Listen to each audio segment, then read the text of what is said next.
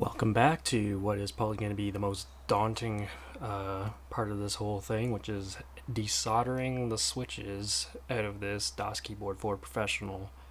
Apparently the solder in this keyboard is lead free, so the melting point is going to be annoyingly high, and I have not really soldered anything serious in almost 15 years, so to say I'm rusty would be conservative.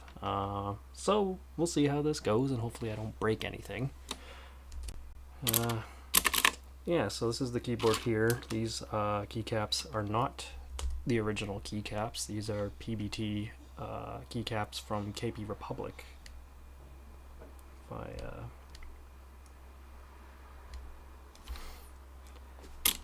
Which I'd replaced their cherry profile thick PBT caps. And that was kind of the first step into kind of changing this up into something I more prefer. It has MX Blue switches in it as stock, which I'm really not all that fond of. I have O-ringed all these keys except the number pad, which I stole off of to do the modifications to the box Royal switches I'll be putting into this. That's in the stream from last night, if you want to go and take a look at that if you were not part of that. And that's what's going to be going into this keyboard, which means I gotta take all these switches out. So first thing I guess is I'm just gonna go ahead and pop out all these keycaps. I've got a box off screen that I'll just kind of keep them all in for now.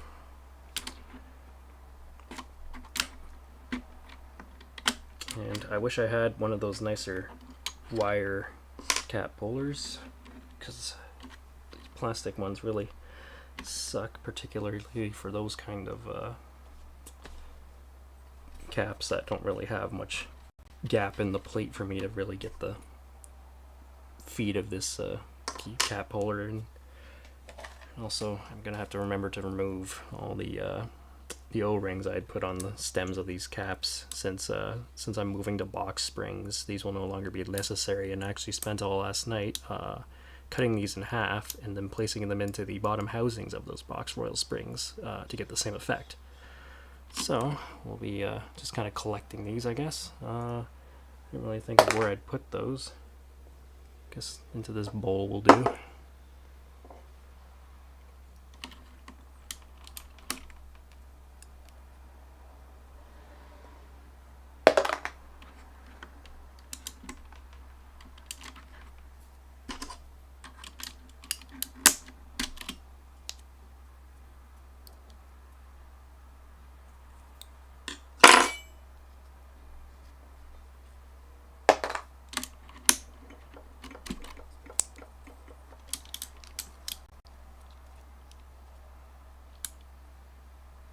Hopefully this thing isn't too disgusting underneath, but we'll see when we get there.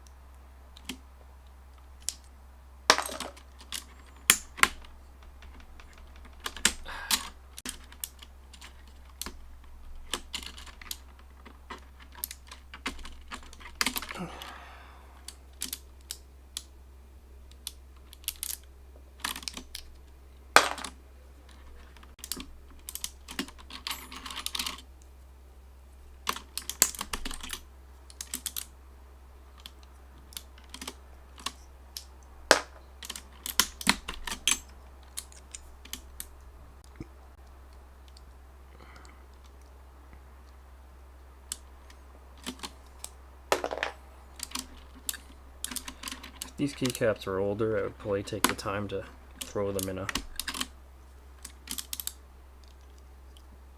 a bowl of, I guess, alcohol or soap or something, kind of give them a good soaking, but they're still actually fairly new and quite clean, so not too concerned about that.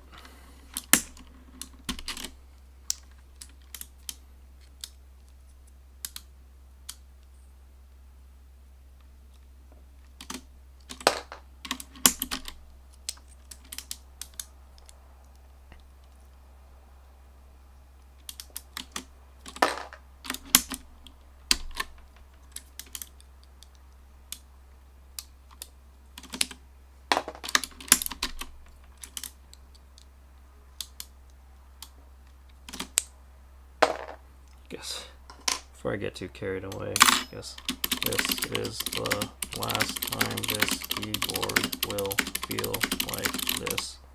Huh. Just gotta get one last feel in there.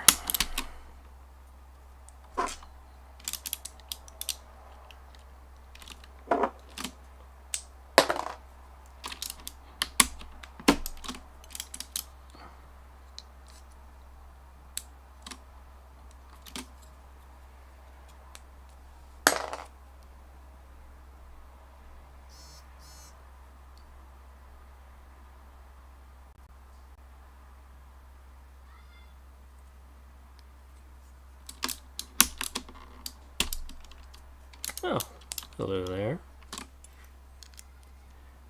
I am just on the first step of what's gonna be extremely intimidating, and hopefully I don't screw up, which is taking all these switches out of here, which means I have to use a soldering iron and desolder them all.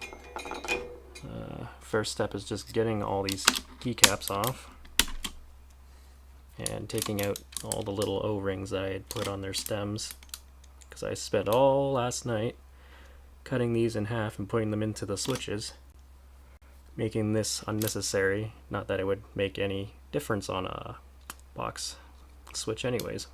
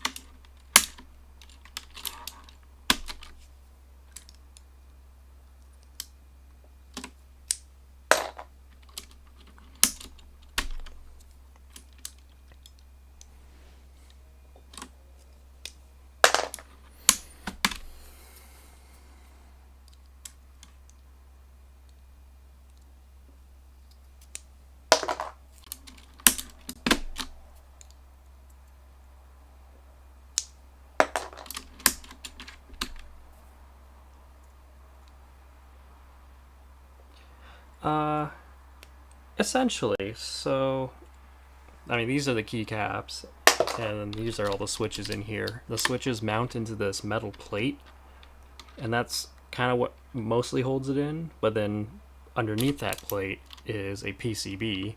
And if I just grab one of these tester switches here, actually,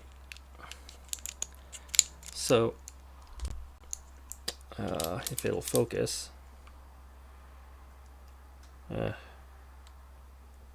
you can imagine this clear part being the plate of the keyboard, the switch kind of mounts into that plate, and then under that plate is a PCB, and on that PCB, these two metal prongs connect to that PCB via solder. So I'll have to desolder all these switches in order to get them out. Once they're desoldered, it's literally just a matter of pulling them out. So that's no biggie. It's just I have not worked with a solder iron in like 15 years, so the idea is fairly daunting, but hopefully I don't destroy anything.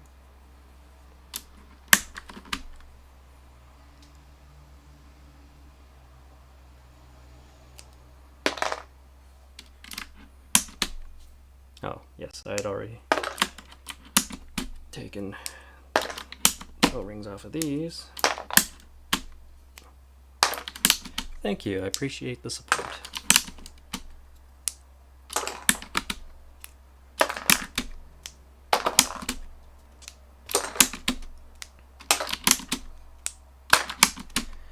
Well, that certainly goes a lot faster when I don't have to take O-rings off.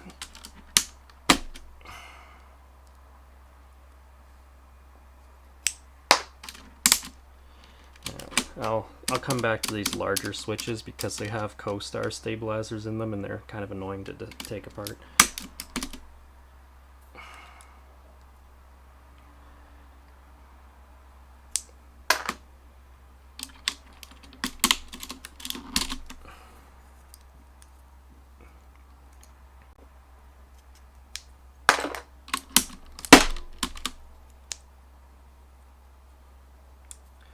I need to figure out which hand I'm doing for what.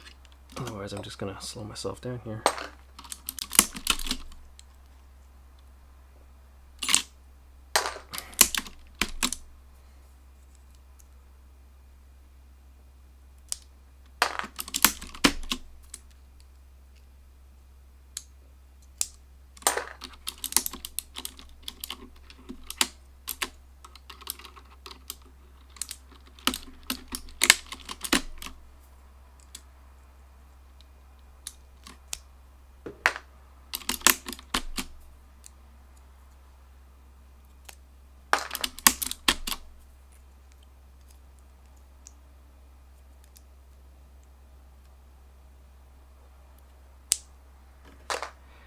Thank you, I like my Bergie shirt too.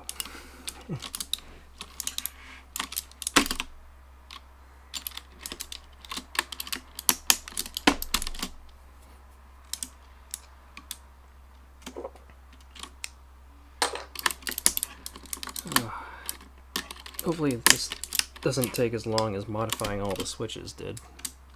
Because by the end of that I could have really gone for a Bergie. Especially once the conversation steered towards McDonald's and Wendy's and pizza and all this stuff.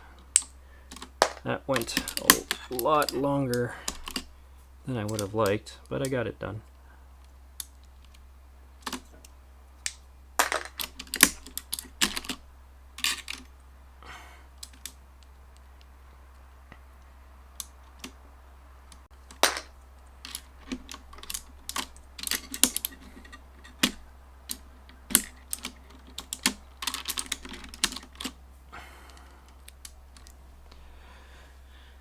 Whew.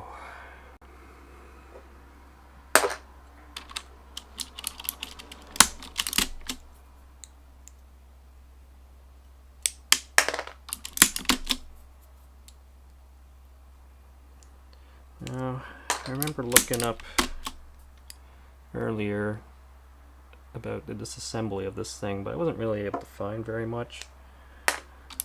I imagine it shouldn't be too complicated when I open it up, but I do know that there is a delicate ribbon cable that connects the controller, which sits in this little hump here, to the actual PCB, which all the switches connect to, and it's very easy to tear that ribbon cable, apparently, and that would just make the keyboard useless. So I'll definitely have to be super careful around that.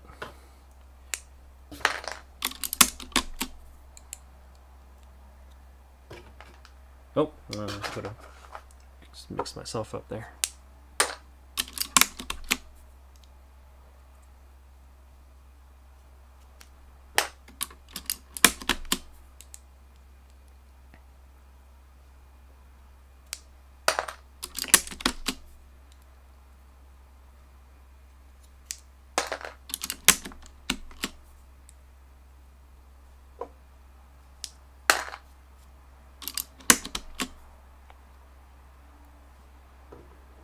Ah, I did it again. Threw an O-ring in my cap box. Is there a way to fix it if the ribbon cable gets messed up? If I was really good at soldering, I might be able to solder it back onto the board, because I believe on one end it's soldered to one end, and then I think it goes into a connector on the other. But there's definitely no way I'll be able to resolder that. I don't think I'm good enough, so just hope it doesn't come to that.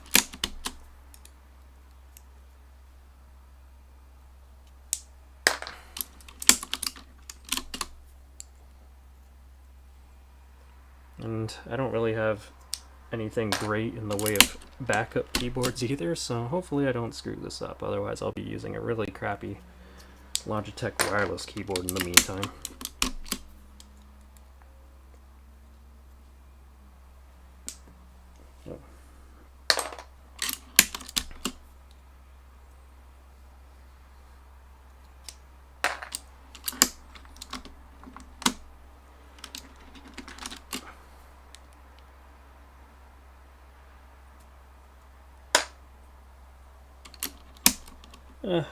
There's some hair more than anything in here, but it's really not that bad. Again, these caps are fairly new, so I was in here not too long ago and I cleaned it all out when I did that.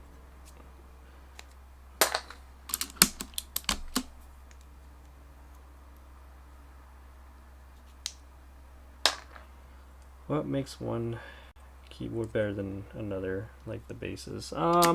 Well, I mean, just the general build quality of it, I'd say. Like, I like this one because it's relatively well built. This top plate here is all metal. Then the plate that all the switches mount into is also metal. The bottom base is plastic, but that's not a big deal. But yeah, it's fairly heavy. It's pretty stout. Doesn't really flex or anything like that. It's a fairly well built base. You can definitely get much cheaper keyboards, but just use plastic or don't even have a mounting plate, and instead the switches just go directly into the PCB, but those tend to flex more. Although I believe some have the advantages of being hot swappable where you don't have to solder anything, which would be kind of convenient, but I also like the little features that this keyboard has, like the volume wheel, the little media controls and stuff, and it doesn't have anything useless on it, I'd say. I mean, the sleep button I wouldn't say I really use, but like there isn't any of those kind of ridiculous media keys a lot of OEM keyboards have, like your Internet Explorer button and your calculator and your Outlook button and other stupid nonsense like that.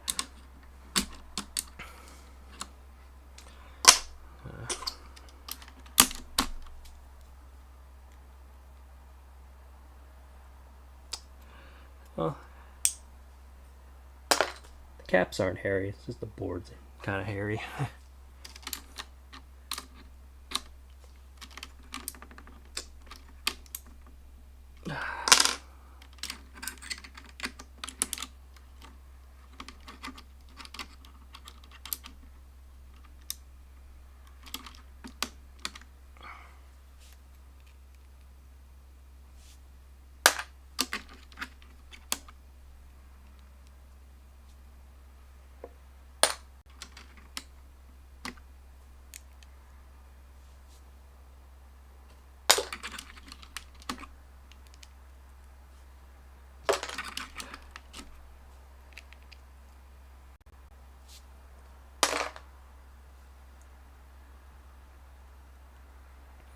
One of my old laptops had a flight mode button, and I'd hit it on accident and kill the internet while playing MMOs. That's a really dumb button.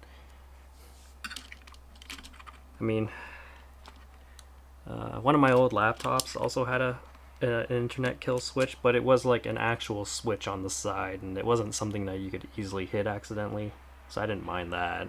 I don't think I ever used it in any practical sense, but it was kind of neat to have, I guess. Actually, no, I would use it if I was somewhere where I didn't have Wi-Fi. I'd just switch it off and save battery that way, so that was kind of handy.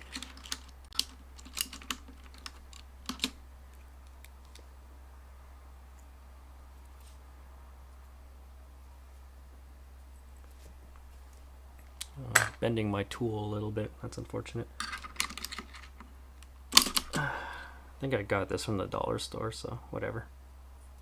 It's served me very well, actually. So maybe I'd be a little upset if I busted it. Got history with this thing.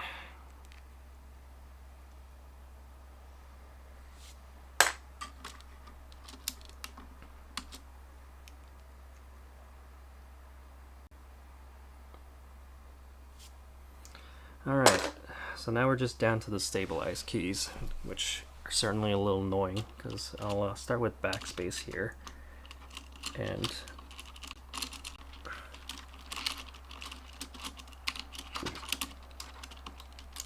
they have these little stabilizers in them, so that way when you press on one corner of the key, the whole key travels down instead of bending or kind of giving way. And this particular design is called a co-star stabilizer, and it consists of these little plastic retainers which slot into the same kind of cross design that typical Cherry switches or other Cherry MX or MX switches use. And then there's this little metal stabilizer bar which sits in those retainers, and that metal stabilizer bar clicks into these retainers on the keyboard itself. However, they are very loud and very rattly, so part of this exercise to, I guess when I put it back together, as I do have some dielectric grease, and I will try and see if I can silence them just a little bit with just some little dabs of this. See if it does anything. It might not, but yeah. That'll be way off in the future though. So let's go ahead and DO that.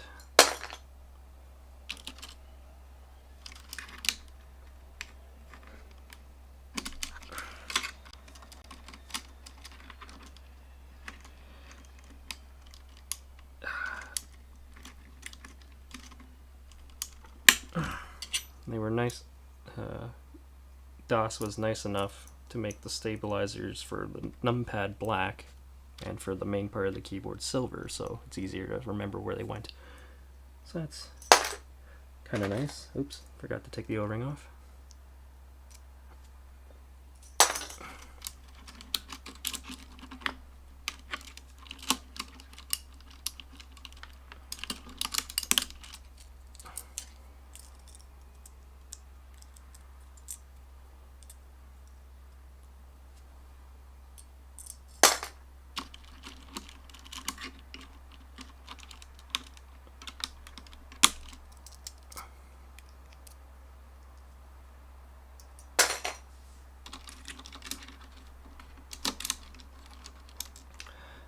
So with I'll just finish this switch here and then I'll kind of go over that whole O-ring thing.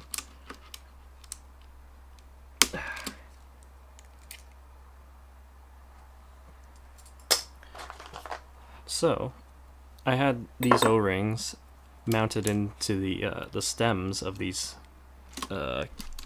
caps, and what that does is when you mount these caps onto these switches, then when you press down on the switch, the O-ring lands on the outer housing of the switch and kind of softens the landing and also reduces the key travel a bit, which I kind of prefer. I'm not a huge fan of long key travel. I don't want laptop short, but kind of like somewhere in the middle.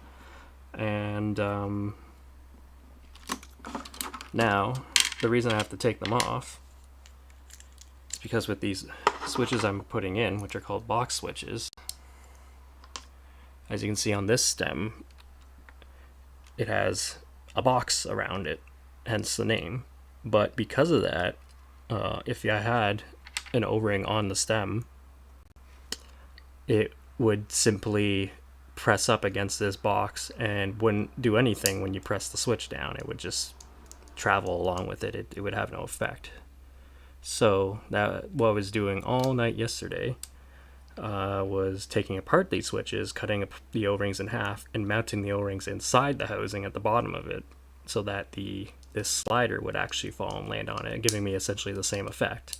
It's a lot more work to get the same effect, unfortunately, but I did do some kind of field tests as I went along with that, and I did like what I was getting, so yeah, I think I'm glad to have done it.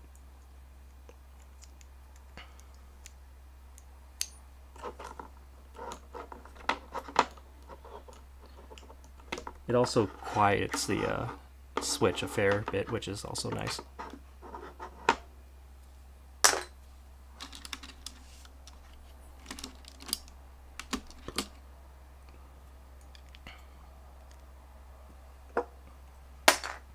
So this spacebar is different from the other stabilized keys because when I get it off here,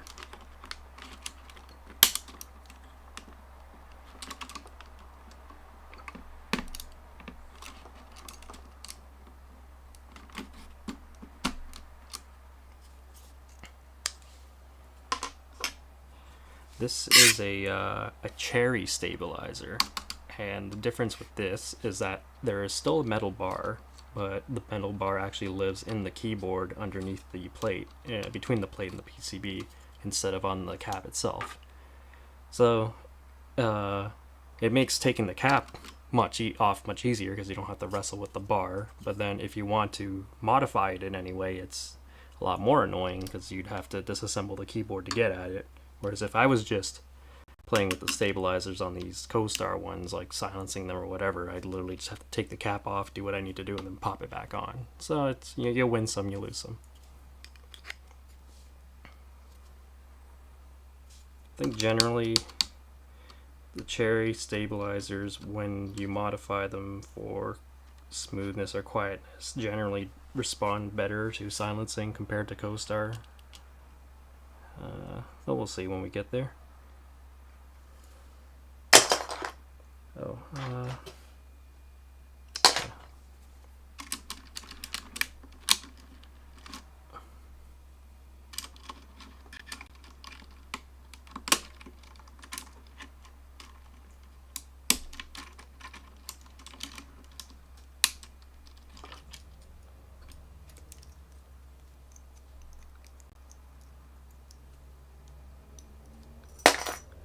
and one more.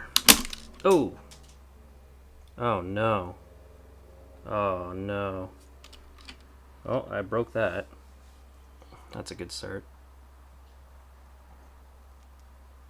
I don't even know where the stabilizer ended up. But I'm gonna need a new Co-Star stab now. That's very unfortunate. Oh, the stabilizer bar is still here.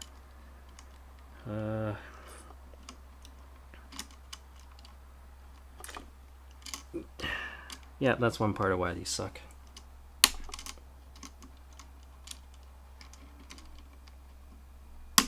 It's not a huge deal.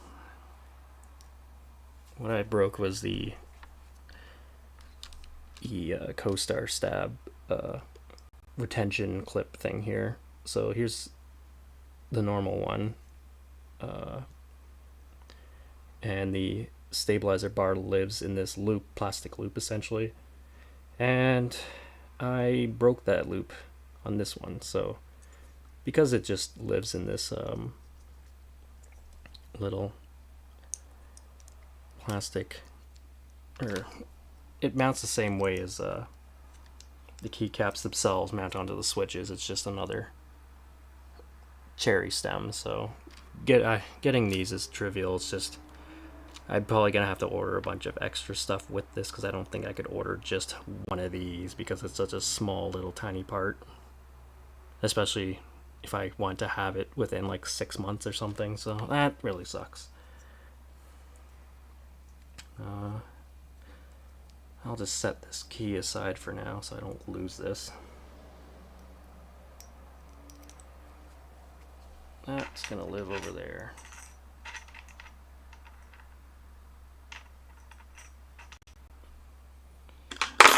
Well, that's all the keys out. Yeah, big F in chat. It's a good way to start things off. Let's go ahead and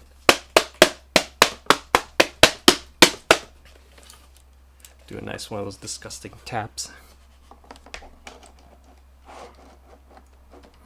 Alright, so neat little Easter egg with this keyboard. The foot comes off and it's actually a ruler, which is super random. I've never used this ruler for anything, but it's kind of neat to have it, I guess. So yeah, that's a thing. Alright, let's go ahead and take this back plate off.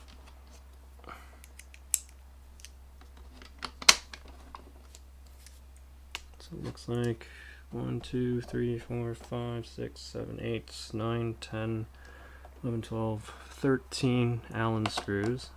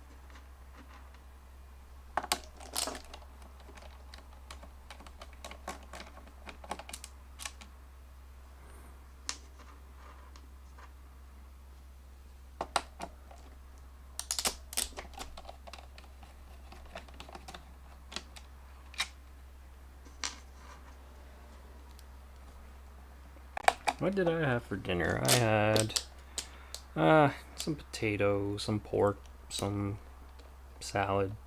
That was pretty much it. Nothing exciting.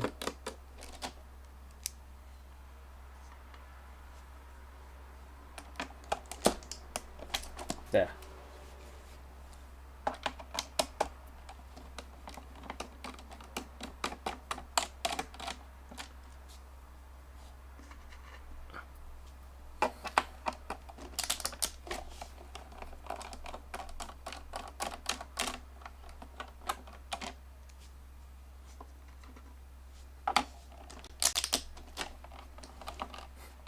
There's something about just smashing every single key down at the same time.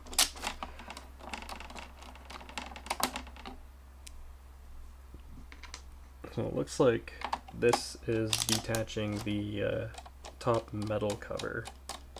So I guess once that comes off, there's probably going to be some more screws underneath that in order to get the mounting plate separated from the PCB, I would think. We'll see when we get in there.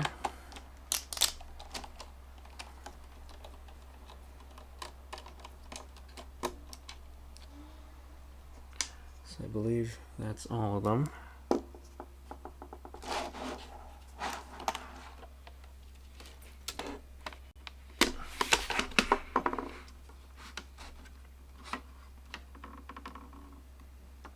Yeah, okay. So the control board is mounted to this top plate, and I can see the ribbon which connects. And there's also a grounding wire. So I guess I'm gonna go ahead and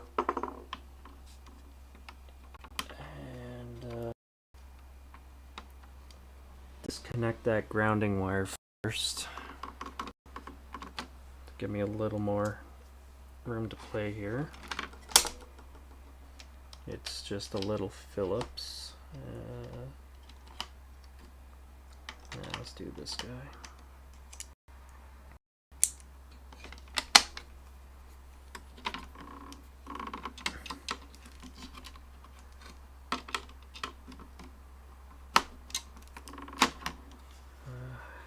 So I want to be very careful here because I don't want to damage this stupid ribbon cable. But I need to somehow wedge this in there without stripping it. There we go.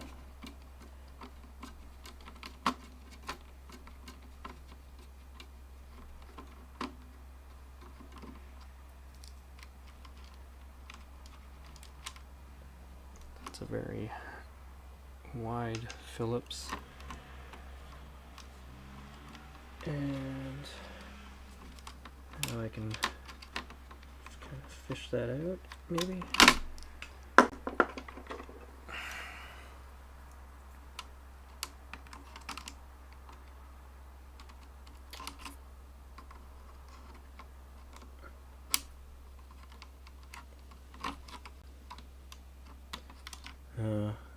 I don't think I'll actually be able to get that ground wire out until I actually take the mount plate out. That's okay. This cable that attaches to the keyboard actually is just a USB micro 3 cable internally, so I can literally just pull this out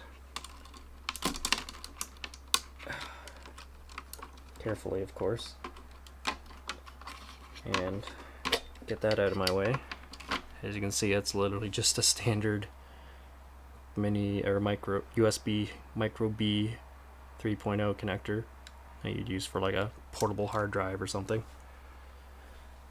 So set that all aside.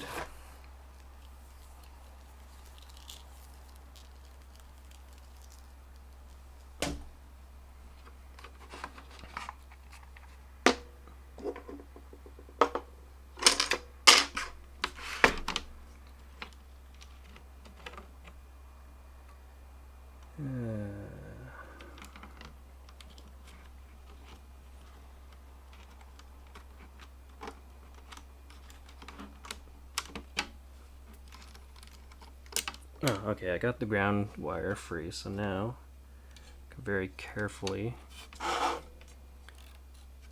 flip this over. And there, right there is our ribbon cable that we got to be very careful about, which connects to this controller. And it looks like there's no retainers or anything, it's just tension fit from the looks of it. So very, very carefully just extract that. Make sure I leave lots of slack on the PCB side so I don't tear anything. I hate ribbon cables.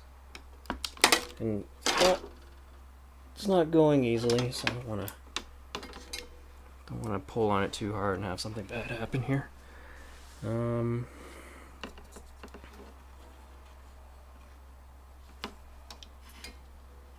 Alternatively, it may be easier if I just leave this attached and unscrew this controller from this plate.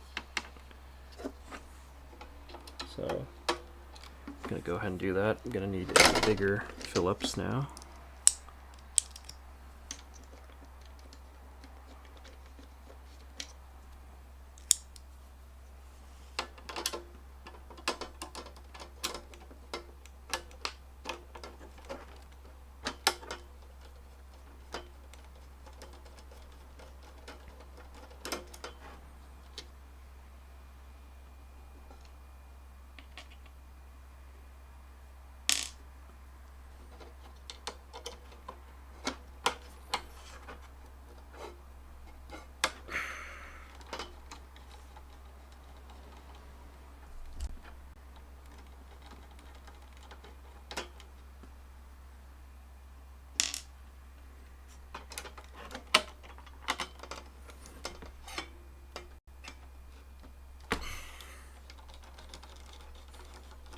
Screws were fairly in there, but I didn't want to reef on it too hard, potentially jerk the ribbon cable there. Alright, so that is now free. And our plate is extracted. It's a decent attention to detail in here. They have some foam to kind of dampen noise and whatnot. It is a well-built keyboard, I think. So I'm gonna go ahead and put that over there for now. And I could just leave this connected, but I feel like it's just gonna make things annoying.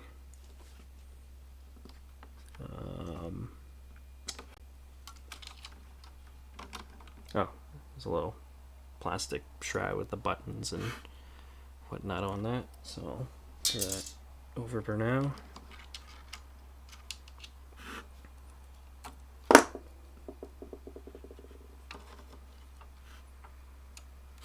I'm just gonna try one more time, see if I can carefully.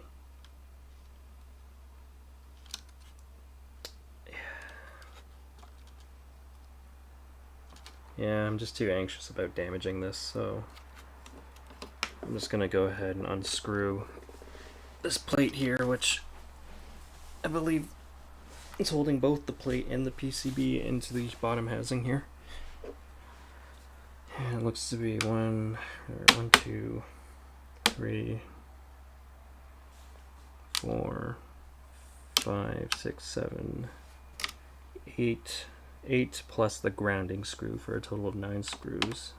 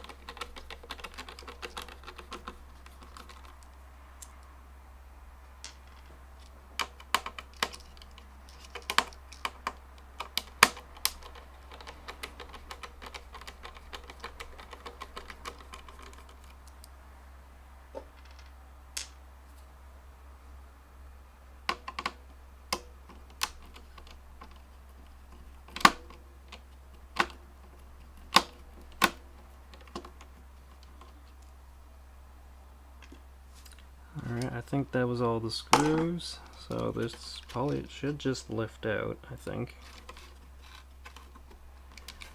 And yep. Oh, this is definitely the heft of it. You have this thick metal plate. The little blue guy? Oh, I'm assuming you're talking about this. This is a keycap puller. And it does exactly what it sounds like. You stick it in, the little teeth grab the keycap, and then you just pull right off.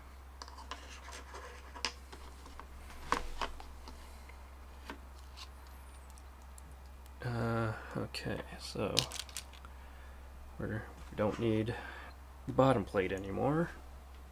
So kind of strip this guy right down to its basics here. So just carefully flip ourselves over, minding that precarious ribbon cable.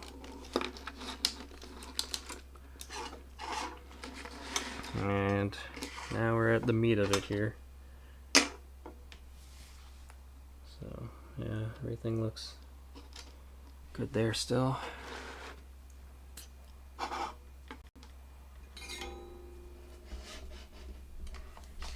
Just gonna make some adjustments here to make sure I've got a comfortable amount of slack on my soldering iron here.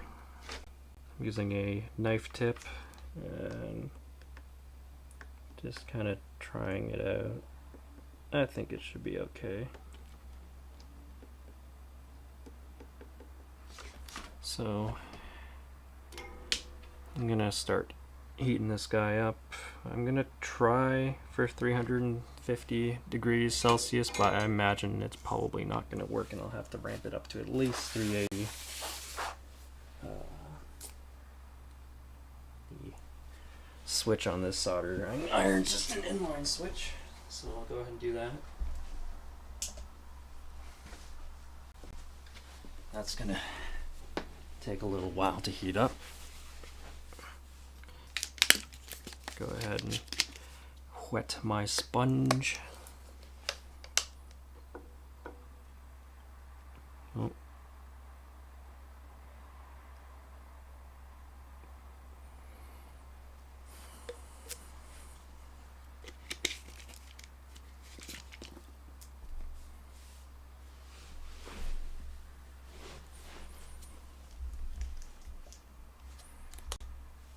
And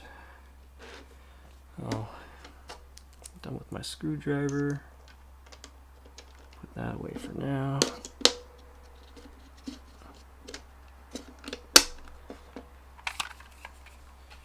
So try and move things here.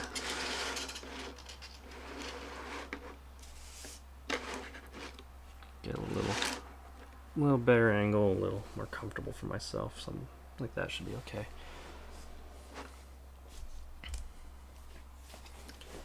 So now we kind of just wait.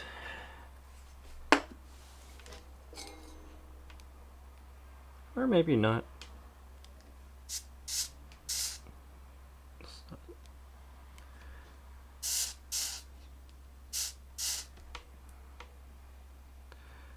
This iron seems to warm up fairly quickly for such a cheapo.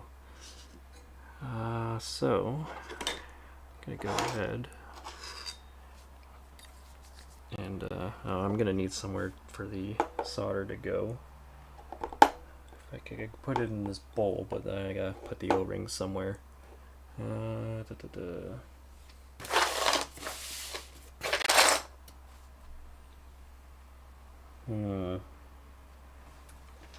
The O-rings could live in this plastic bag.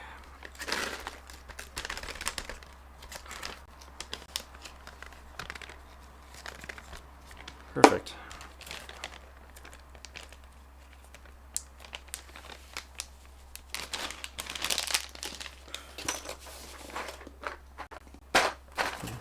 Here's our box of switches of keycap. Alright. So I think to start I will try desoldering the pause, break, print screen, and scroll lock, because those are kind of the least, well, maybe not print screen, but the other two are not very important keys, so if I screw something up on those ones, it won't be the end of the world. I figure it's a good place to start. The tip seems decently tinned. So I'm just going to go ahead and just give this a shot, I guess.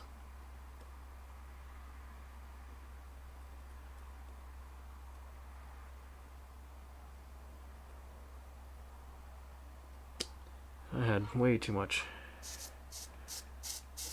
crap on this tip, actually.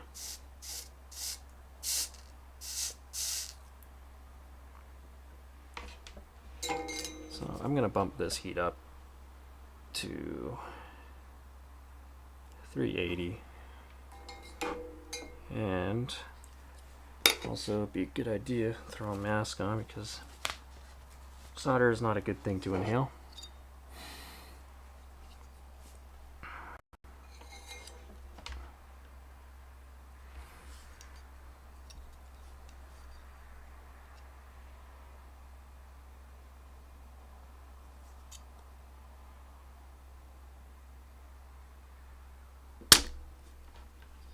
Wow, that seemed to come out with no fuss, so not bad. Let's try the other one.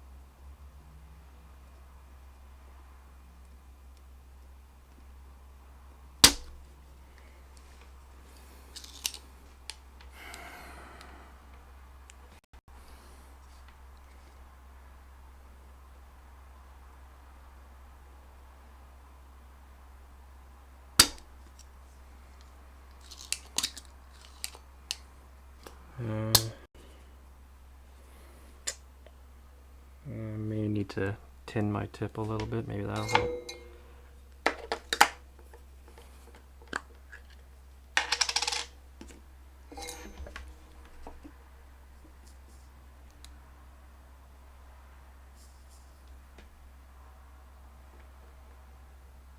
Nice.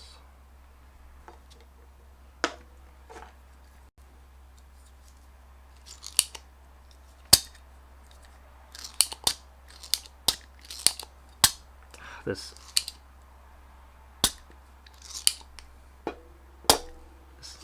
solder sucker is not the best, unfortunately. I probably should have got a better one, but we're here now.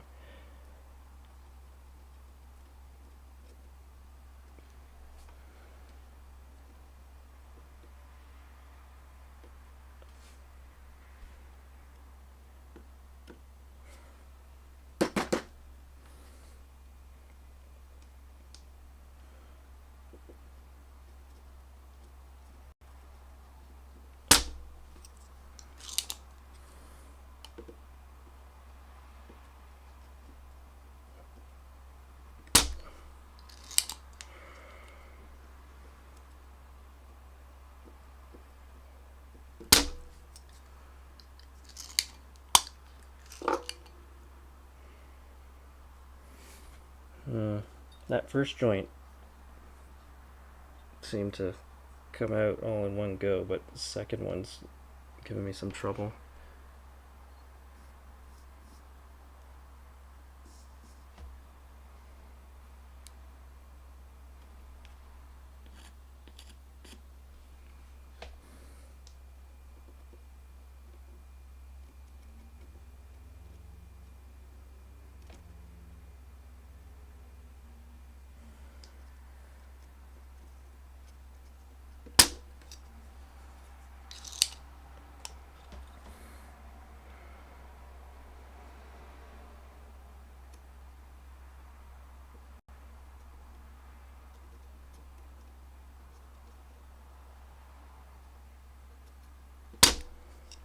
Yeah.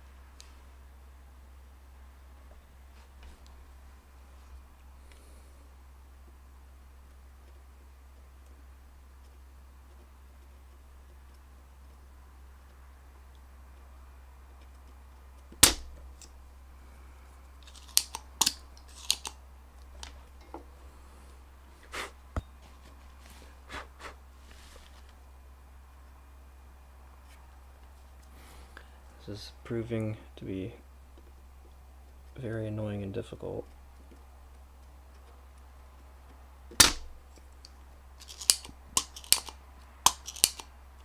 I may have to bump this up to 400. I don't want to go much higher than 400 because I could start burning the PCB at that point.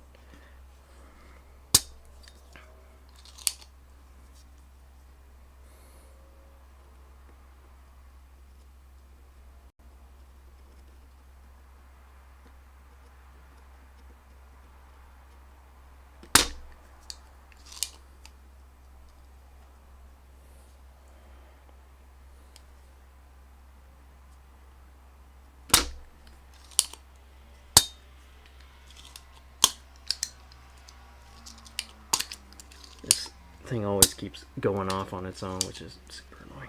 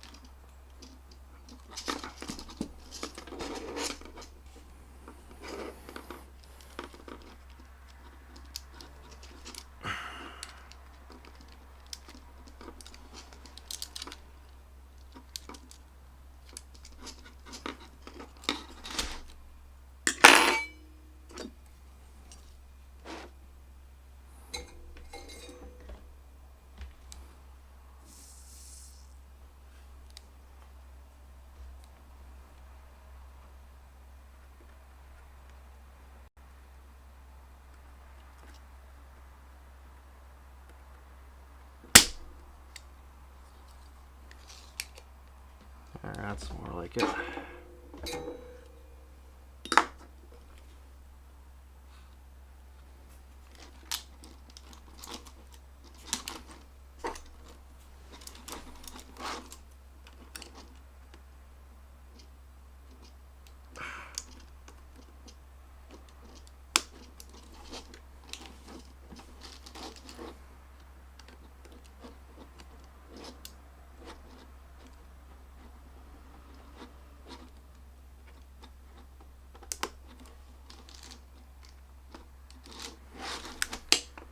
Gonna give you a quick reference here.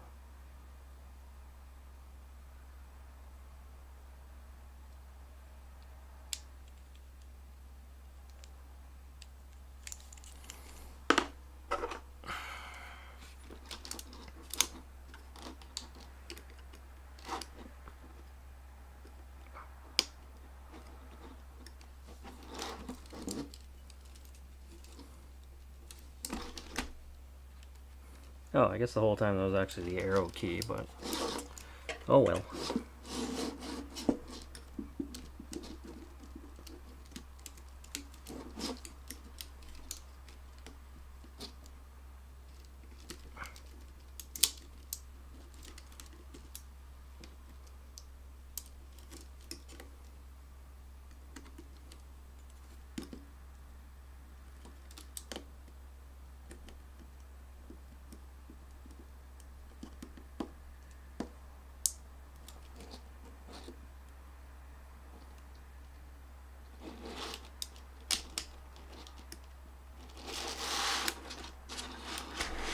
That ribbon cable's super annoying.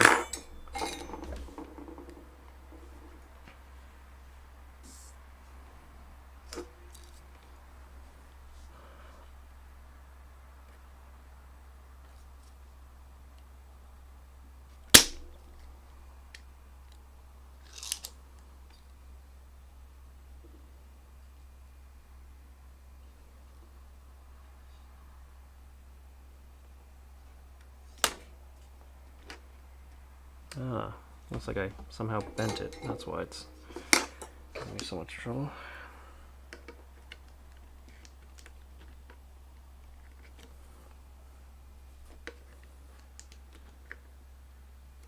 Uh-oh, that's not good.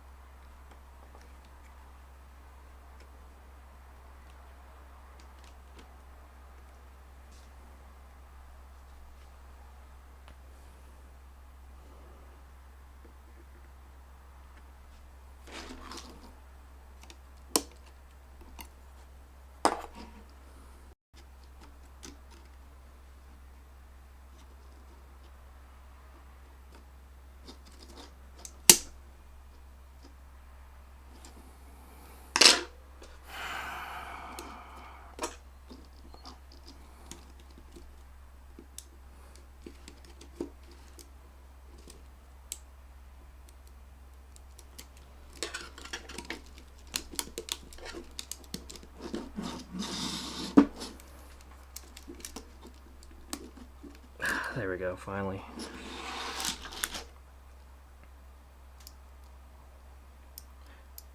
That was a struggle, but we got one switch out. I did damage that ever so slightly, but I think it'll live. We'll be fine. I didn't think of where to put these. Don't really have a place for these.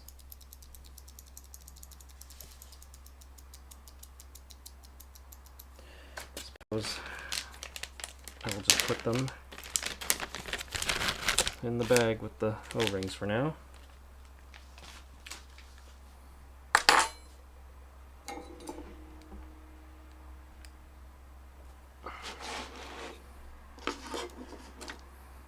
Alright, I guess we'll just keep going on with arrow keys.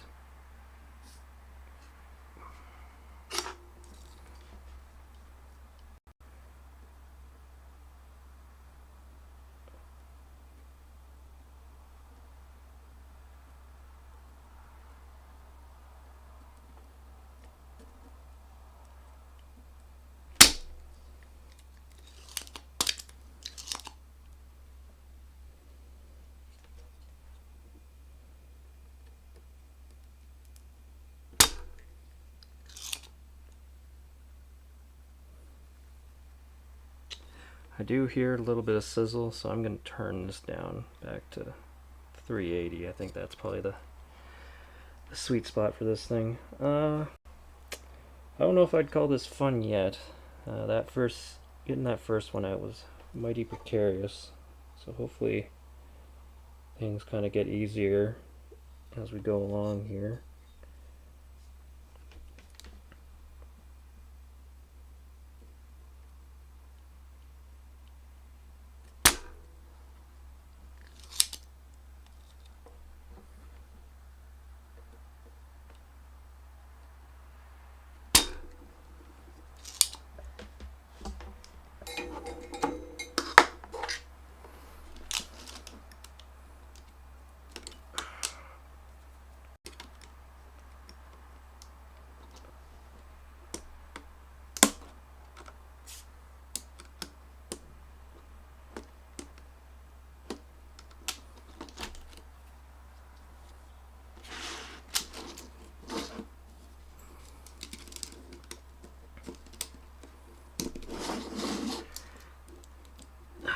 I was hoping this would be less tedious than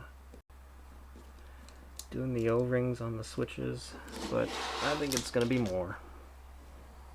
I don't see myself completing this tonight. That's okay if we can get maybe half of the board done. That'd be alright. Soldering this will be a piece of cake.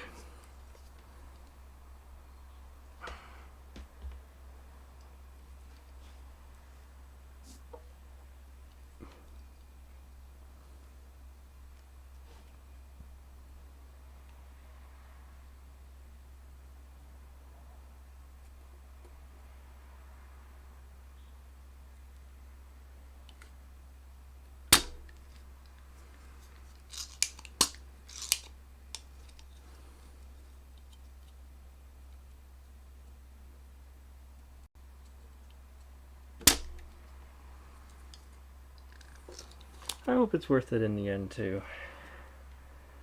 I mean, when I was playing around with how the switches felt, they did feel quite nice, so I'm looking forward to that.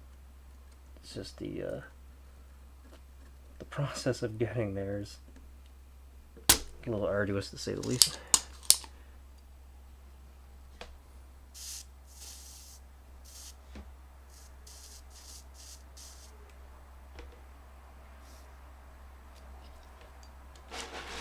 And again, it's not like I'm very good at soldering, let alone desoldering, so hopefully I get better at this as we go along.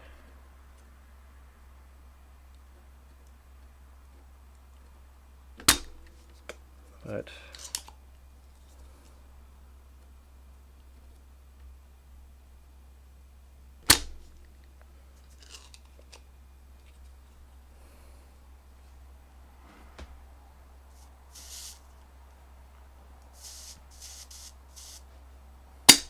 nope. I'm gonna I'm gonna try a different technique here. Maybe introduce a little bit of lead solder and then suck that out, and then see if that takes it all out more cleanly.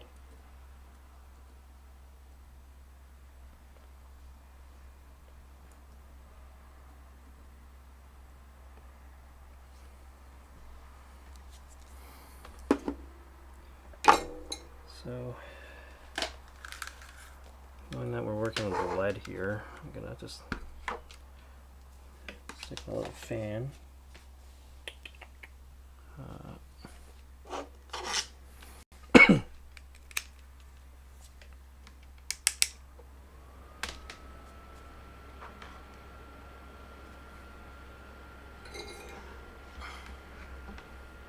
No, this fan makes things a little awkward though.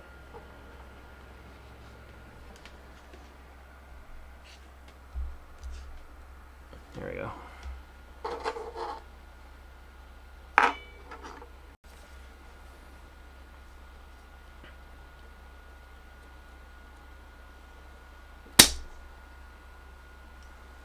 Oh yeah, the lead's the trick.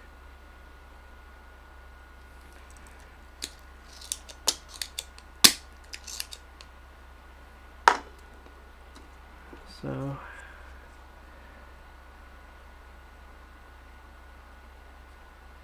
put a little lead in there.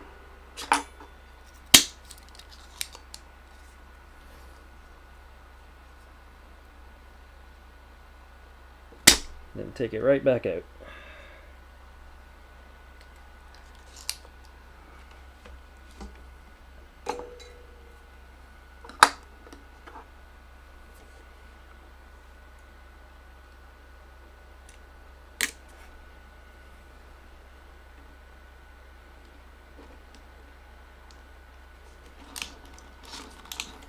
That.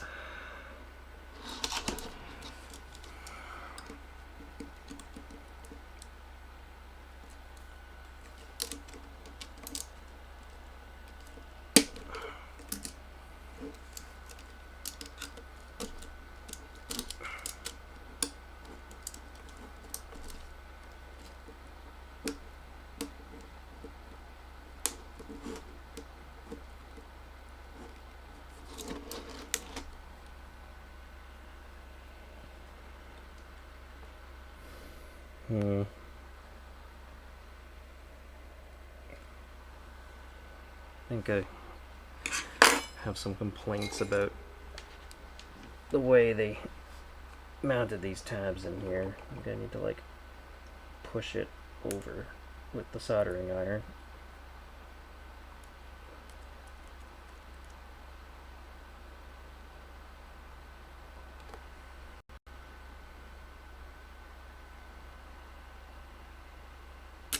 Oop.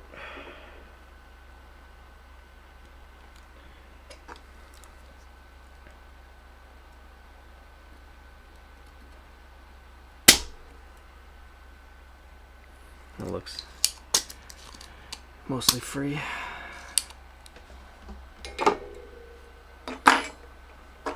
Ugh.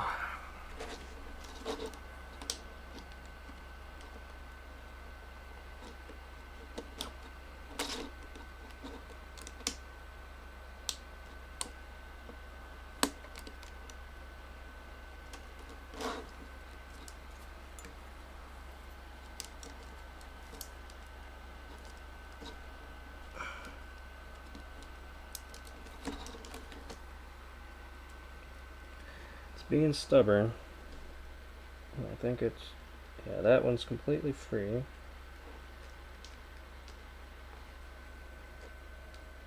That's also free as well, so should just pop out.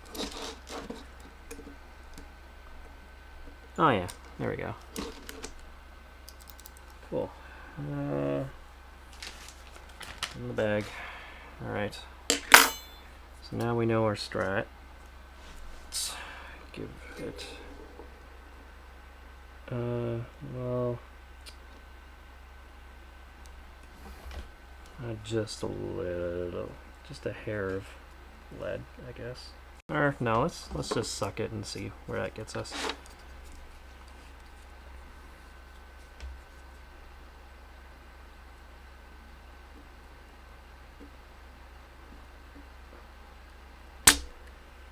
Nah, yeah, let's introduce some lead.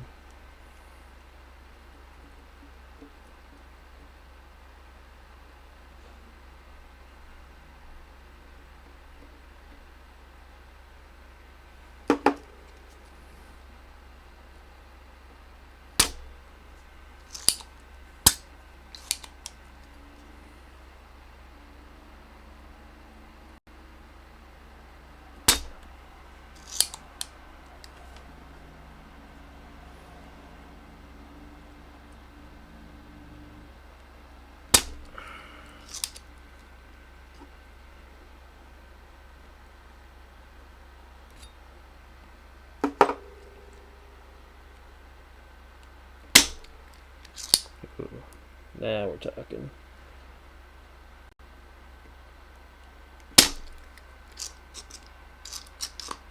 Uh-oh.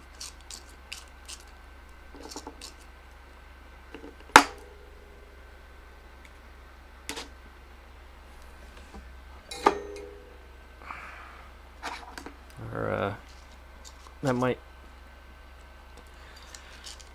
Our solder sucker tool might have just phoned it in.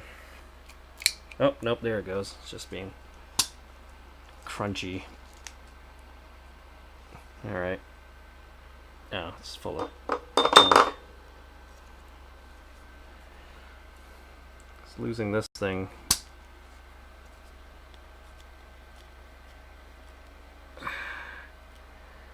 This tip is supposed to screw off so I can empty it, but it just spins in place, which is super useless.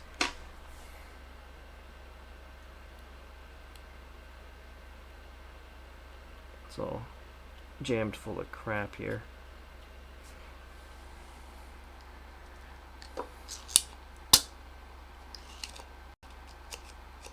There we go.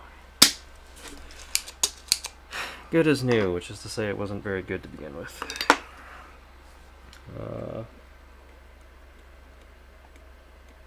Yeah, just give that prong a little push. It's free, and a little poke, and this should just come out.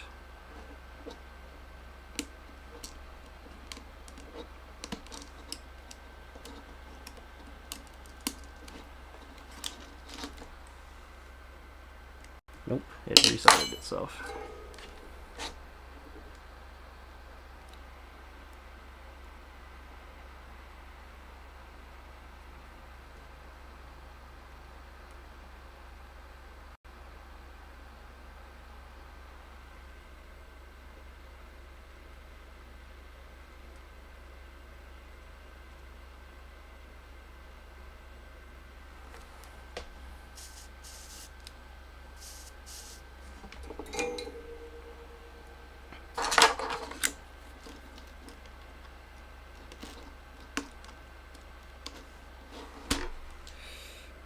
Being stubborn. Hold up.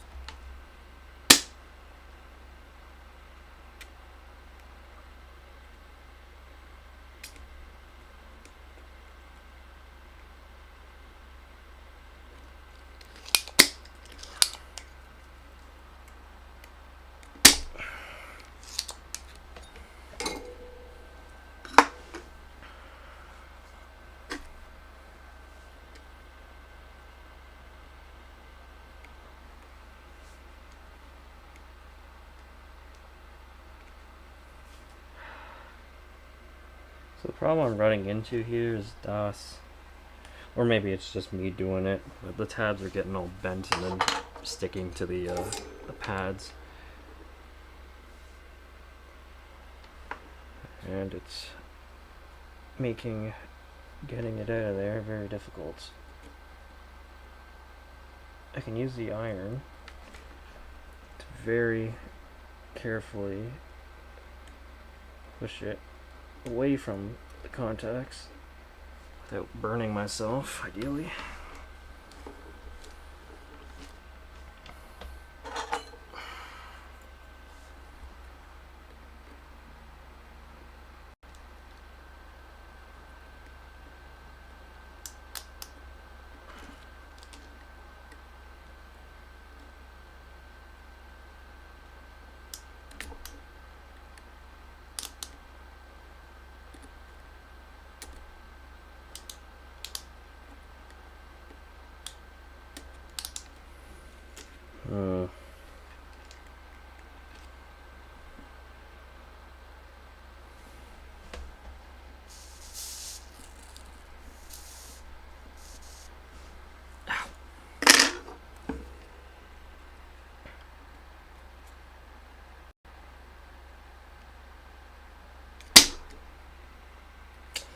You know what it is? It's the sucker tool. Every time I deploy it, it bends the tips over and makes life so much harder.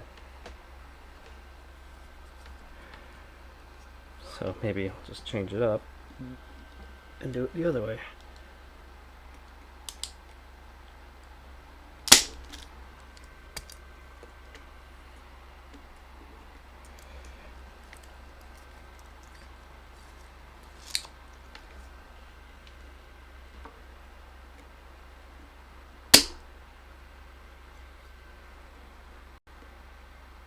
There we go. It's finally free.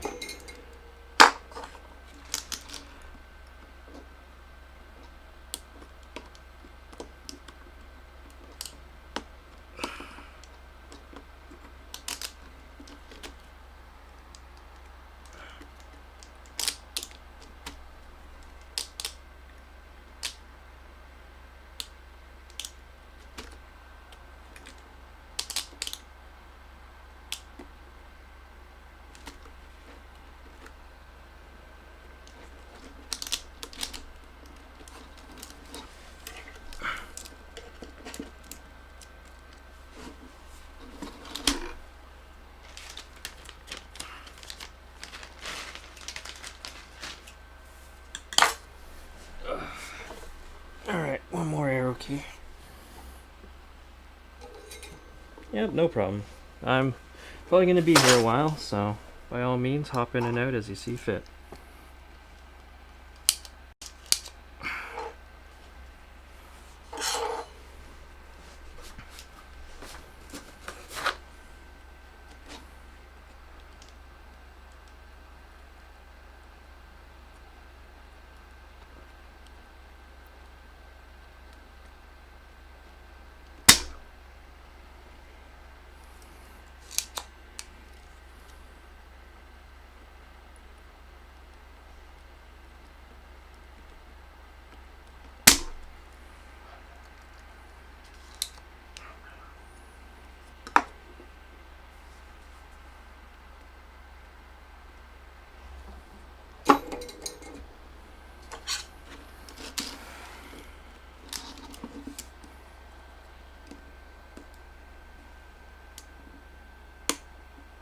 This is not the keyboard in the B button league, no. That thing is long gone. Unfortunately, like many other G25 keyboards, the membrane failed on it, and a number of keyboards keys failed to actuate. That little display it had on it was great for its time, though. I used to put MSN conversations up on it, or game stats, computer stats, like CPU, temperatures, all sorts of things. And it had that blue black backlight that was ever so cool back then.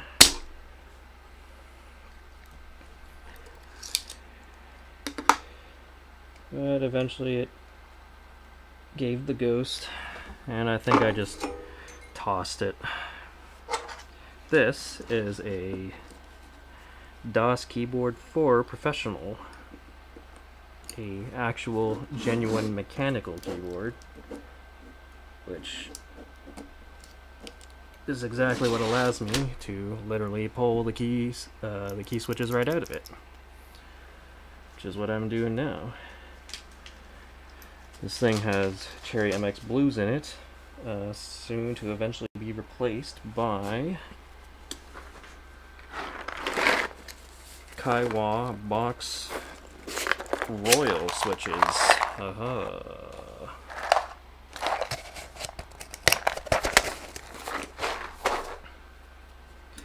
So far I've gotten my arrow keys out, so I'm gonna move on to the pause, break, screenshot, scroll lock.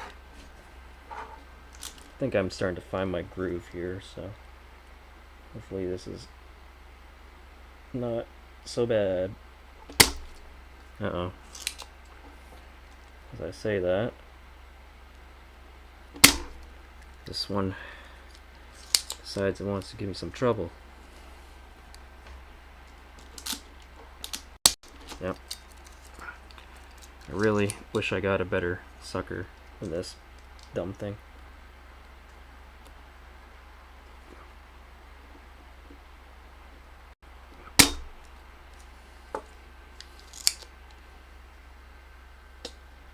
Yeah.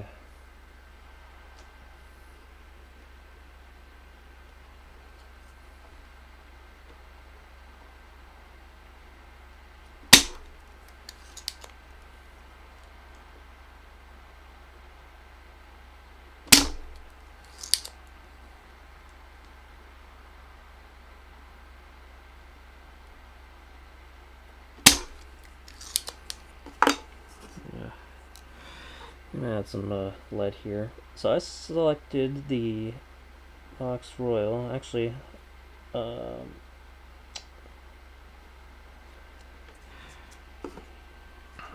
I did a lot of research because I was kind of looking for the feel of Alps SKCM Orange. That's kind of like one of my all-time favorite switches, up there with like IBM Model M buckling springs and whatnot.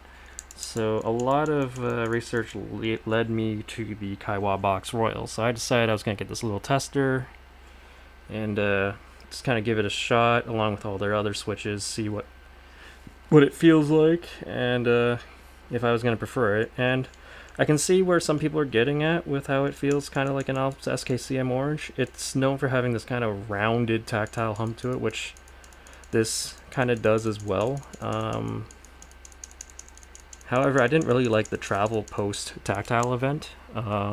So what I did was open them up and put half an O-ring inside them in the bottom housing. So that way it shortened the travel to the point where once the tactile event ends, the travel's basically over. And I think that's a feel that I'm going to enjoy. So last night I spent all night opening up 110 switches and doing that to them.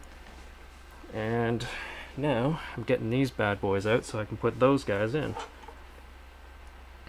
And now where was I? It was a toss-up between the Royals and the Box Jade, which had a very Box Jade being a click bar switch, whereas the Royal is just a tactile. The Jade reminds me a lot of an IBM Model M. I feel like it's probably as close as you're gonna get for an MX style switch. And in the end, I decided to go the Alps route. But it would be kind of neat to have a keyboard full of jades and see how that feels. Maybe one day is just like a random fun project.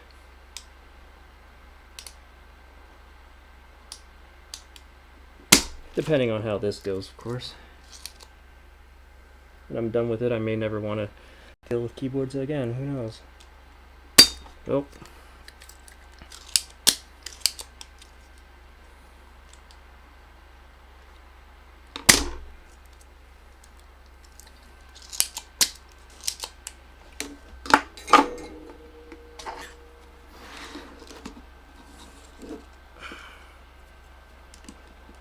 I can definitely say I'm done with MX Blues. They suck to begin with.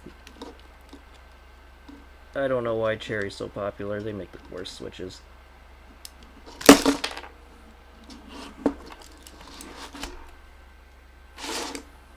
Alright.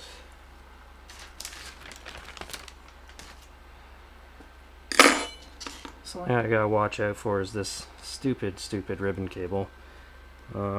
It's very easy to damage it, and I can remove it from this PCB, but it seems to be really in there, and I don't want to rip it in the process of pulling it out. And then if I do get it out, I don't know how I'm going to get it back in there without damaging it. So kind of just being very precarious around that and trying not to damage it.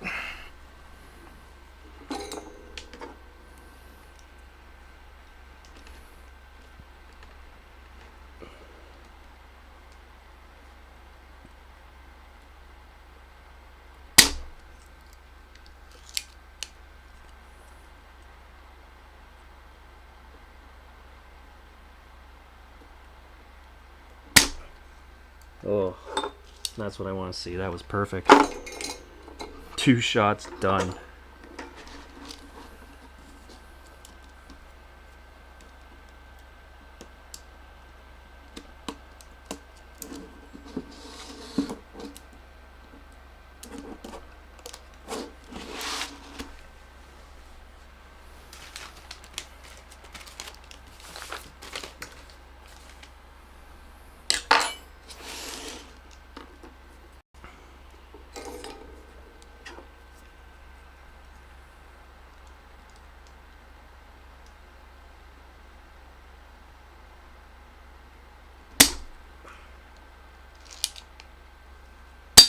Ugh.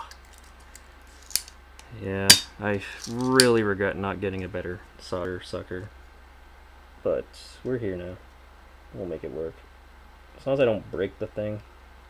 I mean, it's doing its job. That was pretty clean.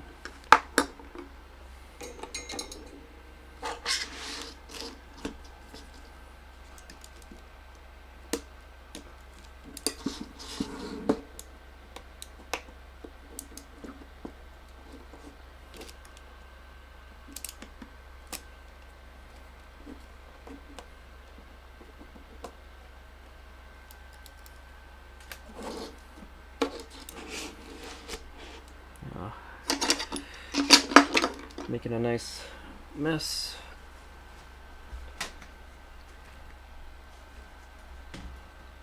I have this no-name glass cleaner, but the bottle doesn't actually spray anymore, which is super annoying. So I'll just kind of do that, I guess.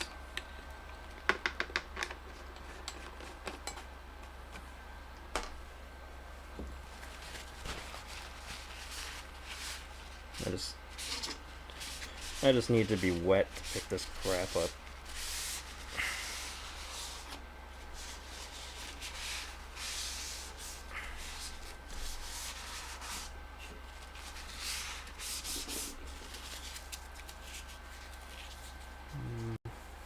I don't have a garbage bin. Okay. That's my 3 keys up there. Let's start banging out the number pad, I guess.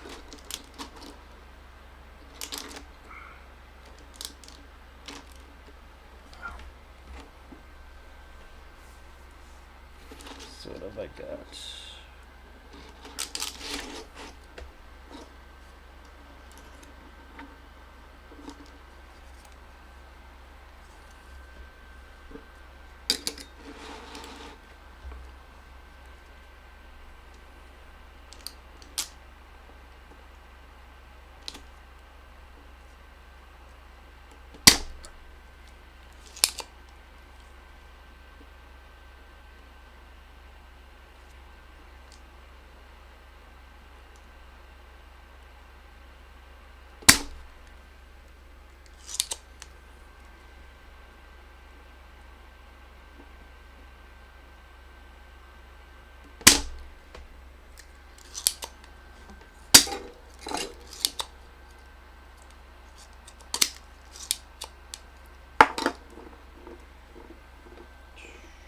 this.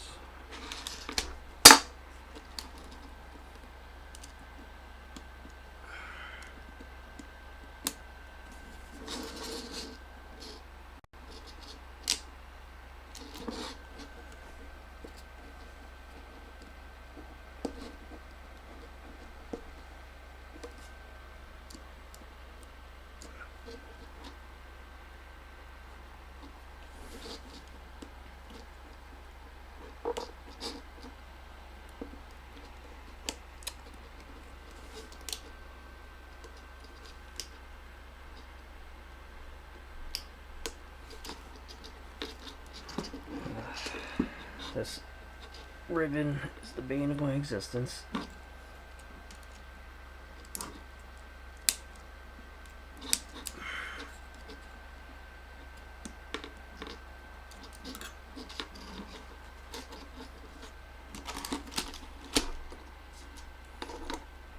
If only there was a way I could, once I get this number pad done, maybe I could tape this all to like a bundle and then not have to worry about it so much.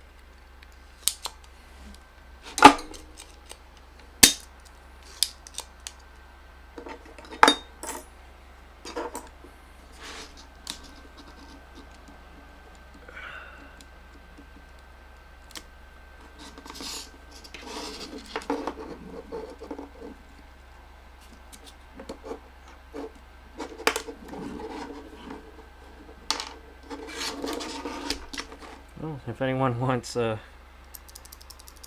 MX Blue switches, I got 104 of them here.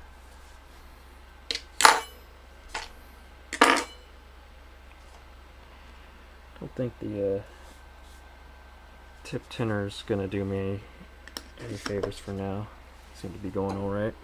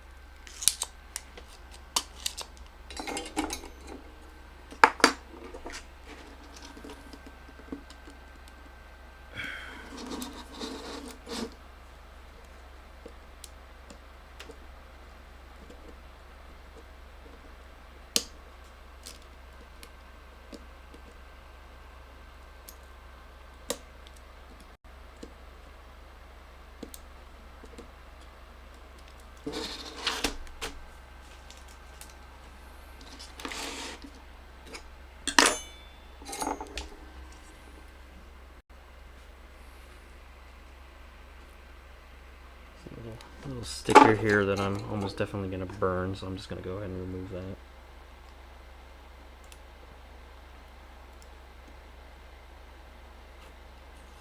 And that peeled off like crap, but that's okay. It's out of the way. Nothing else. Yeah.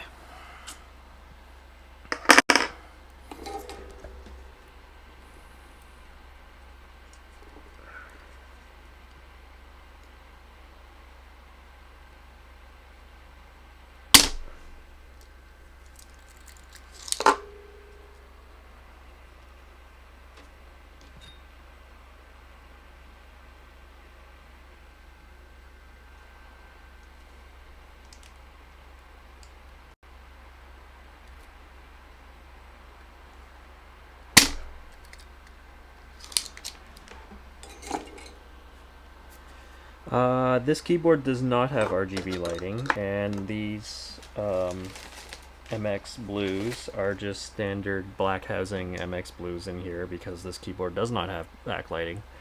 The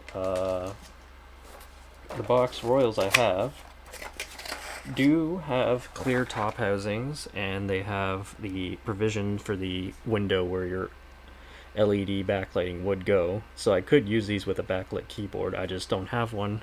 So,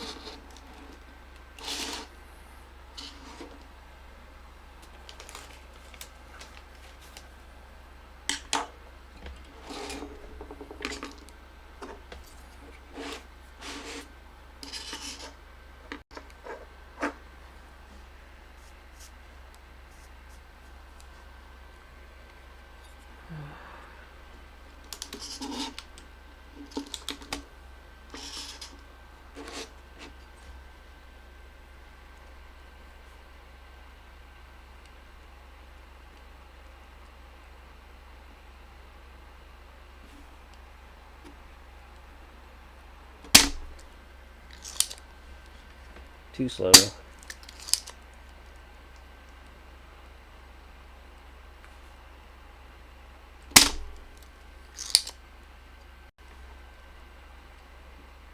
Oh, this thing just likes to go off on its own. Super annoying.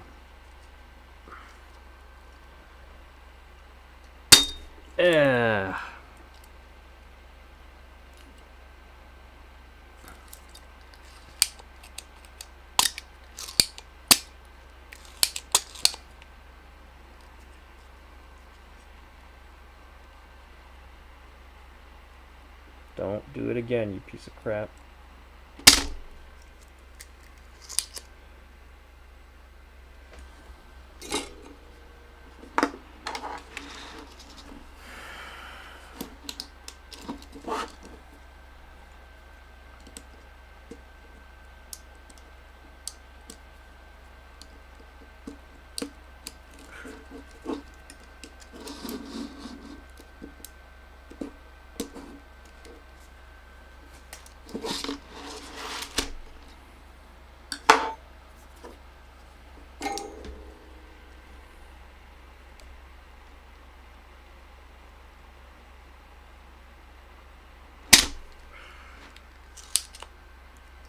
When it works well.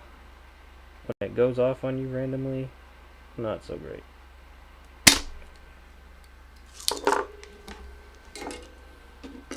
Case in point, that was fantastic.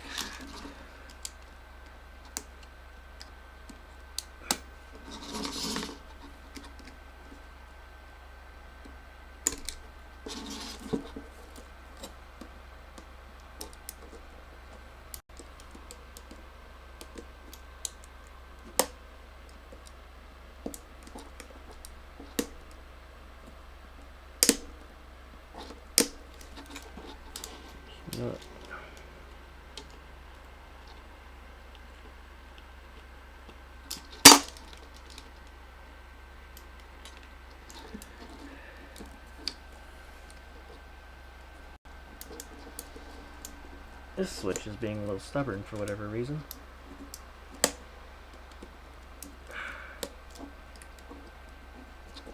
There it goes.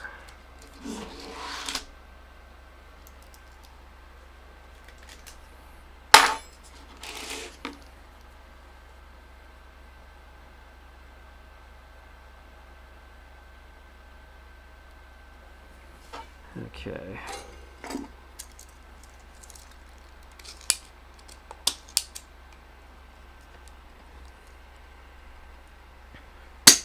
Oh my god, come on.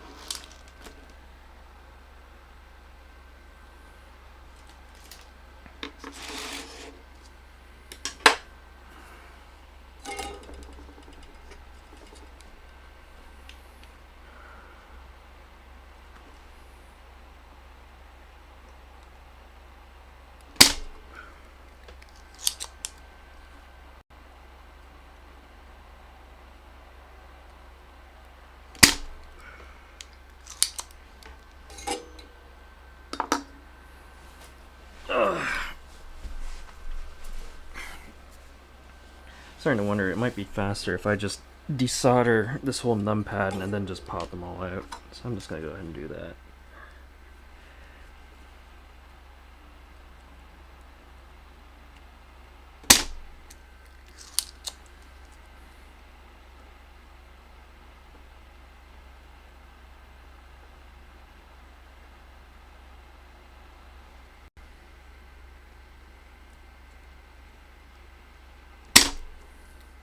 The only possible downside to this is a very cheap iron, so the rebound is definitely kind of slow on it.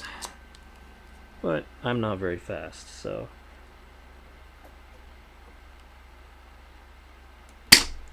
that should balance out.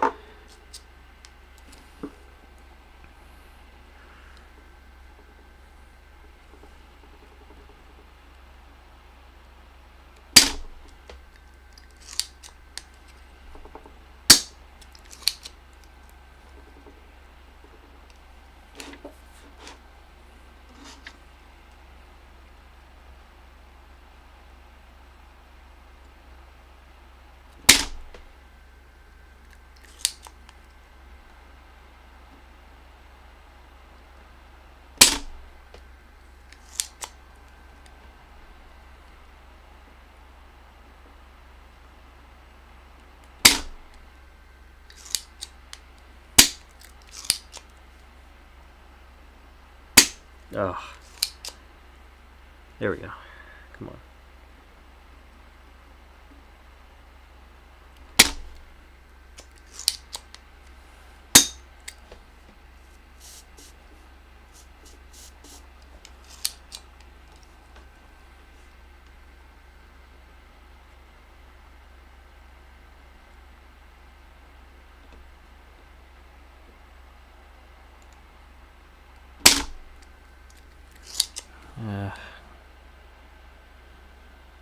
My tip's starting to get kind of gnarly here.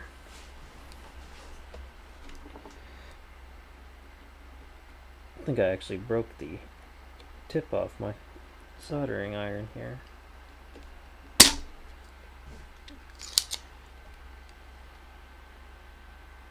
Either that or is there so much junk accumulated on it that I no longer have a tip.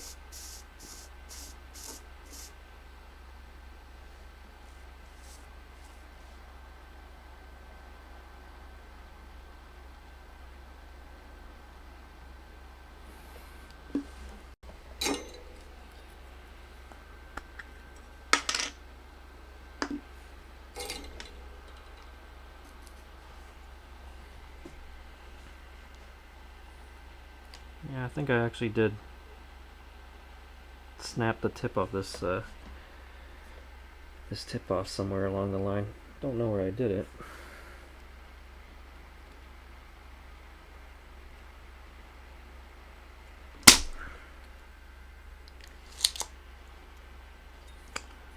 Yeah, try adding a little bit of this lead solder here, and then taking that all off. Might come off cleaner that way.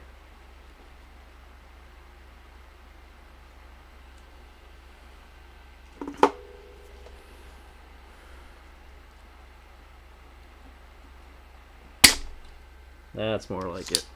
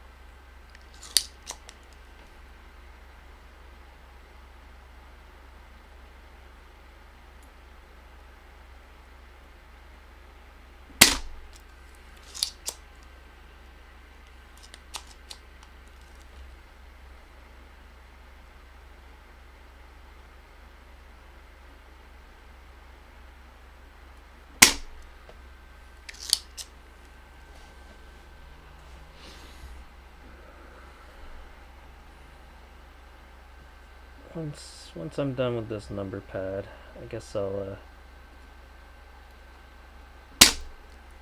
switch tips to just a standard pointed one. I did like this knife edge one because it seemed to hold heat well, but it's not as useful when the tip is snapped off of it.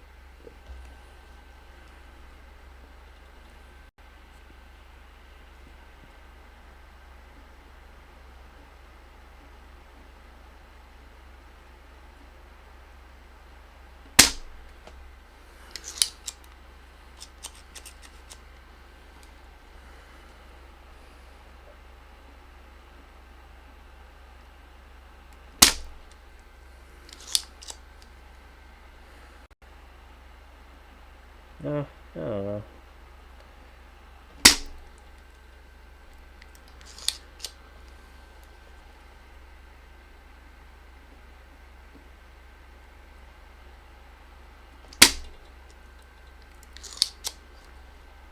Still kind of getting the job done. Maybe I'll just keep rolling with it. Oh no, I mangled that.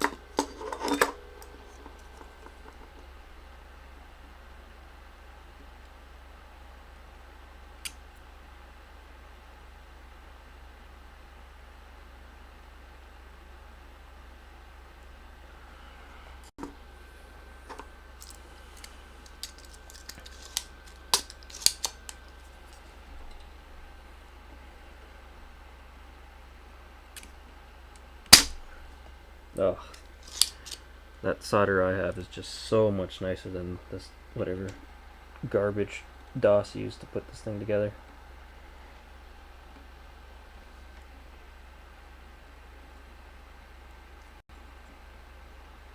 I mean, sure this stuff is better for the environment being lead free and all, but yeah.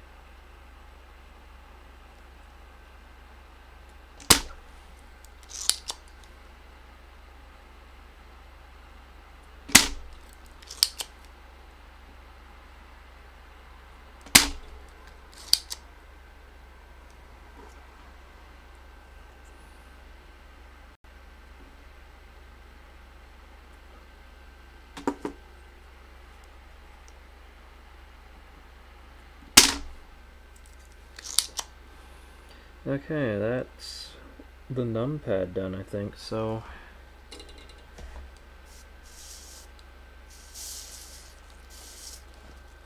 I am going to turn off the iron, let that cool off.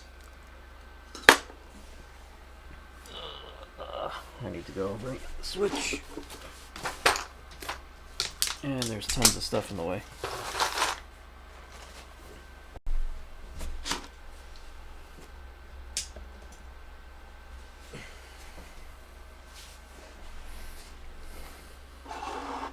And because I'm impatient, I'm just going to go ahead and just ruin it.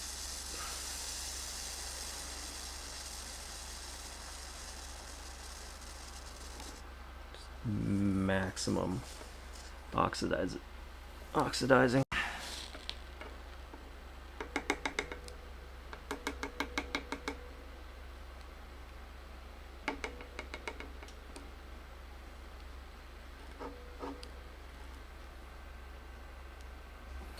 Alright, that can do its thing.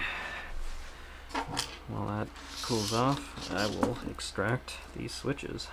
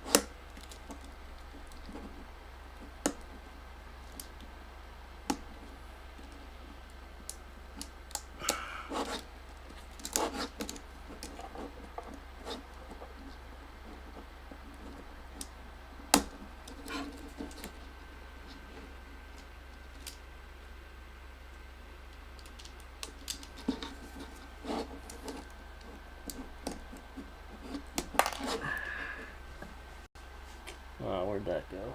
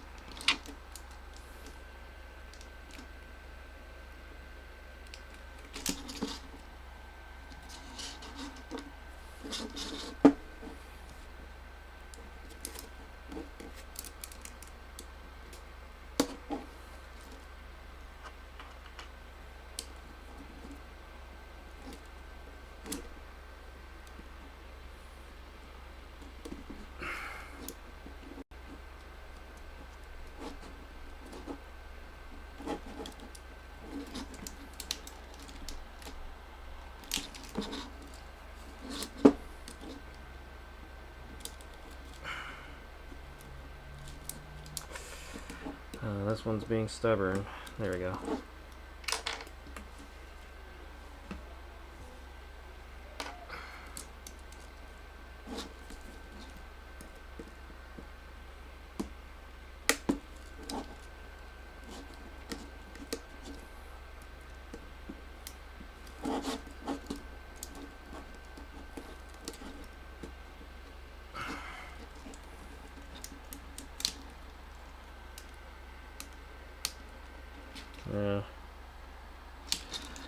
Might not. This one might need a little more attention before it'll go. But other than our decimal key, we should be all good on this numpad.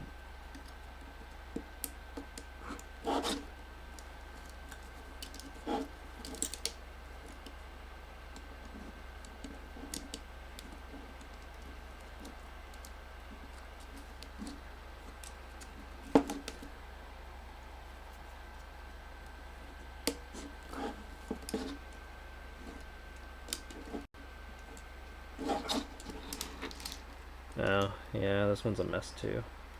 Alright, so I'll need to give those two switches some attention, but most of the numpad's out now. Oh yes, we are most definitely desoldering these. And hopefully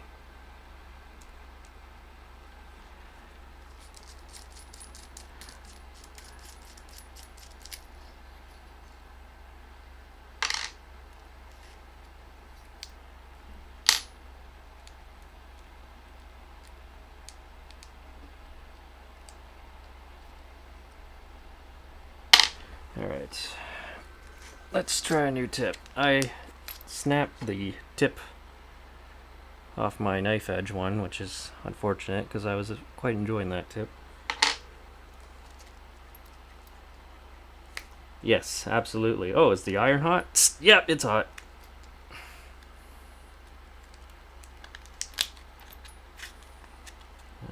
Let's try the thick boy. Oh ho ho ho.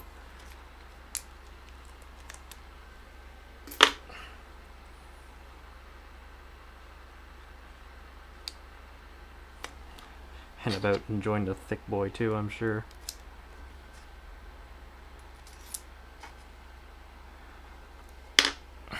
So, fresh tip, worn tip.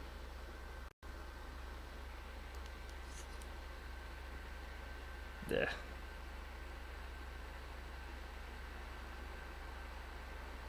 Will it do it? It won't. And that's, whatever.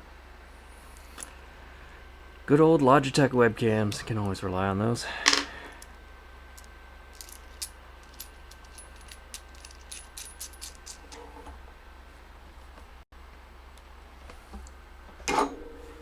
Alright. Have to heat that back up.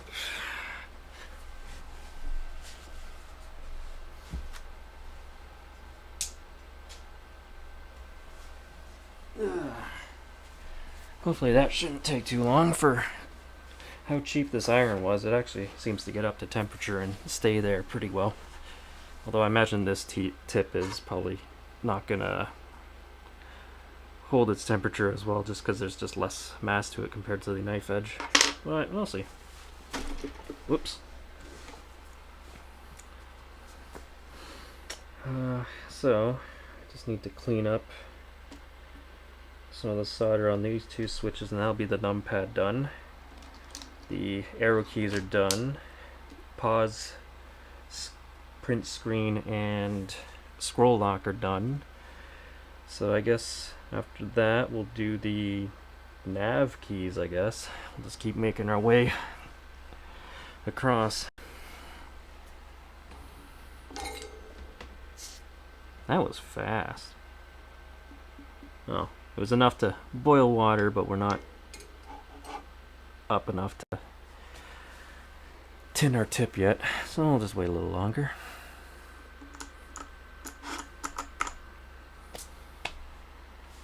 This once I get these two keys out, I wonder if it would be worth it just to tape this into a little bundle so I don't have to fret about that ribbon cable as much. I don't think I have any tape handy where I am right now, though, unfortunately, to do that.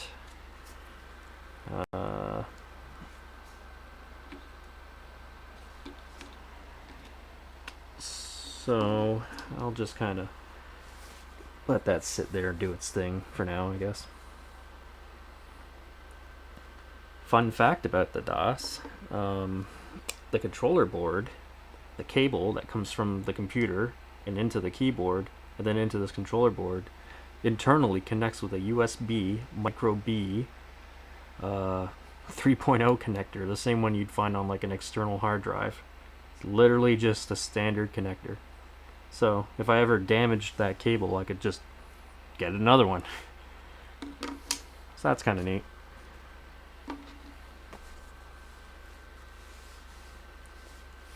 Alright.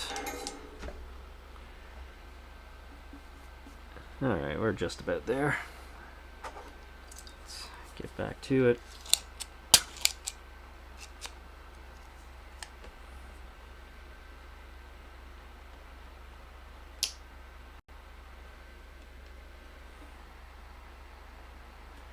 What I think I'll do is I'll melt some of this onto these and then take it all out at once.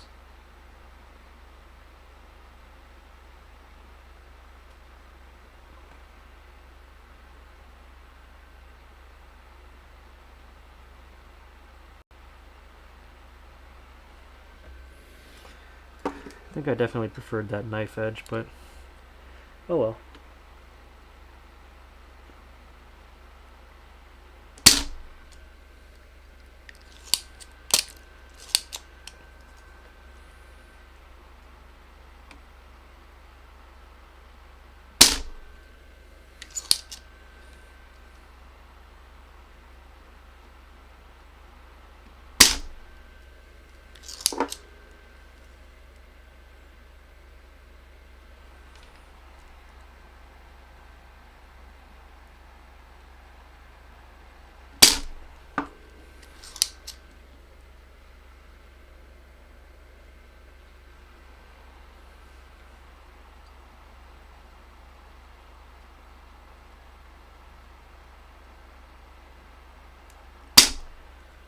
This one's being stubborn.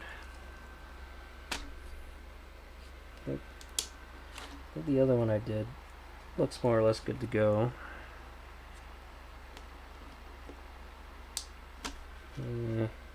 Maybe not so much.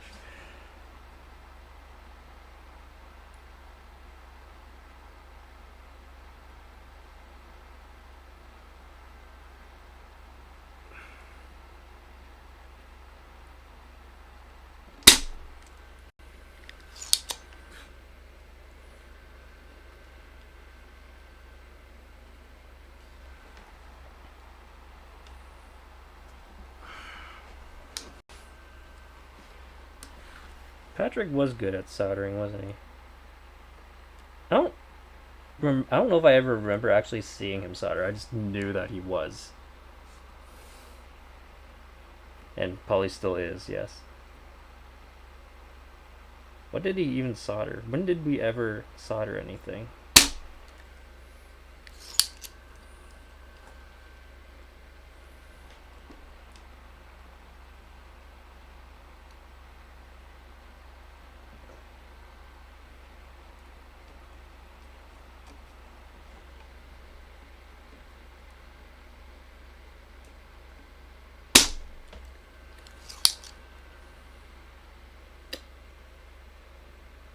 These two joints are really pissing me off now.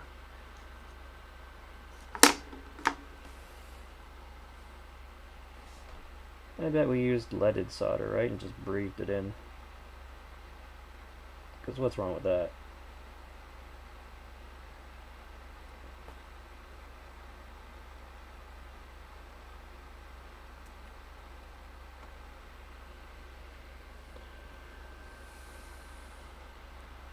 The pistoning, I don't know what that's in reference to. I'm gonna crank this iron up just a tad because this tip's not as good.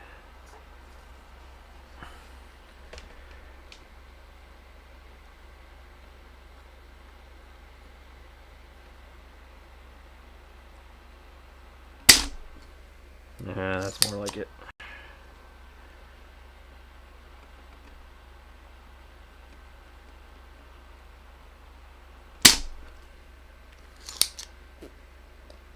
I think that's good enough. Let's get these bastards out of there.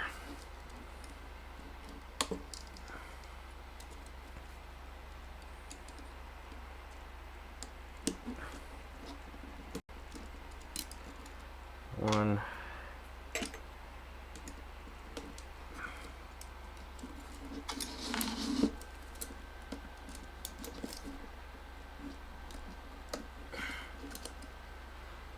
That's right.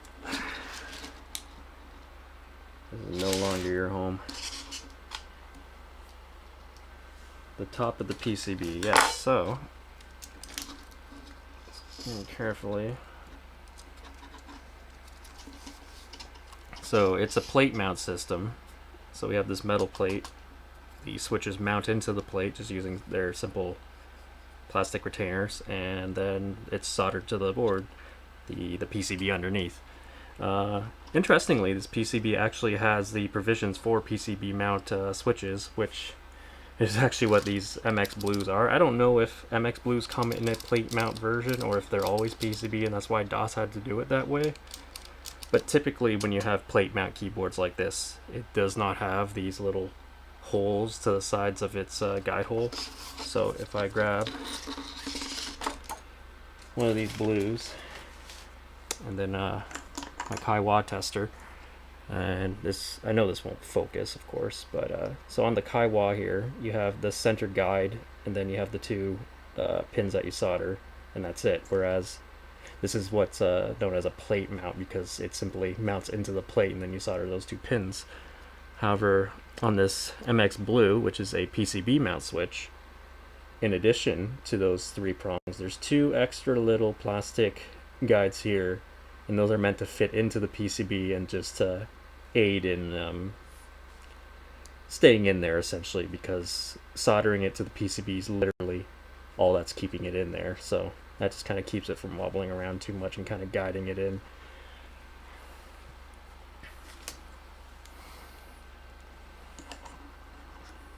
Holy fuck, it's Patrick. I do not remember a day where we soldered. That's not familiar to me. But I do remember the concept of being good at soldering. I just don't know where that idea came from. Alright, let's do the nabs. What the hell would we have soldered? Was this like a school thing or like a hey, let's have a soldering party kind of thing? Like what was the context here?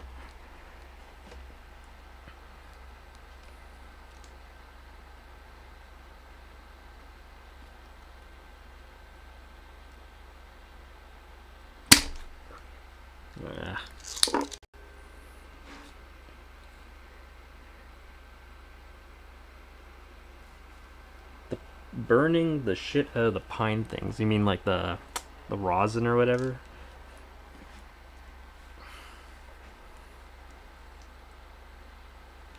I don't remember ever soldering in computer engineering class.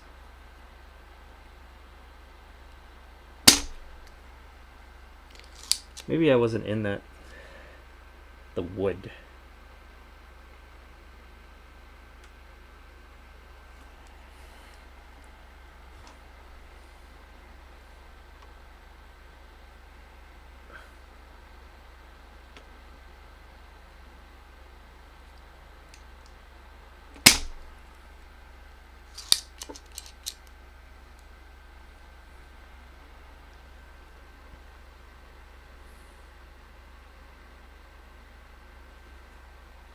I don't remember that at all.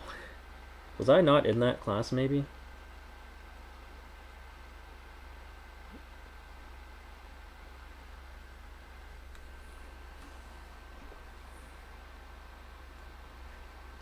The Dudley Oh, I remember the Dudley opener, but I don't remember solder being involved for that. I remember programming mine to be like insanely fast though. Like it was basically as fast as like that parallel port and that stepper motor were capable of going.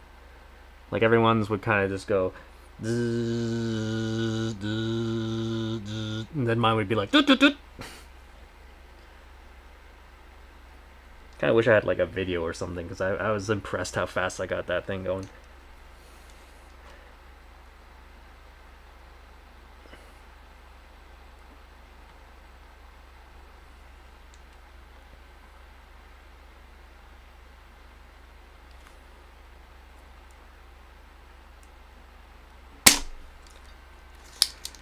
This solder tip sucks.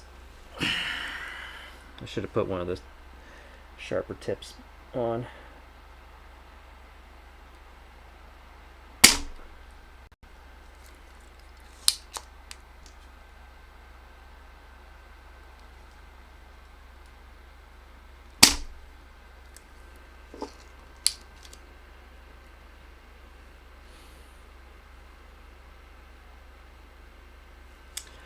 don't remember soldering in that class either.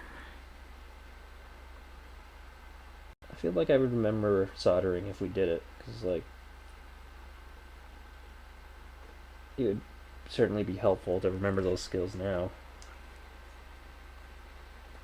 And yeah, as far as making those dumb little cars though go, it was all about torque, especially for the little race, because her racetrack was maybe like a meter long, so it was really just about getting up to its top speed as fast as possible. Because it doesn't you no good if it takes like half a minute to get up to whatever top speed.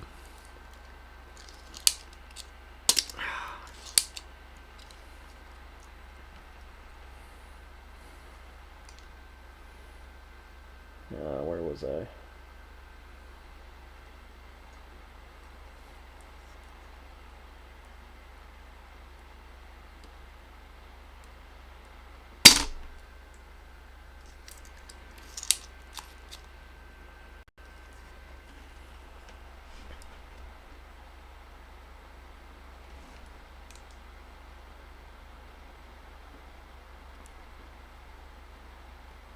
I think once I'm done this section, I'm going to switch to a sharper tip, because this sucks.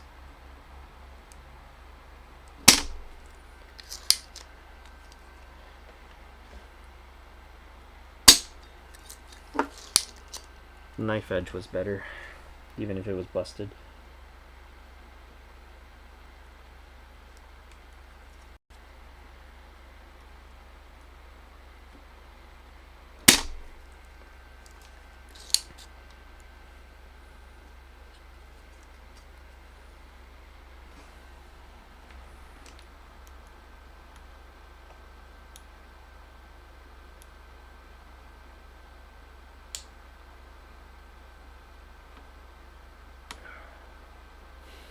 Still have distinct memories of drilling through various coins with the drill press.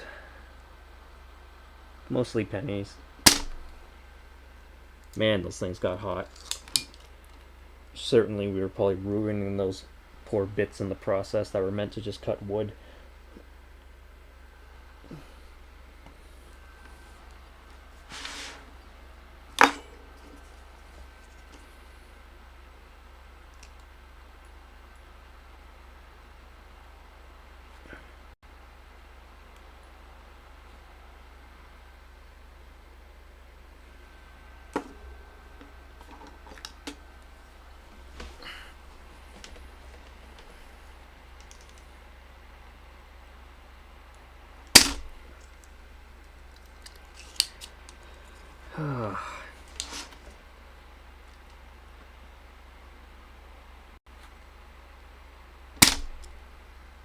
There we go.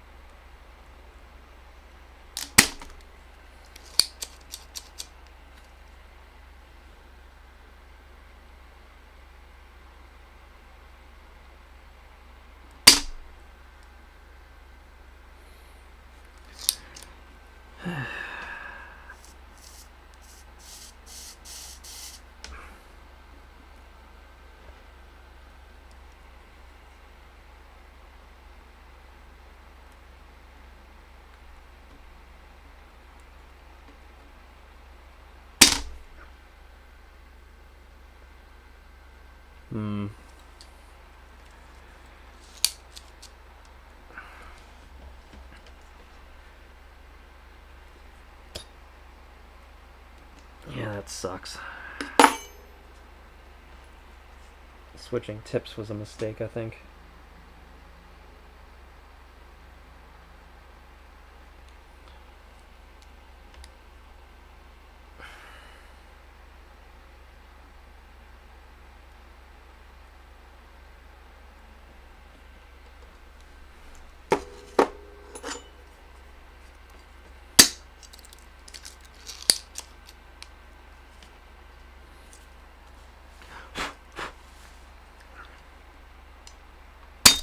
Oh, and the stupid sucker goes off on its own sometimes. like there.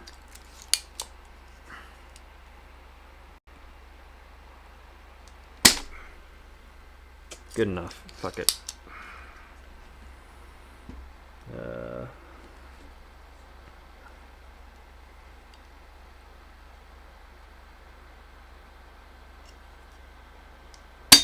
Oh my god.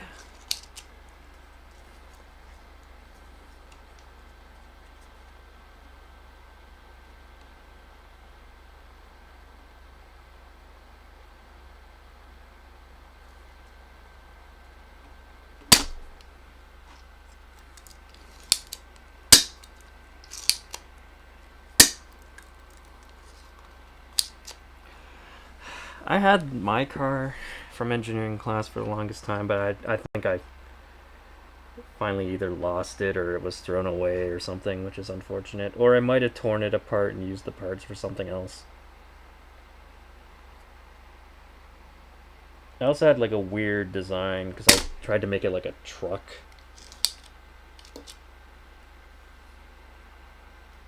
And it kind of struggled to go straight as a result of the way I designed the frame. But it was fast. How did we power those things? With just 9-volt batteries? I don't remember anymore.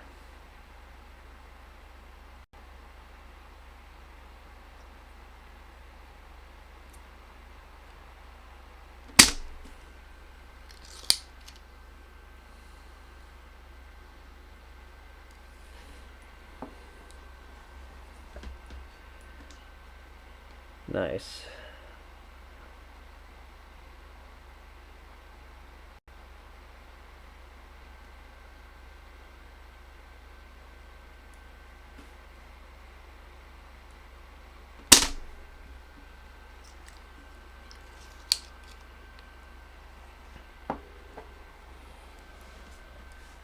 I can't remember. Were we supposed to make them front wheel drive or rear wheel drive, or did it not matter? I'm pretty sure mine was rear wheel drive because the front of it was really weirdly designed.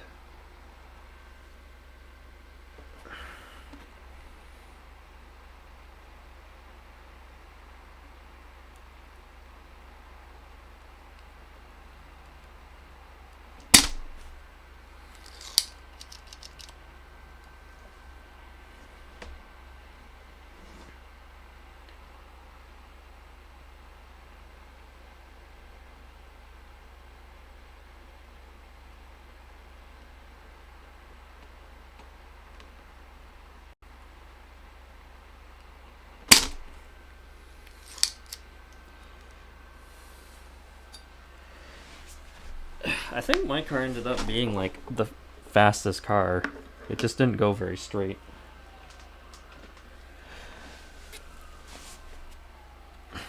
I think Coldeep's car was almost as fast as mine, but it did go straight. So overall, it was probably the better vehicle.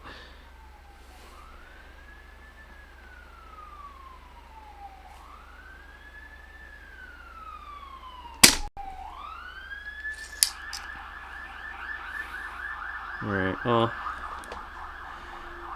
I'll give the tip one more chance to redeem itself and let it sit in there while I pop these guys out. Maybe clean it a bit.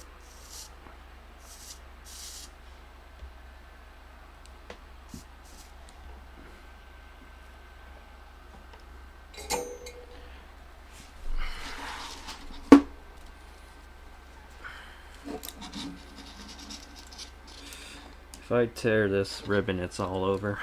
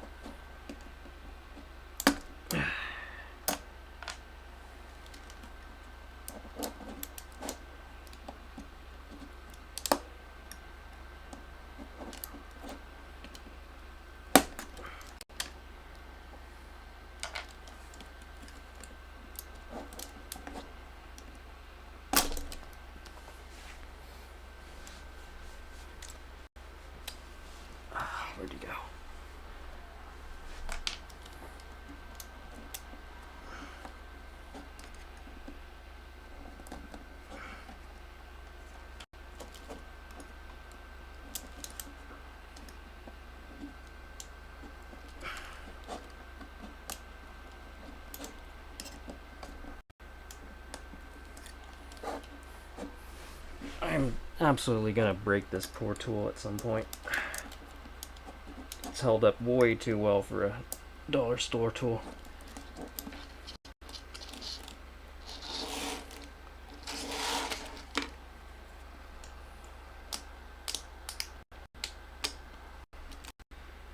Yeah. Yeah, it needs more attention before I can get that out.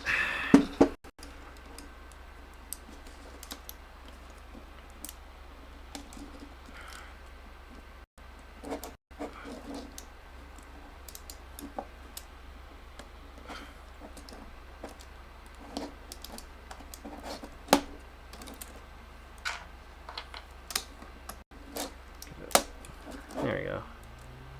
Give her the old twist. The old twist and tug. Alright. That's the nab out. I guess go and do all the function keys next, I guess.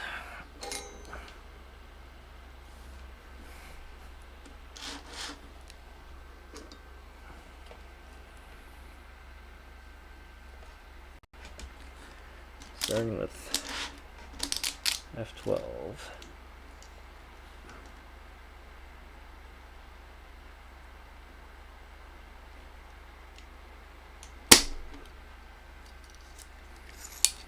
Alright, I think I'm finding the groove with this tip now.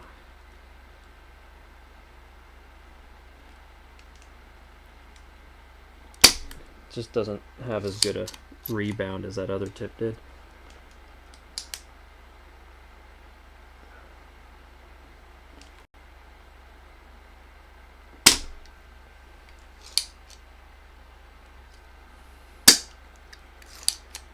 Now, if only this thing would just stop arbitrarily deploying on me.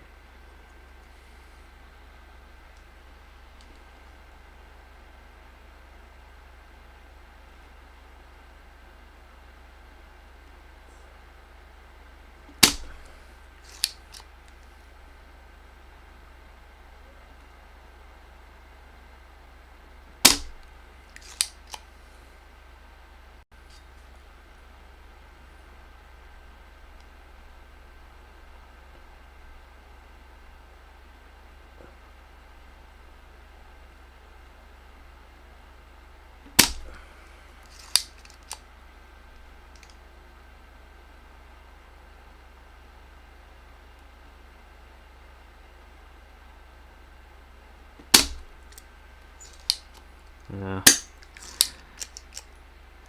That one got kind of messy. Let's go ahead and Control Z this real quick.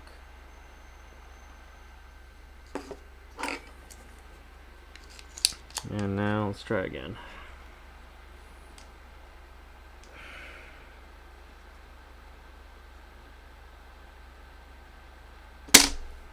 That's more like it. Beautiful.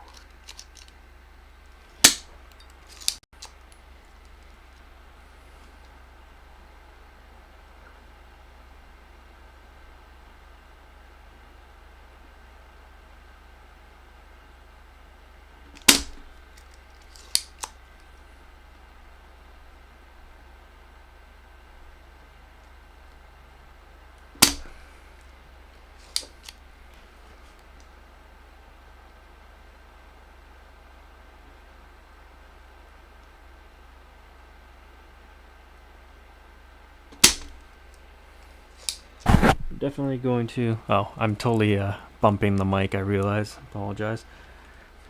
I was just going to say that I'm probably going to enjoy soldering this together much more than desoldering. I probably should be wearing eye protection. Oops. That's okay, I have a fan. I have a fan to my left, blowing it away. And then I also have a ceiling fan, sucking it up. And then I have the window open. So, I'm doing what I can to avoid lead poisoning, I suppose. Oh, safety squints all day. OSHA approved.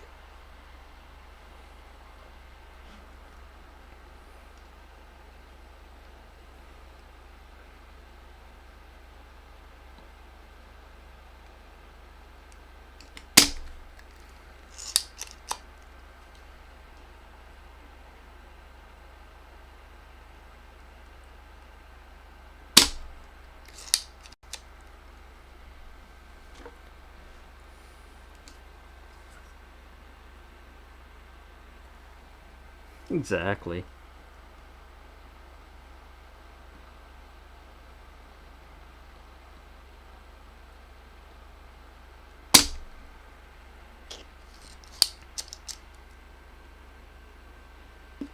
I don't have any glasses nearby.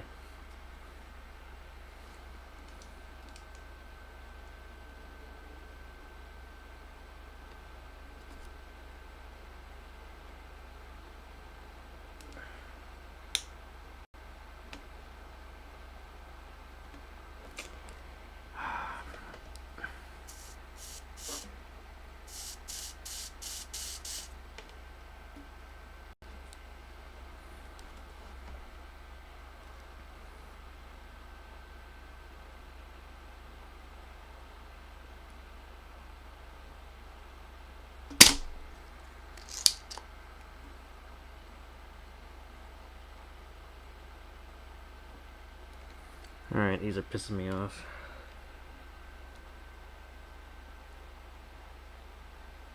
Hold Control Z.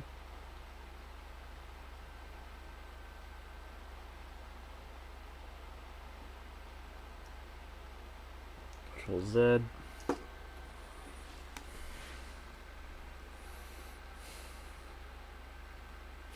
I will gladly do that for $400. I believe there's already kind of a well-established market for that kind of thing, but I don't know. Maybe it's worth it.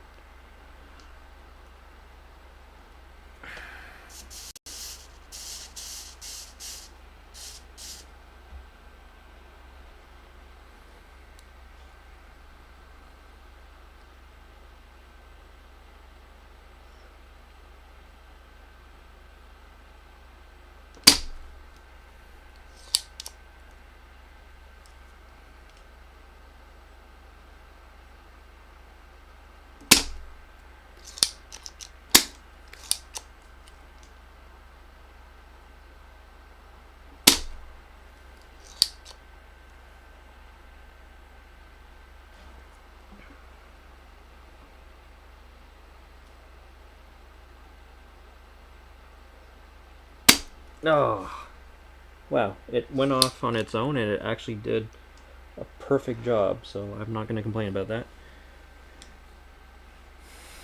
400 on the low end, huh? Yeah, maybe I should get into this.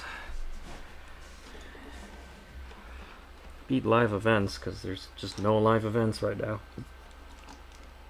Of course, I would have to get way better at this.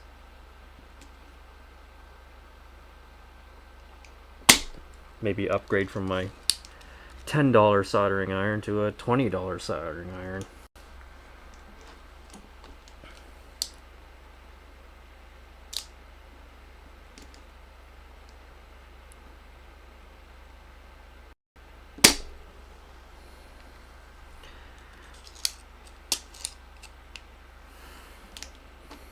I know this is a very, or it can become a very pricey hobby for sure.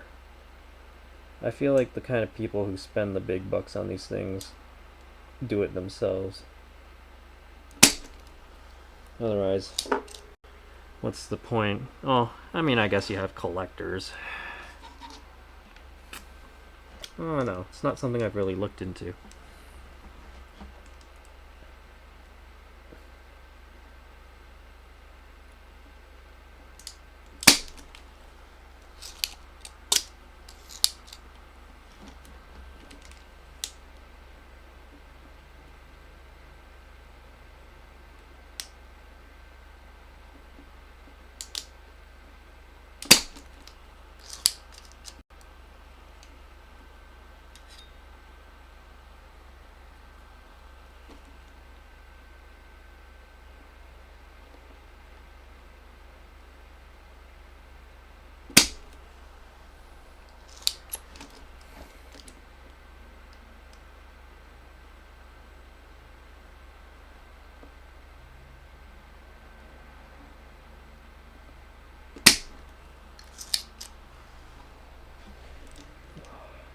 Some of these are so effortless, and some of these other ones just give me so much trouble.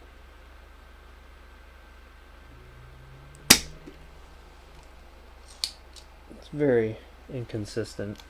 Some of these solder joints are super shiny, some of them are quite dull. Makes me wonder how this was assembled.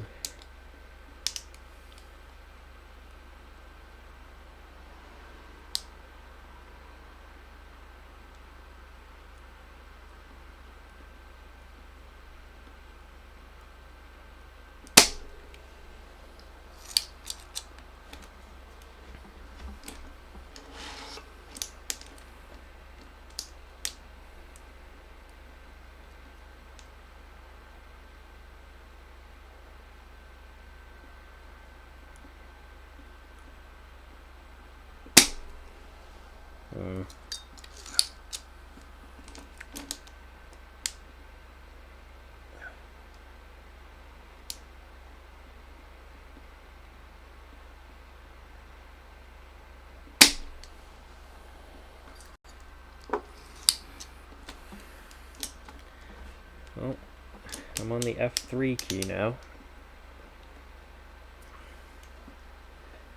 Once I get to the actual alphanumerics is where things are going to take a good while. The spacing of these make them go a little faster, make them a little deceptive.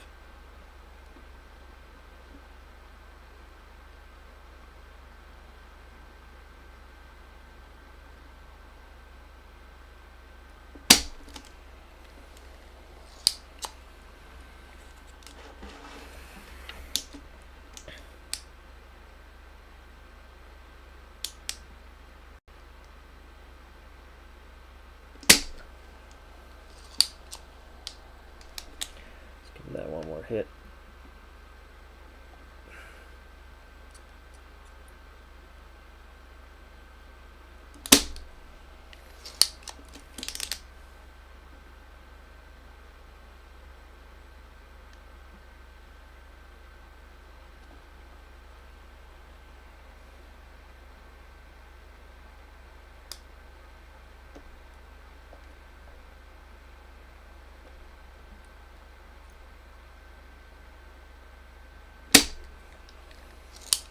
I don't know what was up with that joint, it really didn't want to melt. F1 key.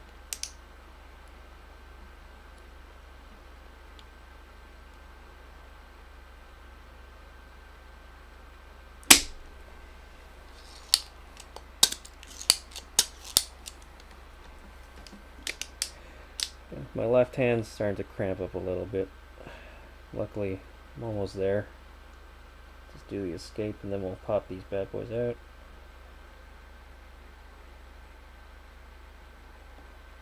It's another one of these joints that doesn't want to melt.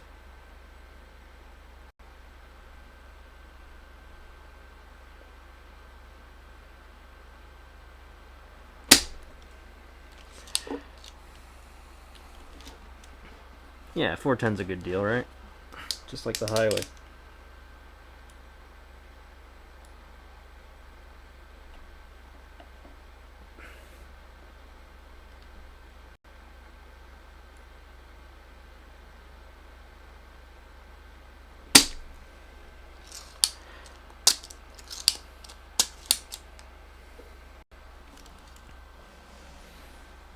Yeah. Good old 407. What a joke.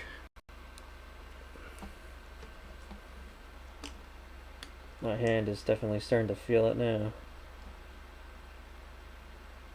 And this dumb joint does not want to go. Alright.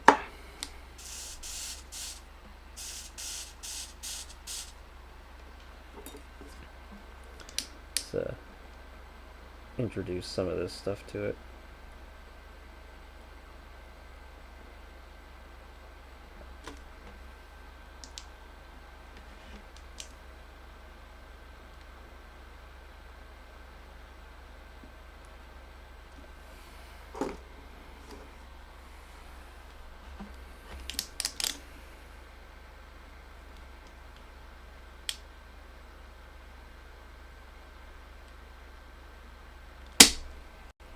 Yeah.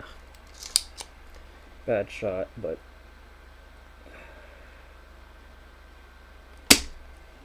wow, what is going on?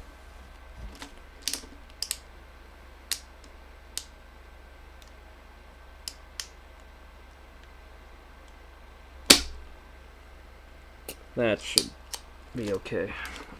Okay. And the escape key.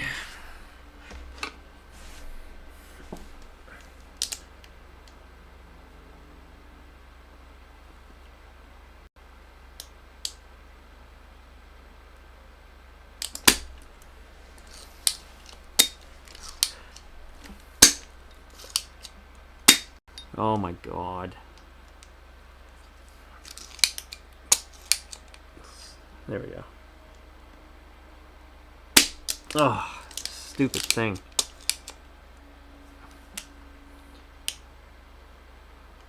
Really regret not getting a better solder sucker.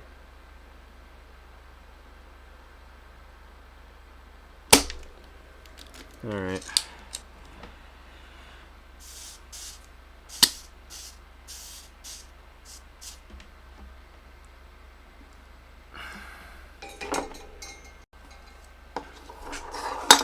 Let's pop those out.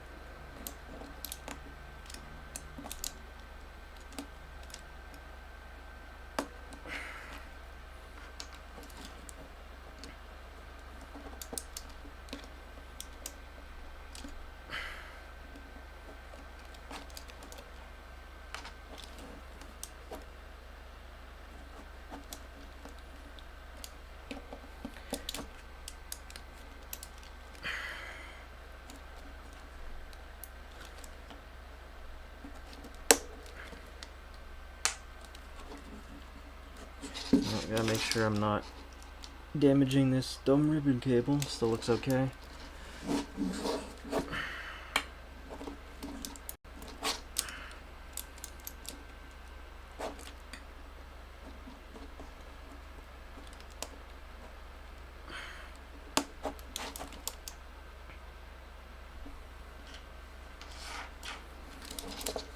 sure I'm not. Yeah, everything's looking alright.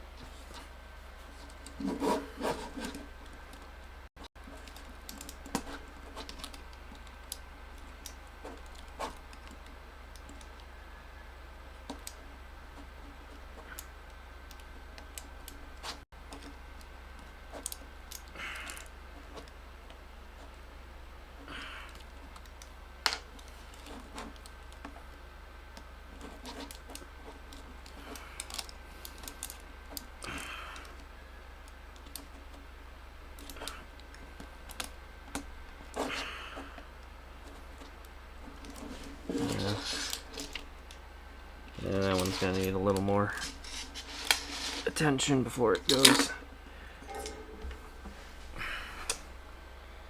Where are we here?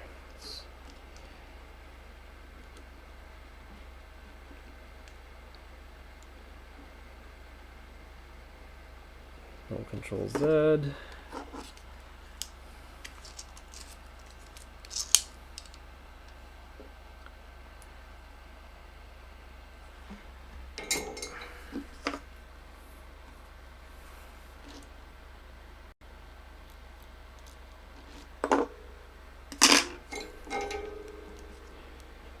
And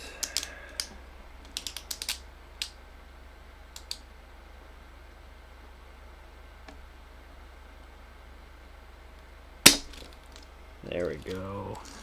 That is clean.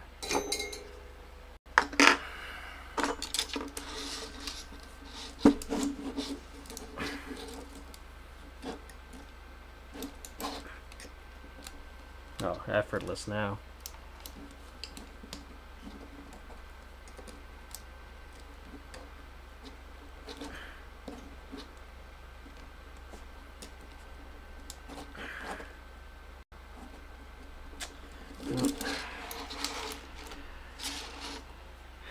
Another stubborn one. Oh, I remember you.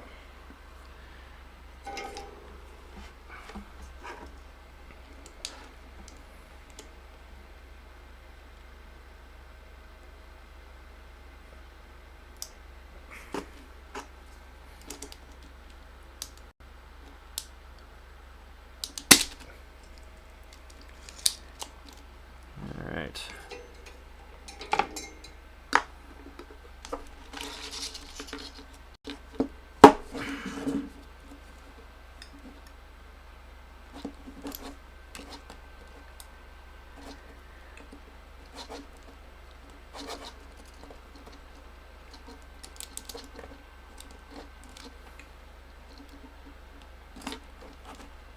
There it is.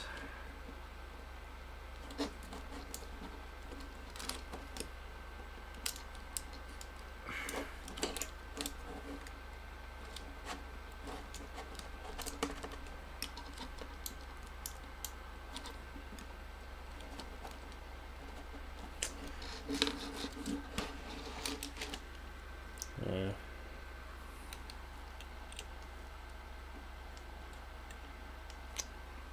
This one's kind of stupid too.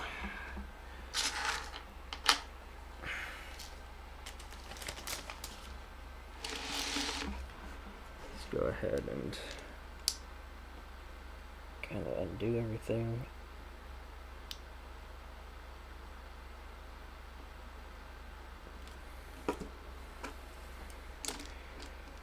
And get it out of there.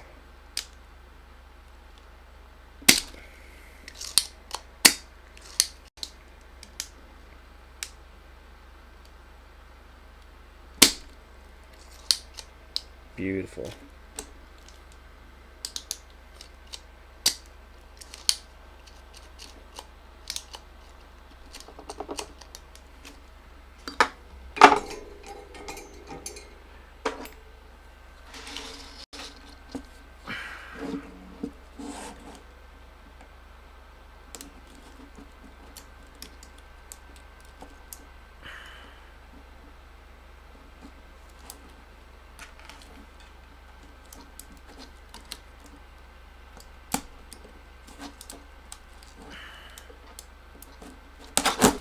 Oh shit. Yeah, ribbon's okay, thank God.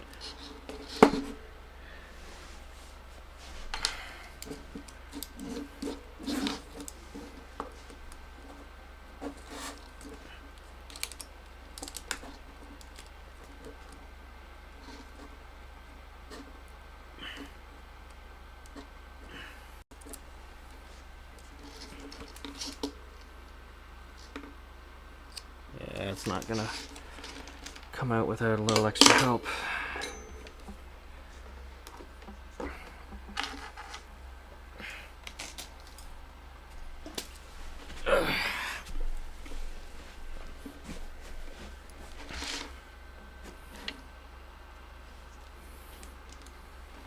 Right here.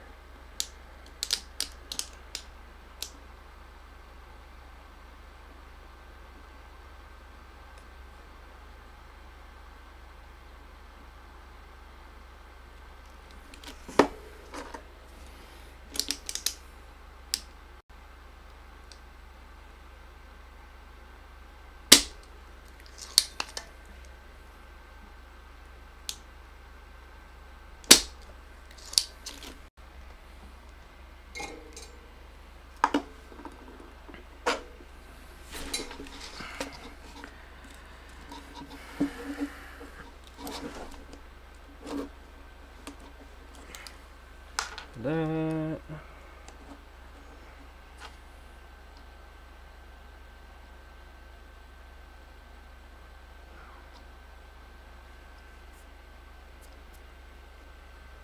Yeah, I guess I'm totally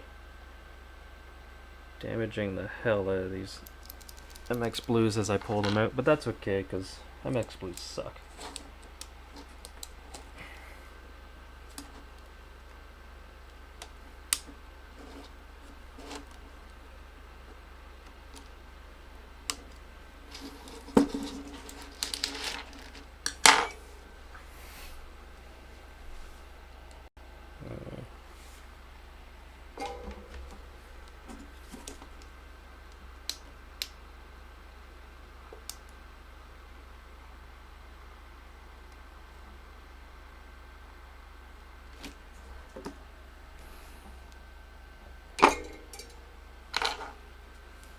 Oh, what am I doing?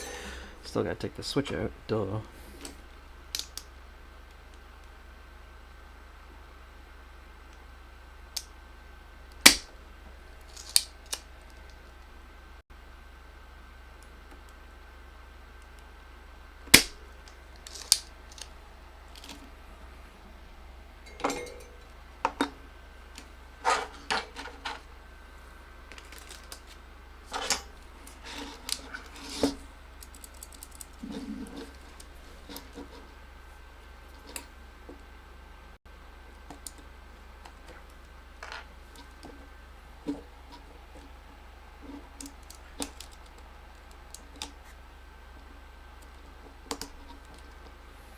Alright, that's the top row done. Let's do the bottom row. It's nice. One last easy jaunt before we do the gauntlet that is the alpha numerics. Oh, let's see how many times I can bump this table.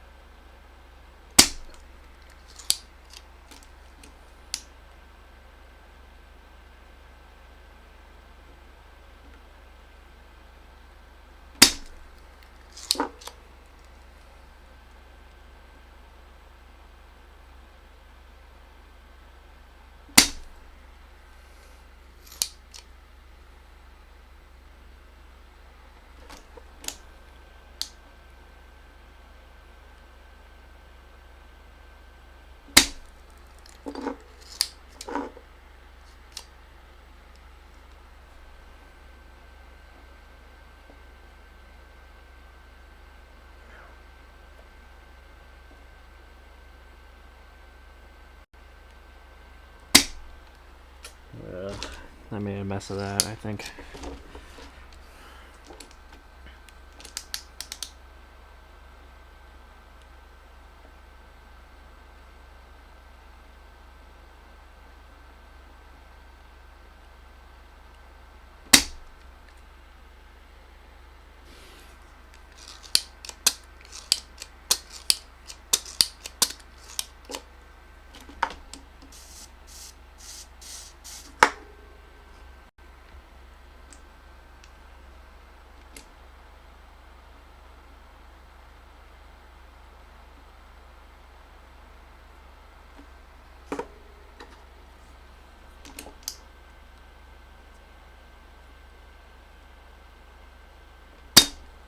Ugh.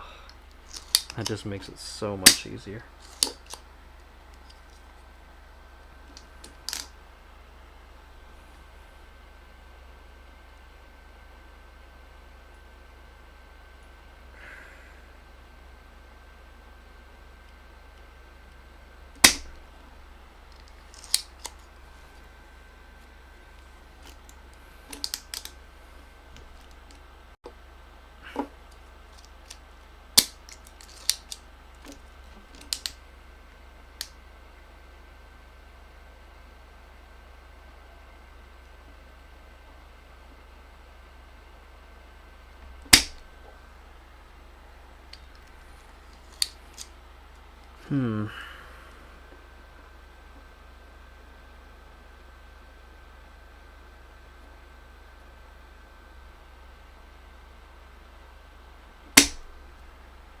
Yeah, it should be fine.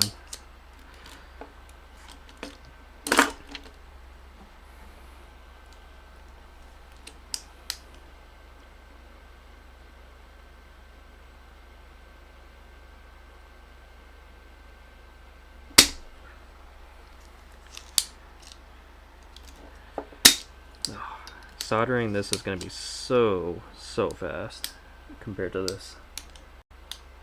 Basically just pop all the switches in and just bang bang bang bang bang bang bang all the way across.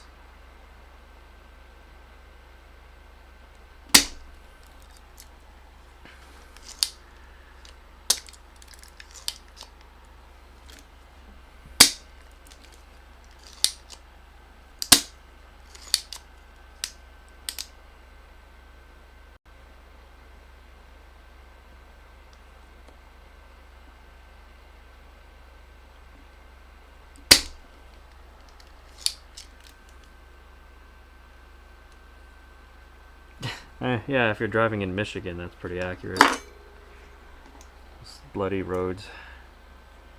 Absolutely awful.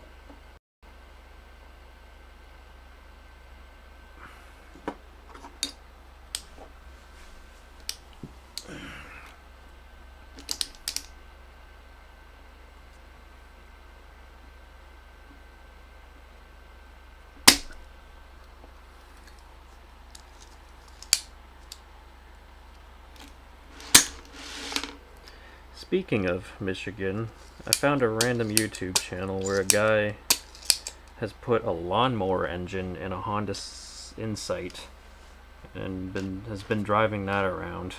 You know, one of those like 212cc lawnmower engines that make like 3 horsepower.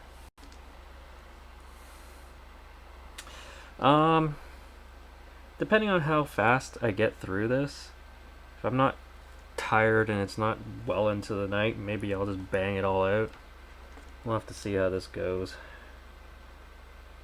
This part, unfortunately, is really tedious and annoying because of this crappy solder that DOS used to put this together.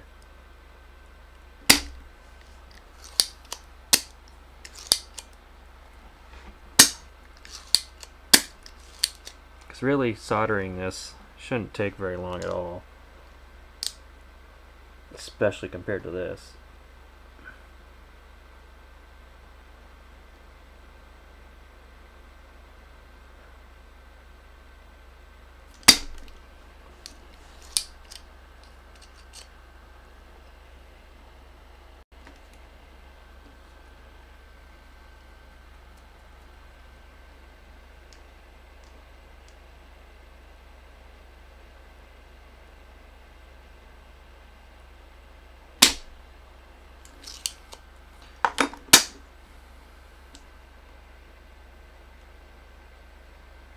Anytime I'm struggling, it's just easier to do this and start over again.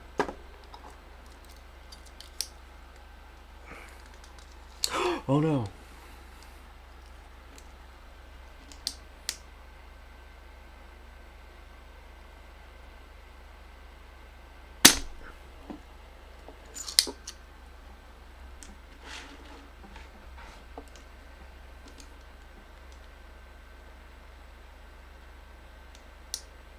I should have left the escape key as a Cherry MX as like an homage or a reminder of what was.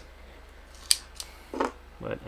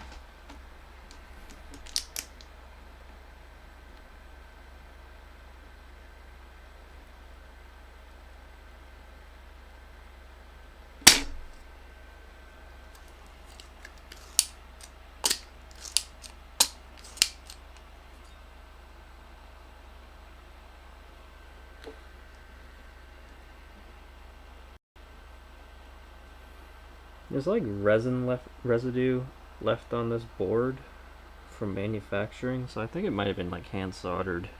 That's why some of these joints are much easier to deal with than others.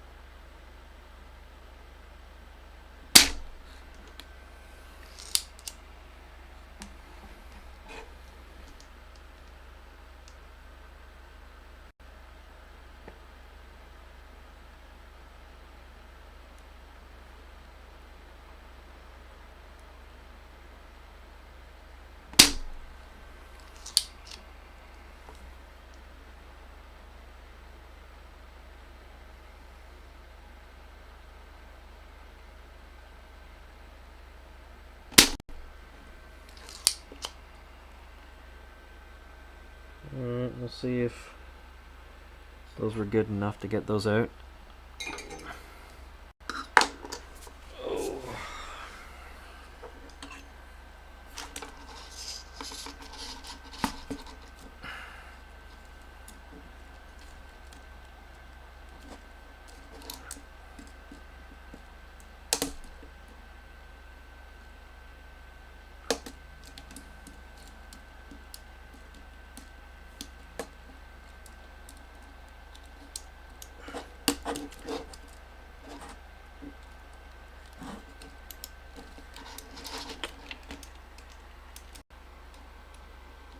And no, first one's already giving me a problem.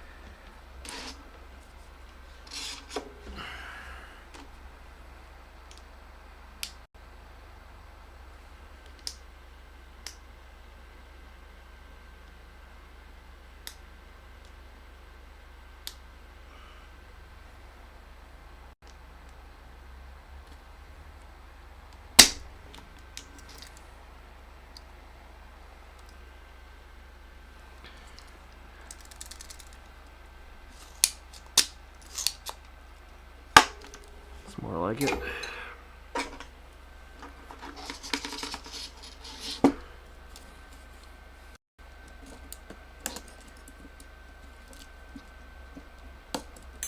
Get out of there, you raspy piece of garbage.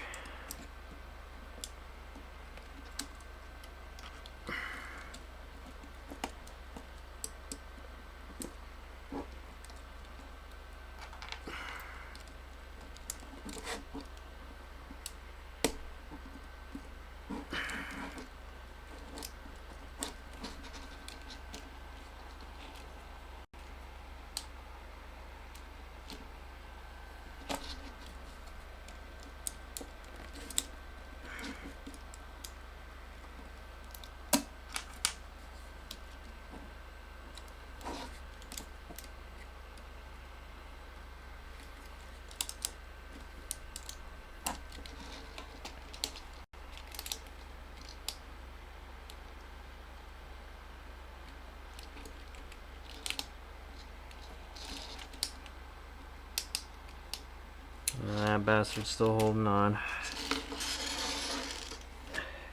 So, the ribbon cable, it's soldered to the PCB, and then it does attach to this controller. But I tried pulling it out, and it's like really in there, and I don't want to rip it in the process. And then if I do get it out, I don't know how I'm going to get it back in there if it's that tight coming out. And then I did think about just taping this all together so it wouldn't wobble around, but I don't have any tape here. I'd have to go get it. So I've just been precariously letting that kind of just do its thing.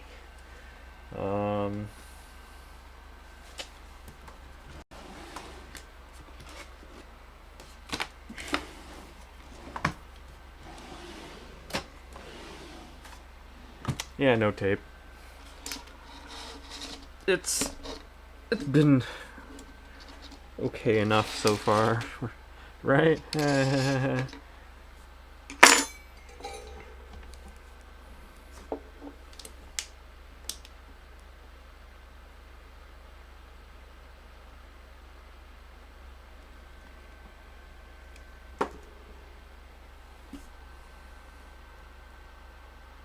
Something I remember from every age. I don't even know how where to start with that. However,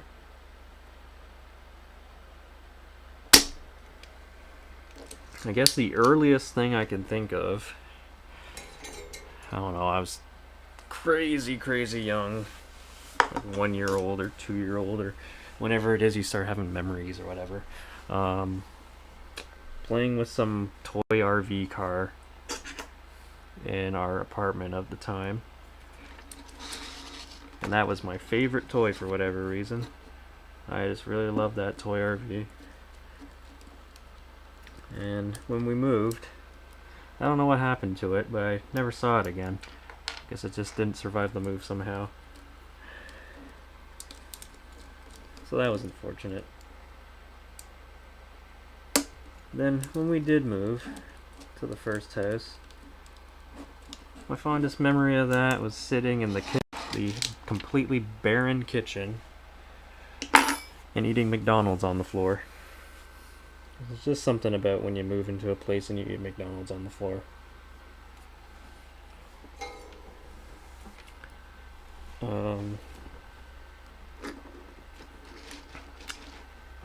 Then in that house, on the main floor, the layout was essentially you walk in through the front door, there's a little closet to the side, then a living room area kind of to your right, and if you went down the hall, then you end up in the kitchen. But then the living room also functioned as a dining room, and it had a pass through to the kitchen as well. So it was essentially kind of a floating wall in the middle, and we'd always just race around that wall as fast as possible, just running around like dumb little children, because that's what children do.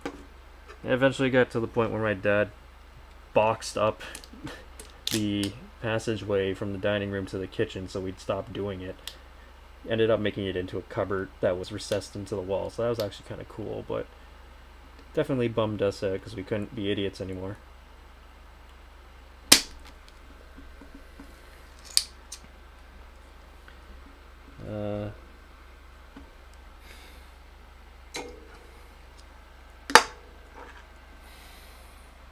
Then went to Thailand for the first time for like a month. Threw up all over the place. That was fun. Went all over the place. Went to some random beaches, family, all that fun stuff.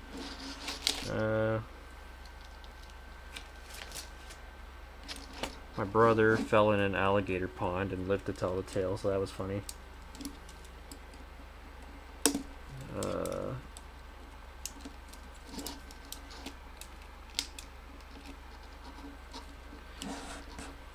Then, as far as grade school goes, I don't know, there's some interesting moments to that for sure. Winters were always cool at my elementary school because there was kind of a whole rather robust kind of economic and political system that revolved around snow forts there. And snow forts and ice, those were the two main hustles.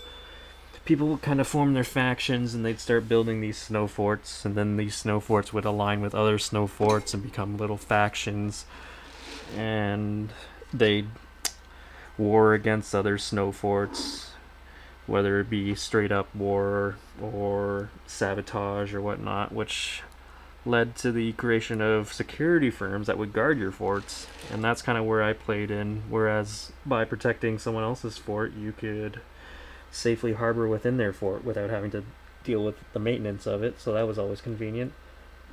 But then, being the little piece of crap I was in elementary school, I was easily corruptible and often took bribes in order to just sabotage the forts I was protecting, so yeah, I was a piece of garbage.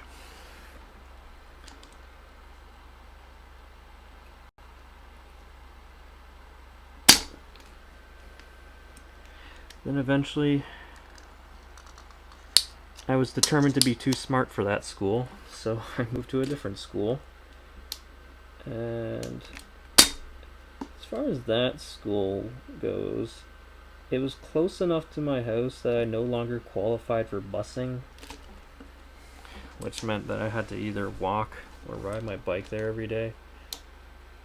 So it was where I was very close to a trail that would go past like a nice lake and stuff, and so I'd basically take that trail most of the time, bike down the nice forests, past the lake, and all that stuff.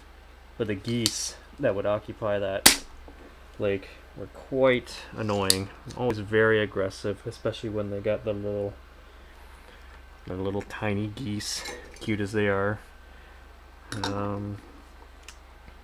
Yeah, they'd always hiss at you at a minimum. Sometimes they'd chase you down. Very aggressive little bastards. Stupid Canadian geese.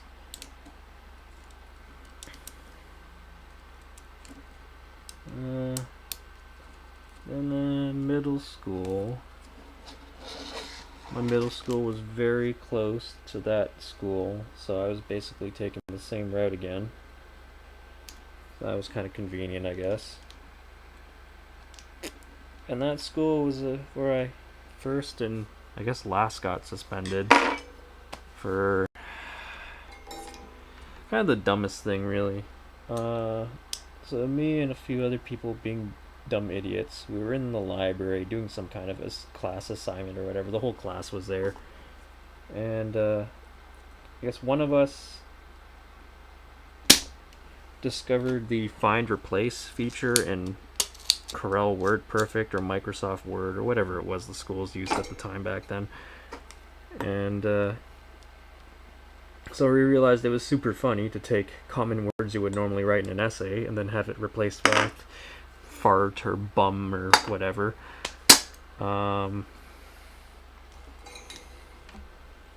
So yeah, we were going around leaving those kind of replacements on some of the computers, confusing people later as they'd use them.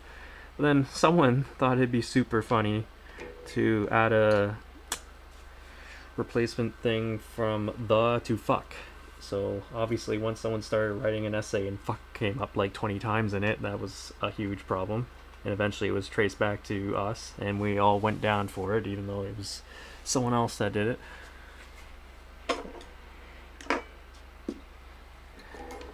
And yeah, I spent that day sitting at home playing Battlefield 2, so I learned absolutely nothing from it.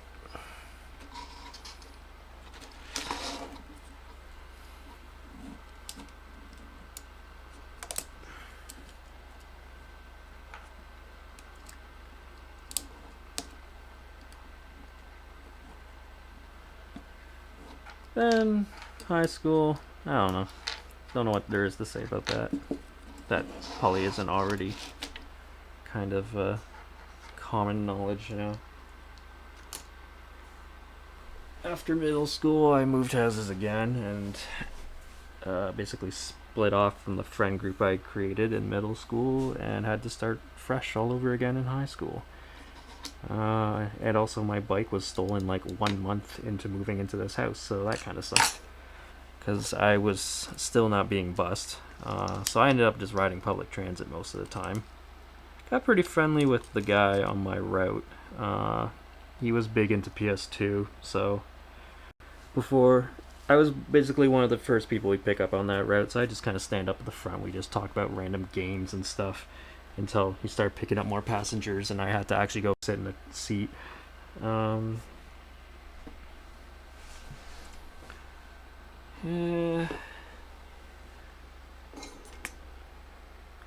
I do remember first day doing the classic walk into the wrong classroom type deal and then kind of realize you're not supposed to be there and just awkwardly walk out, so that was funny.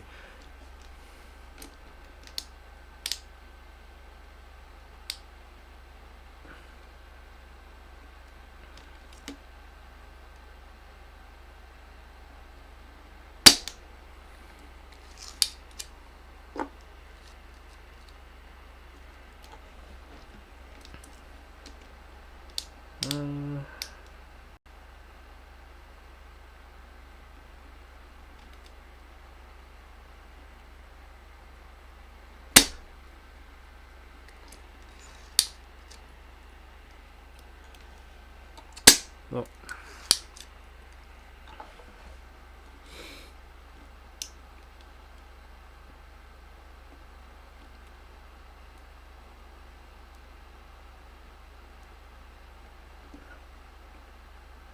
I'd say as far as high school went, grade 10 and 11 were probably the best years of that. grade 9 was still weird and awkward and whatever. In grade 12, I was just kind of getting fed up with everything. Or, well, not fed up, but maybe just complacent and just not caring. Like, I would literally spend the entire time in math class just sitting at the back with my laptop out playing Sonic CD on an emulator instead of actually doing anything or paying any attention, because, I don't know. I think I had already received my acceptance to college by that point, so I was like, screw it.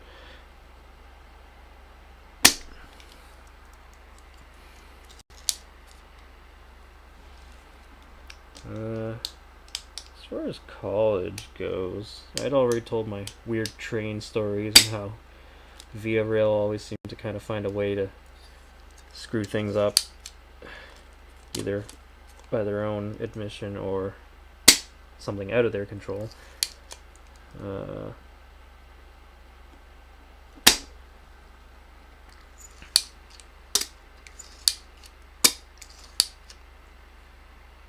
A lot of nights spent well into the night, up, either working on things, recording things, whatever. A lot of visits in the middle of the nights to McDonald's, because they were super close to me, the only thing open at night. And I didn't want to make noise at night and wake up anyone. So, yes, out the front door, off to McDonald's. Night crew knew me by first name. It was bad.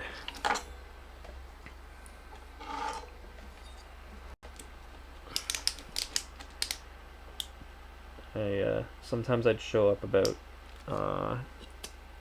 4:30 or 5:30 or whatever the time was where they were switching over from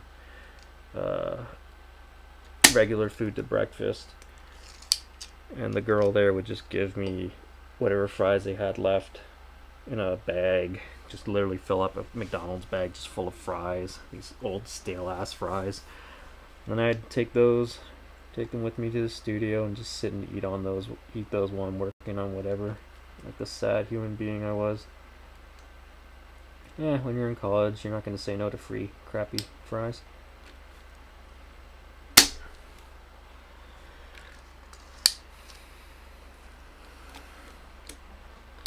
Then I got out of that.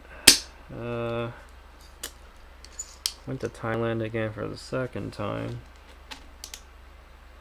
Straight out of college. That was like another month or so. Family again, kind of travel around, beaches, all that kind of crap.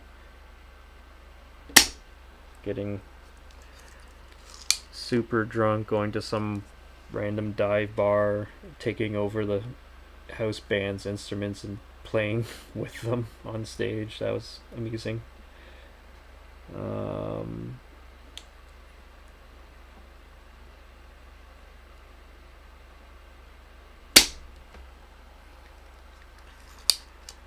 Then, after that, coming back, I kind of happened into corporate AV.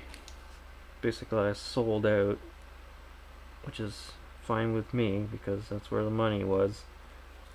Certainly not these days, but right up until things went sideways, it was a pretty good gig.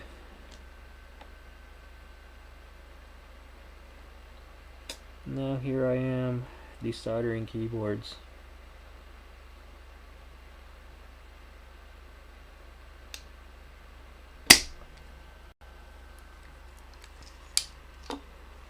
Super enthralling, very detailed and informative, I know.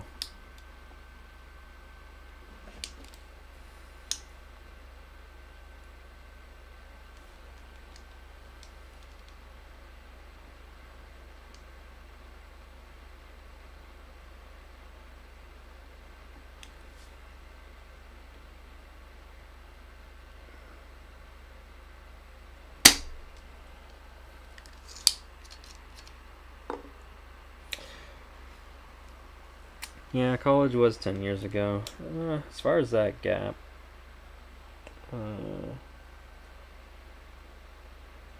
there's a lot of years. I mean, the work I did was fine, but my own personal years, it was spent with a particular person that I'm no longer really talking to. And a lot of those years kind of felt like a waste. But that's okay. It was all a learning experience.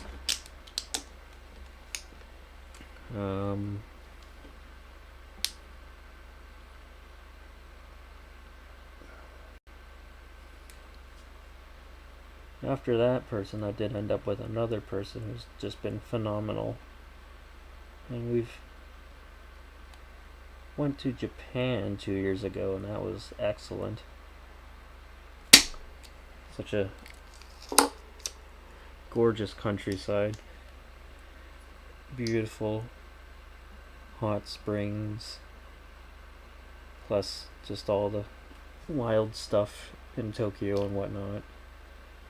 I'd definitely like to go back again. Except this time I bring a larger bag with me so I could raid all the shops in Akihabara.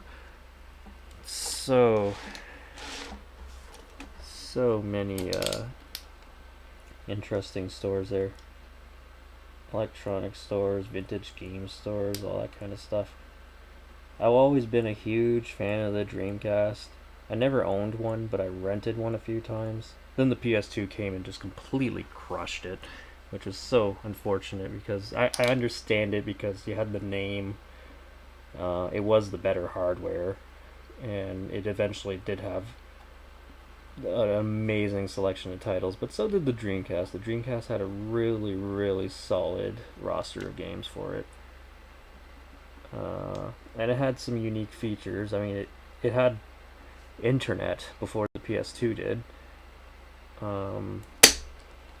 It had those weird VMU things, the memory cards, the visual memory units, which would slot into the controller, and the memory card itself was its own little game console, which I thought was like the coolest thing. And of course, just renting the console, I wouldn't get to experience those, so I wanted one so bad.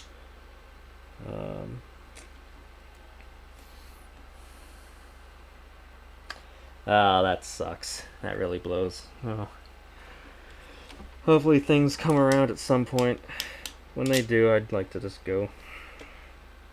We could do like a big convoy over there. Go meet up with our Japanese friends over there.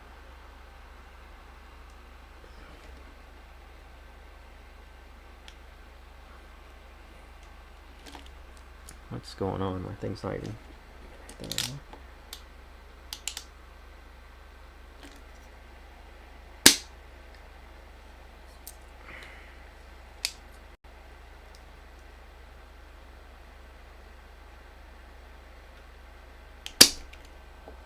The arcades over there are dope too.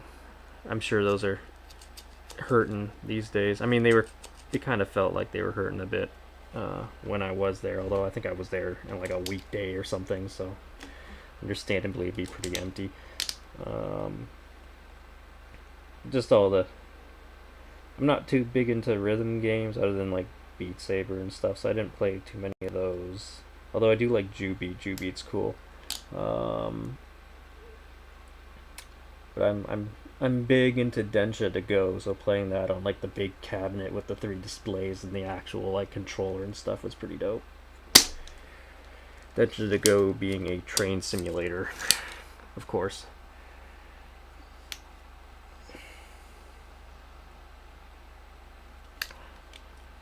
Yeah, that yeah, there's just so many different rhythm games there. Next time I go, I'd probably just drop a shitload of yen and just like ride the entire Yamanote line in Densha to Go or something.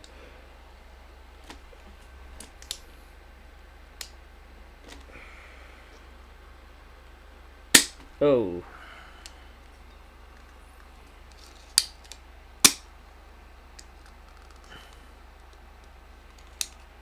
There's tons of arcades over there. The one I went to was a Sega one. But yeah, there's a whole bunch. The whole like first couple floors were just purely UFO machines, which was pretty funny. I guess those things are kind of big. I did play one a few times. 1-0, of course.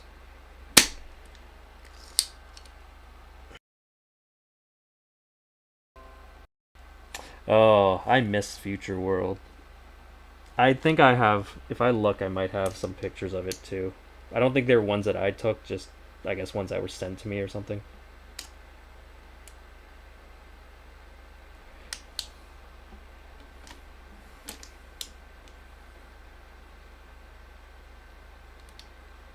I totally forgot it was called Future World, man. It was so long ago.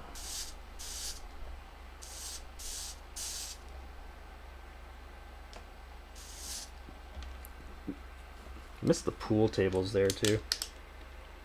There's got to be some place. I mean, obviously not now, but there's got to be some place somewhere where you can play pool that's not full of super sketchy dudes.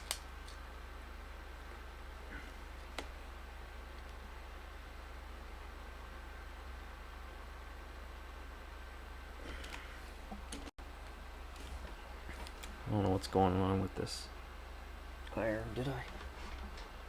Still plugged in.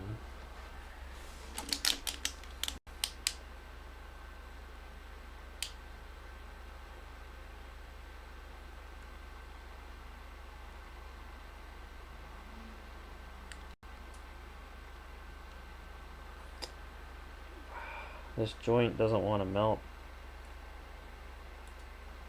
It's taking its sweet, sweet time.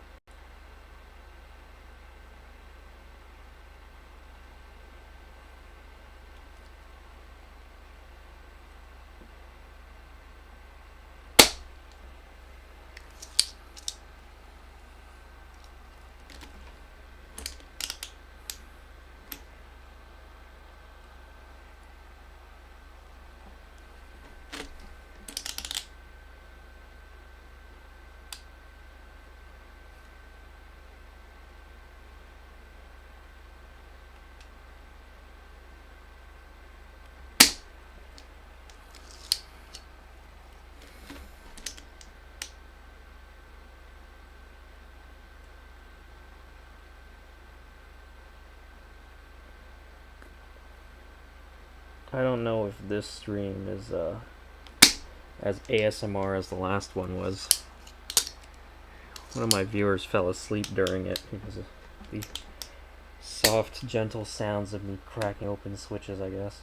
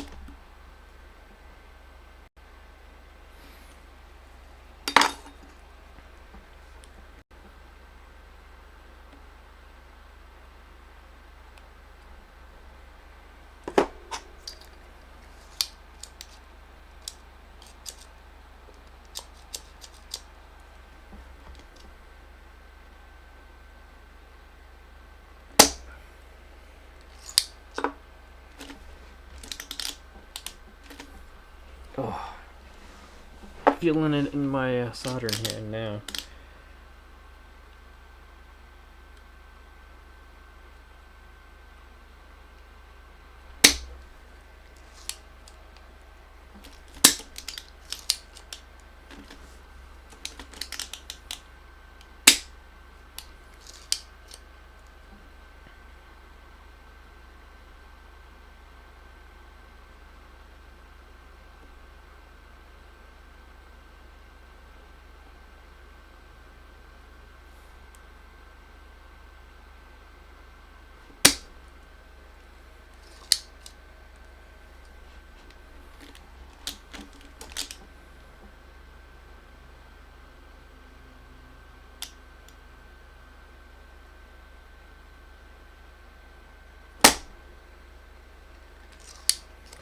Alright. That row is done, I think. See how many of these actually want to come out.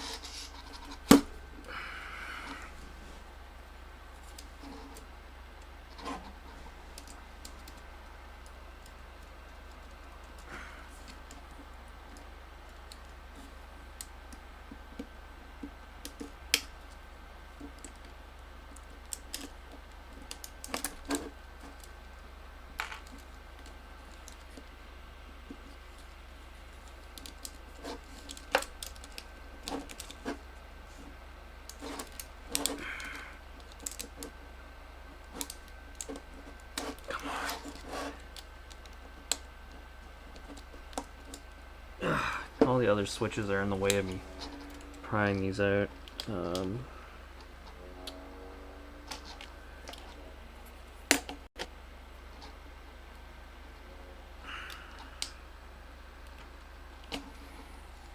I should probably do the top most, the numeric row next.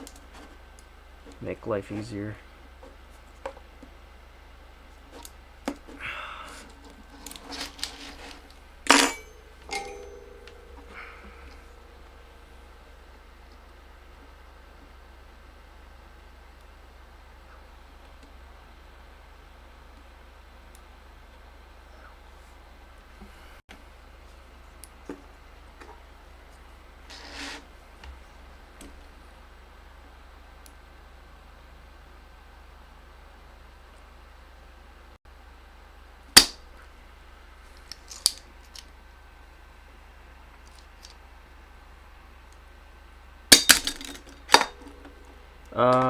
Well, I mean, you can't just heat gun the back because there's more than just these caps, or these switches soldered to this PCB. You would end up desoldering everything, so. No easy way around it. Plus, this is lead-free solder that they used in here, which means you'd have to heat it up quite a bit.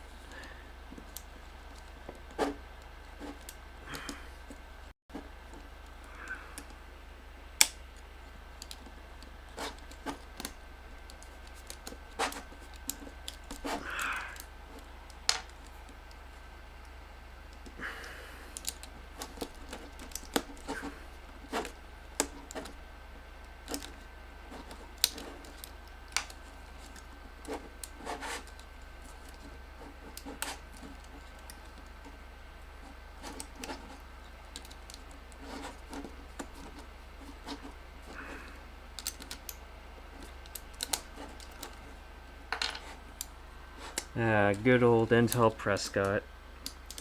Ironically enough, Intel's pretty much right back into that same position.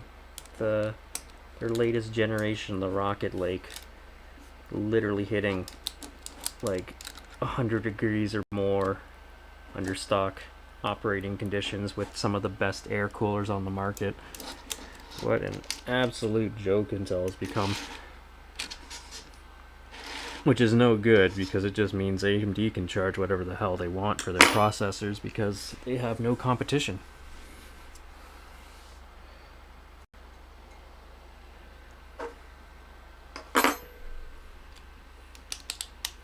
I think I might not have that specific CPU anymore, but I do have the same 3.0 gigahertz Prescott Pentium 4 socket 478 in a random salvage computer I found. It's one of those shuttle computers, which were kind of ITX before ITX was really a thing. It's kind of a neat little machine. And because it's so small, I can just throw it in a closet when I don't care about it. I can pull it out if I'm feeling nostalgic and want to run Windows XP or 98 or whatever. And the hardware's fast enough to handle that kind of generation of computing with no issue.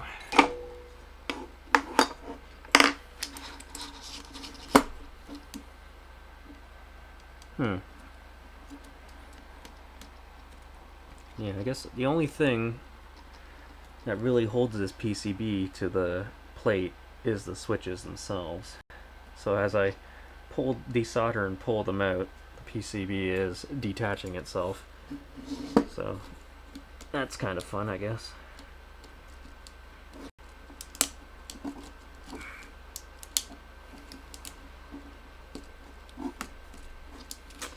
Ugh.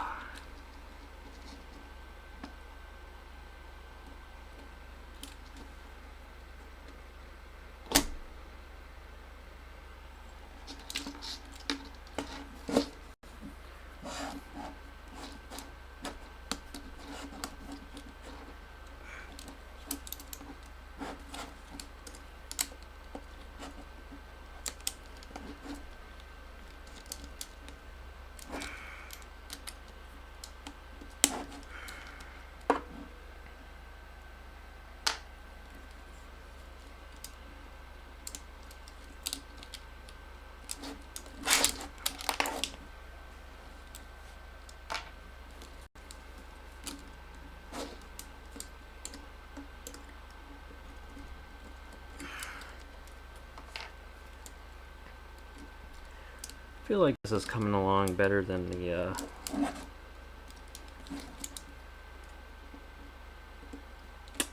the switch modifying was, but again, it's kind of deceptive because now I'm doing the alphanumerics, and this is where the concentration of keys really is. Everything else kind of went faster because they're either larger keys or they're more spaced out. This is the real meat of it all right here.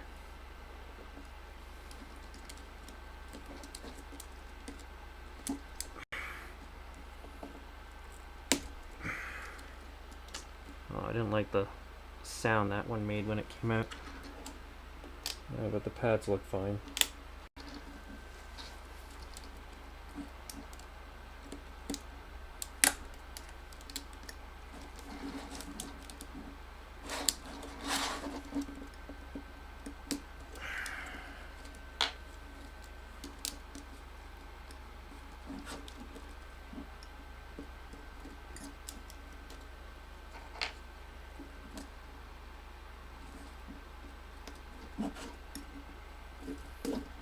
Alright.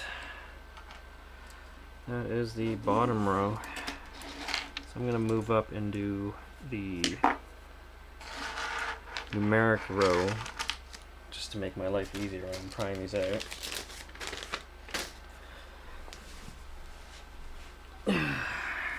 That would be, yeah, those keys.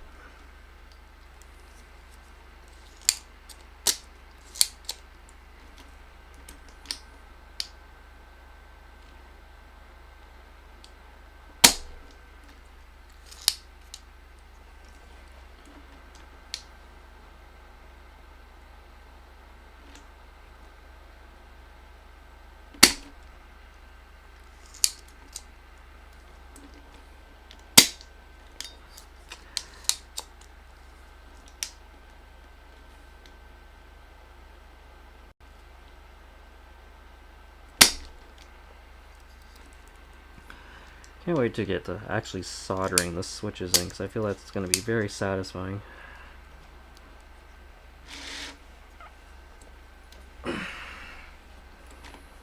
First, these stupid little things gotta come out, and they're gonna fight me the whole way. Huh. I guess that works.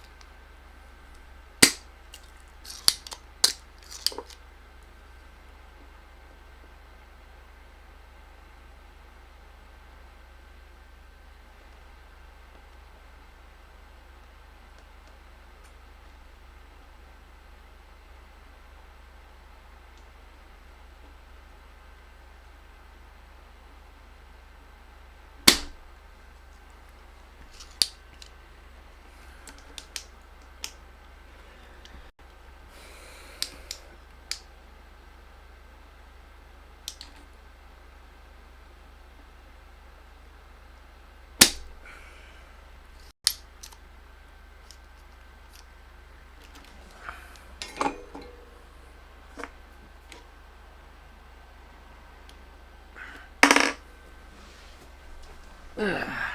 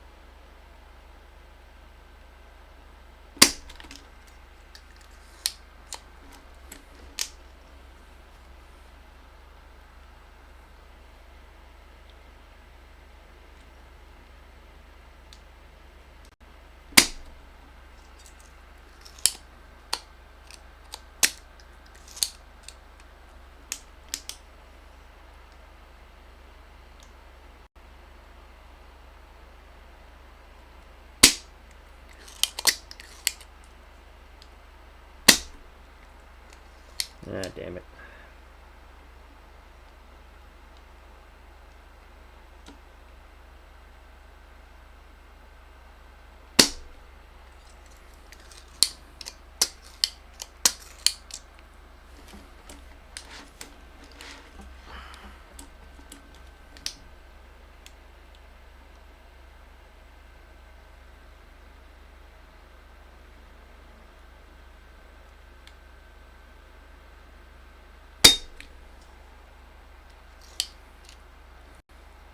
Alright. I think I'm really getting into the groove of this now.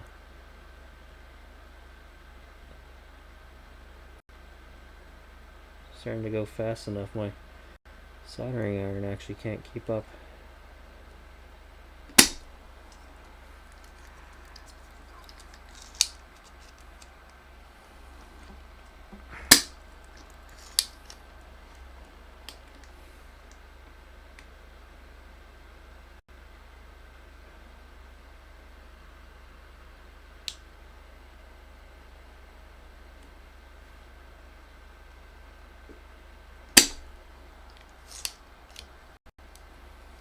Let's dial up the heat right to 400 squared.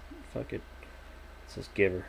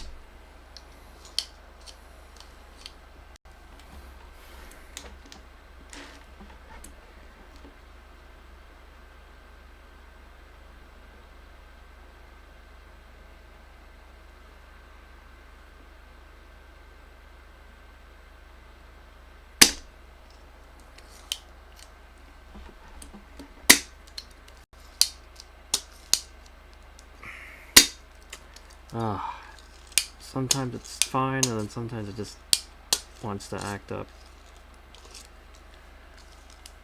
Ah.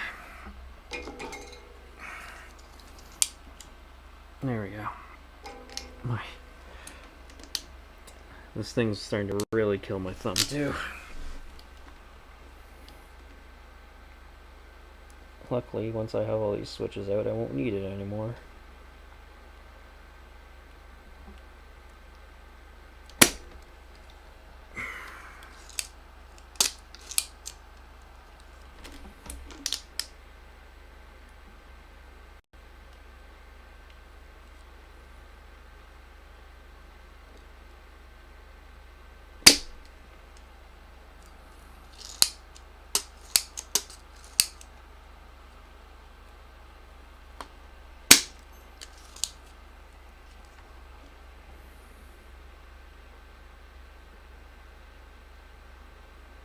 think the impressive part is I've gotten this far and I haven't even burnt myself yet.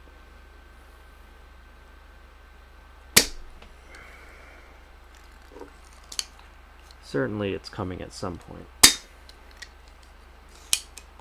And it's going to be this stupid pump's fault, for sure.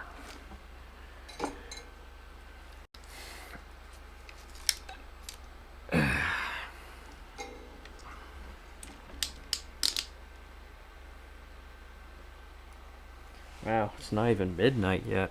Just cruising.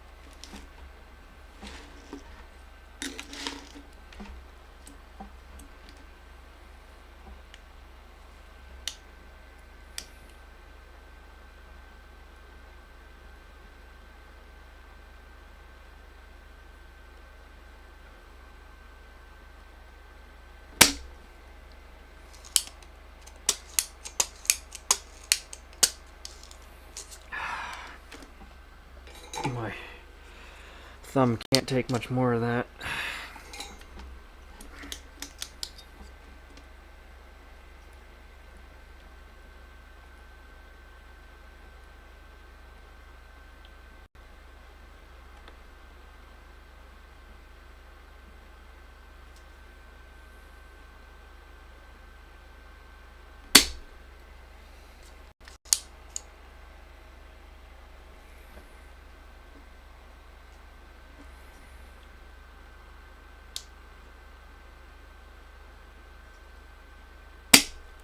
Yeah, that was not intentional.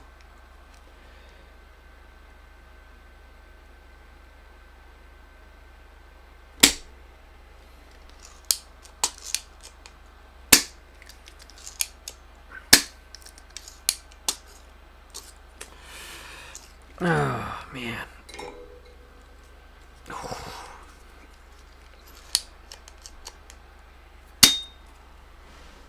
Really feeling it in my left hand now. And my poor thumb in my right.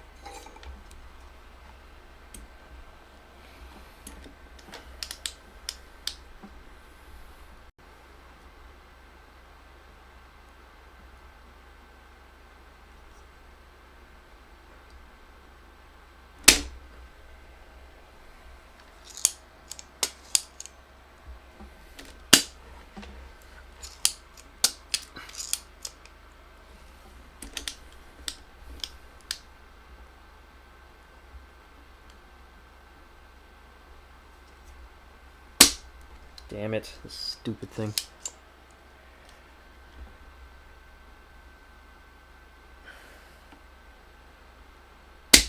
Oh my god. Oh, come on. Oh.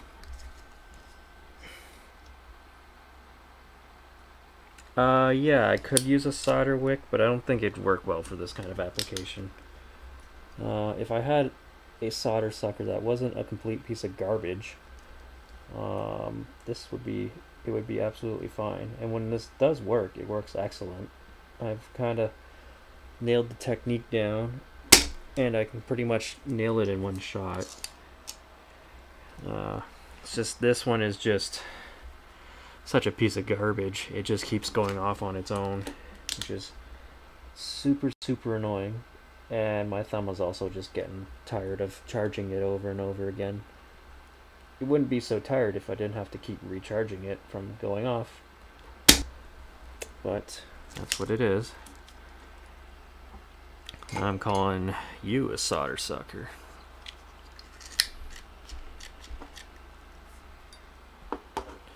Okay, let's get that row out. Where's my spudging thing? There it is.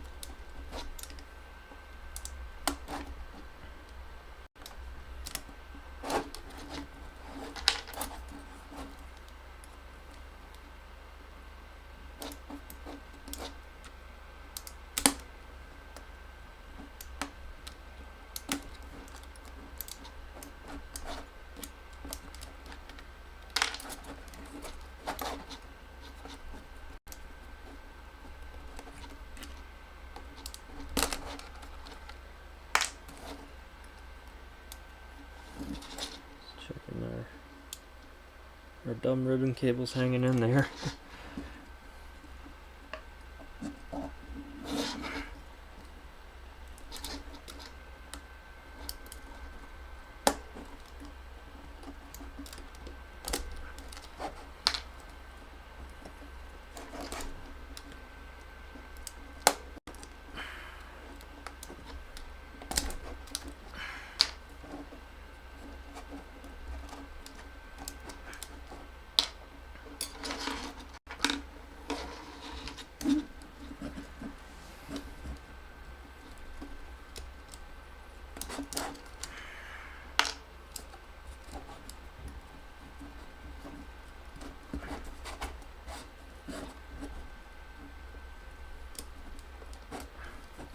Alright, not a single redo on that row. I think I've found my groove.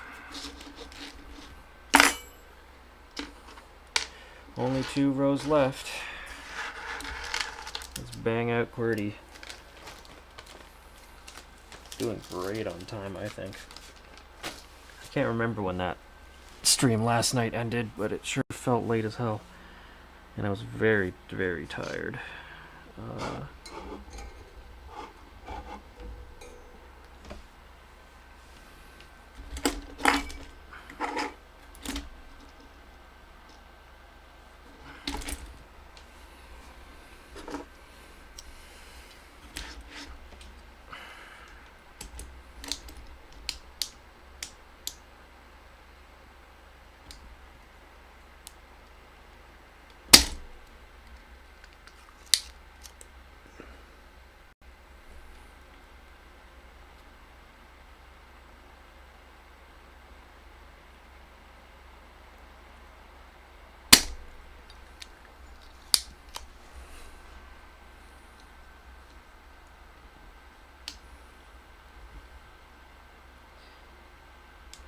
If there are any spots I want to do a good job on, it's definitely going to be these alphanumerics.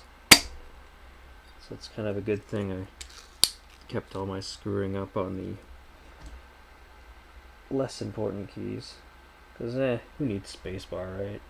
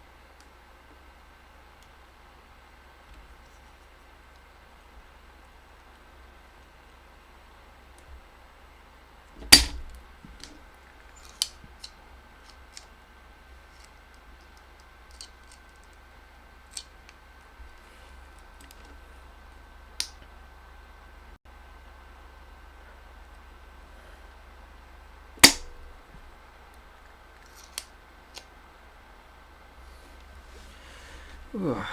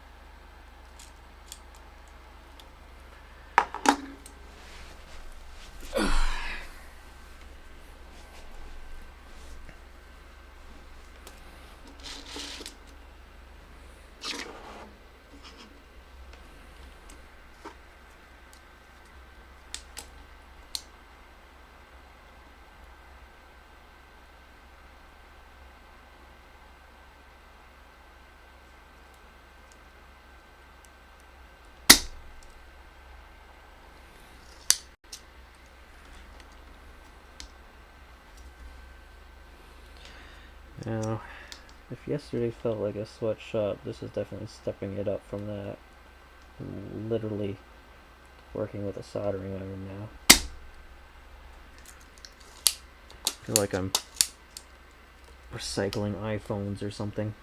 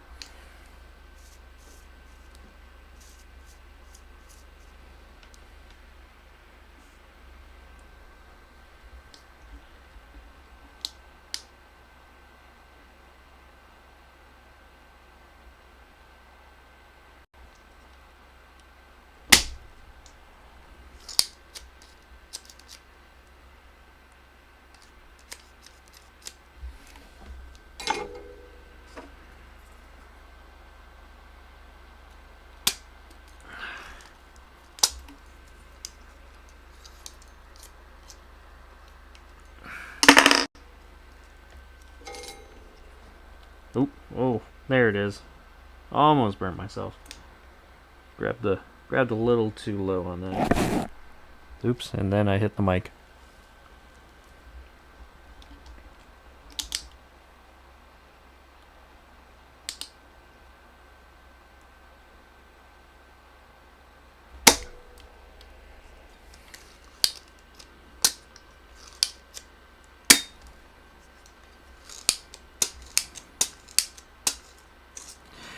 Oh, my thumb can't take much more of this. Especially when I have to do it 5 times just to get it to stay.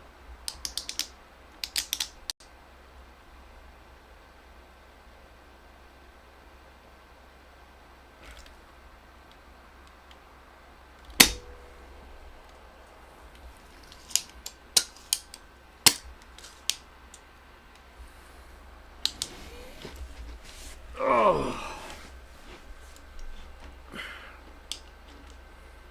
like halfway through this row.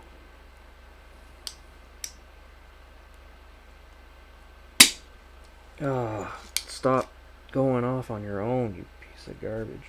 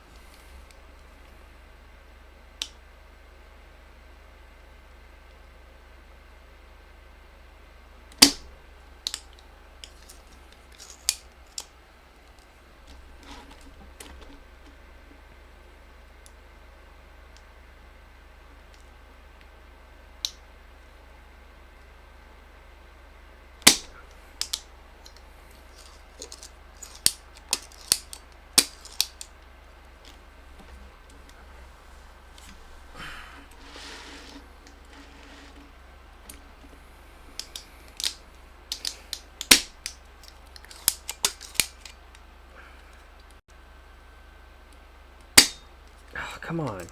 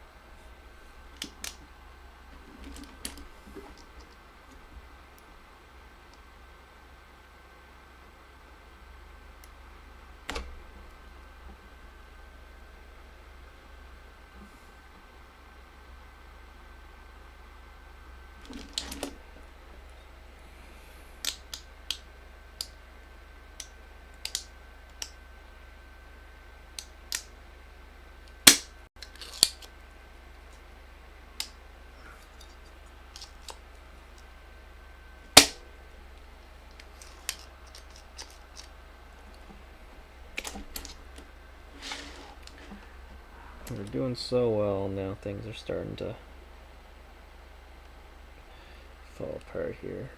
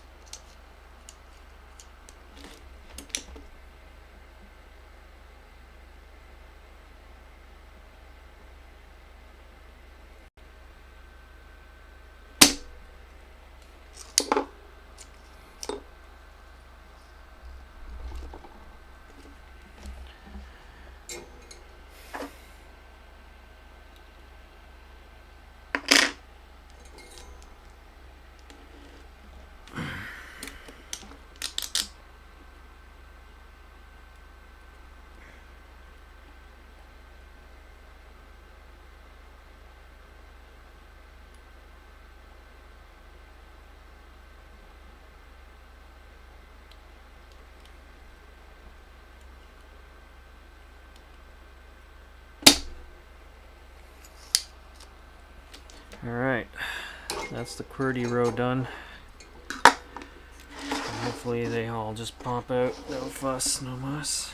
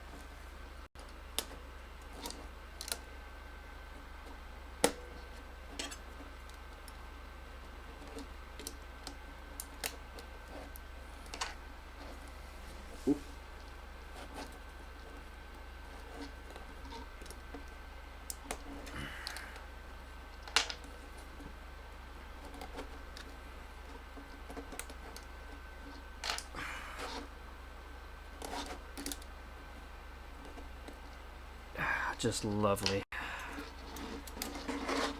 Just one more row left. And I will be done with these switches.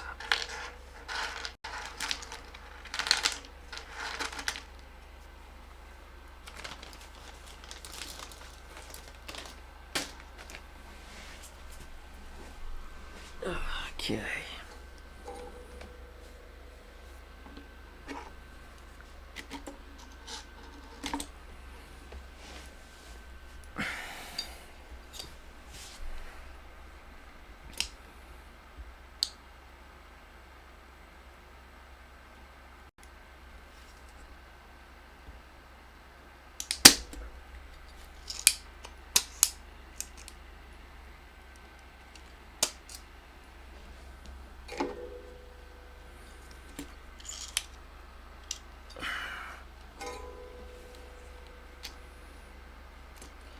PCB is getting a little wobbly now that there's not many switch is holding it to the plate here. I can't really just lean my arm on it like I was before.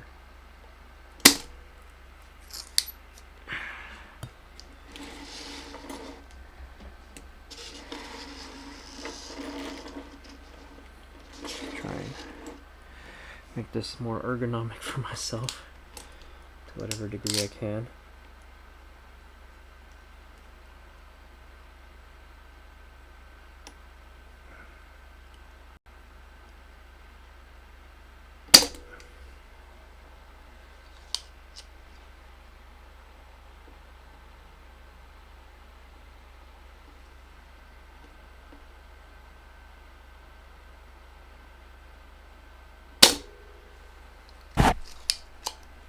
Ah. Good old mic bumps.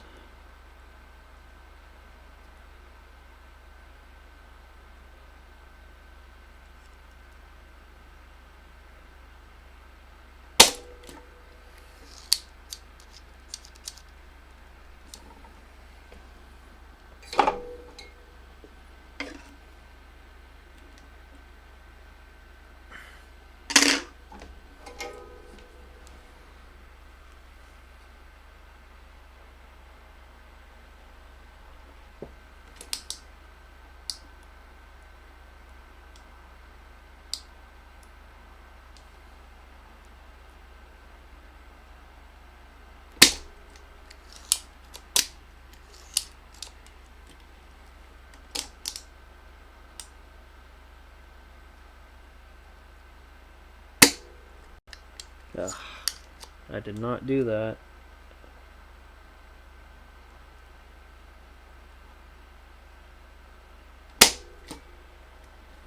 There we go.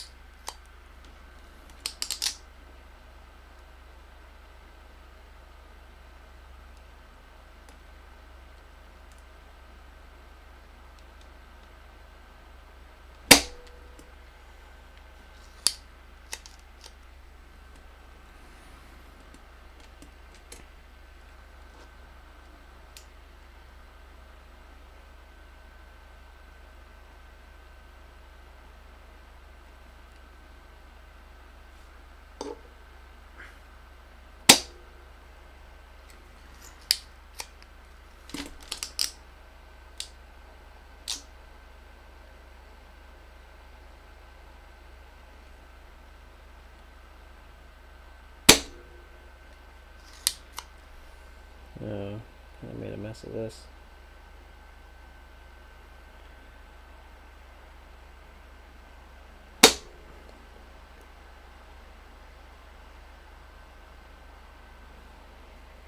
Can't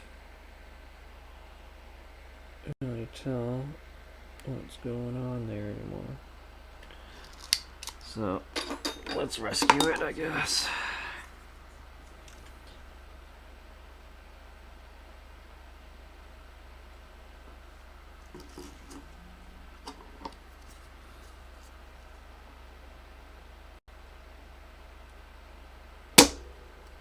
That's more like it.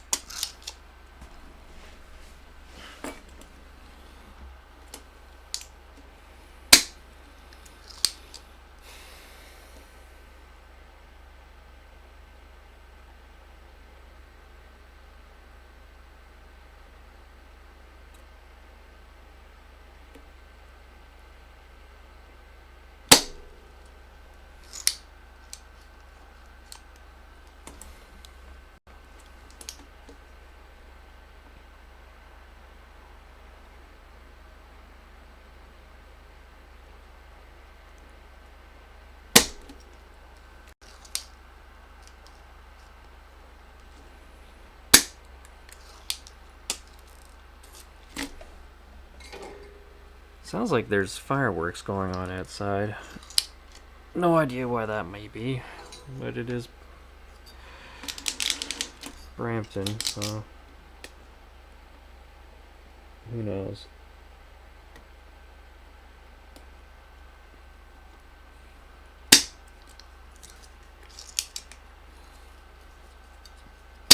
Oh, come on.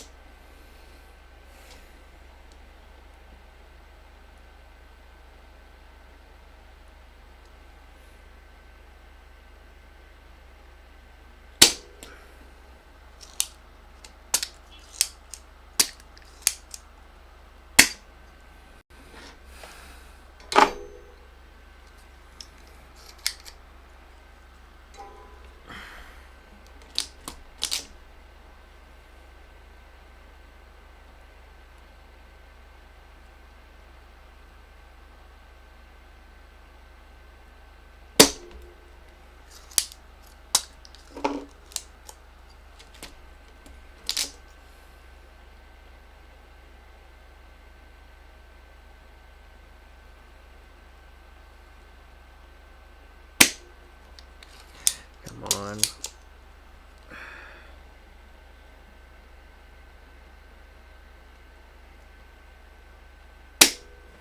Oh my god, this thing is just giving up on me.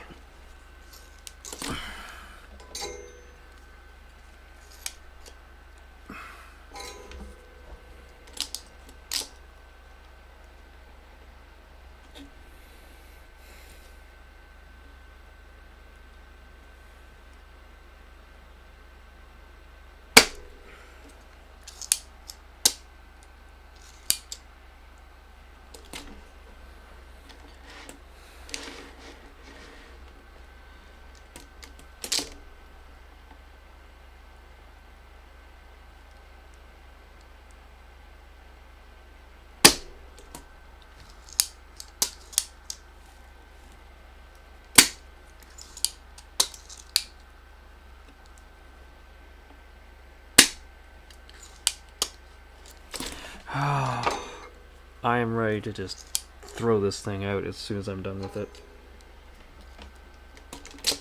Only got 4 switches left, so that's going to be very soon.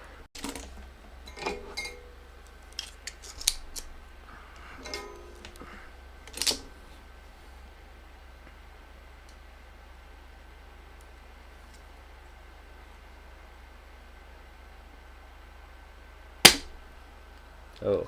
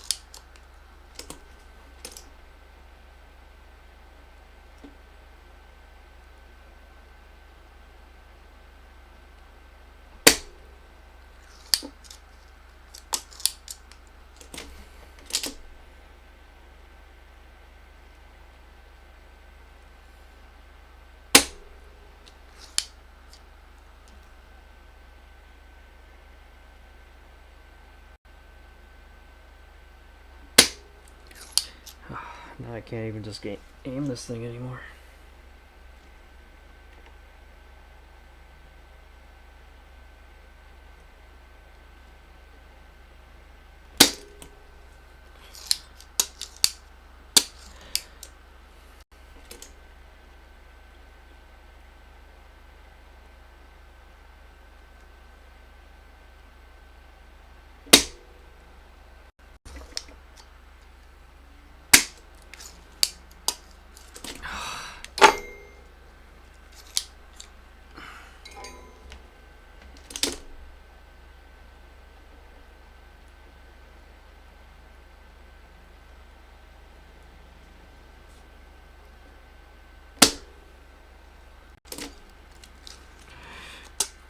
Last switch.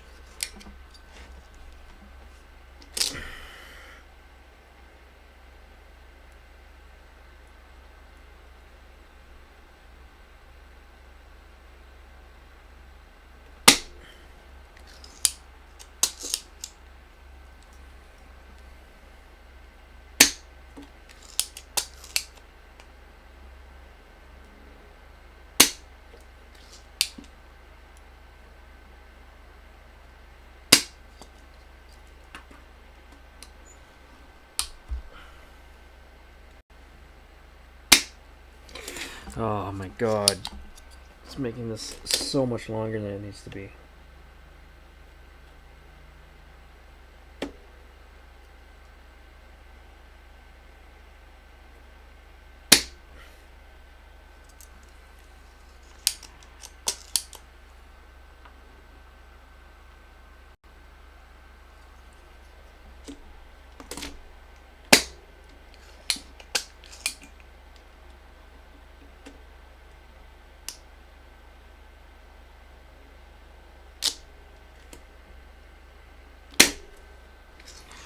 Alright, theoretically that's all of them done, but some of those were getting real rough by the end, so we'll see.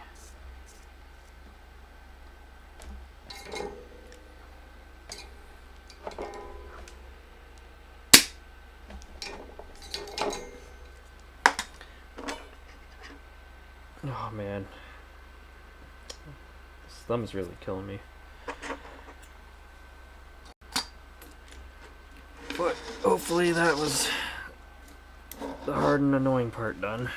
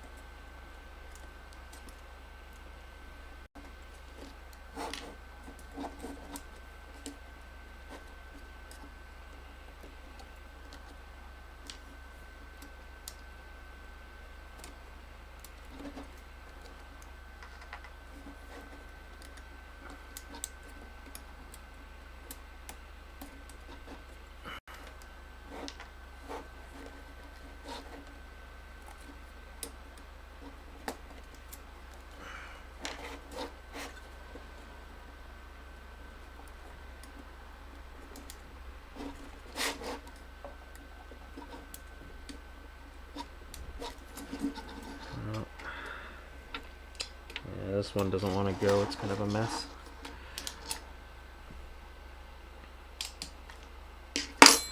Let's fix it.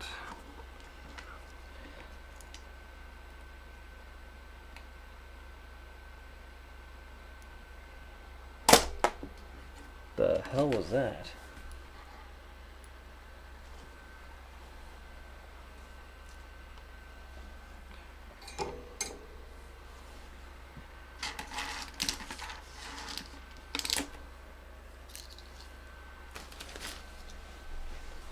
One of these switches just launched itself. Yep, there it is.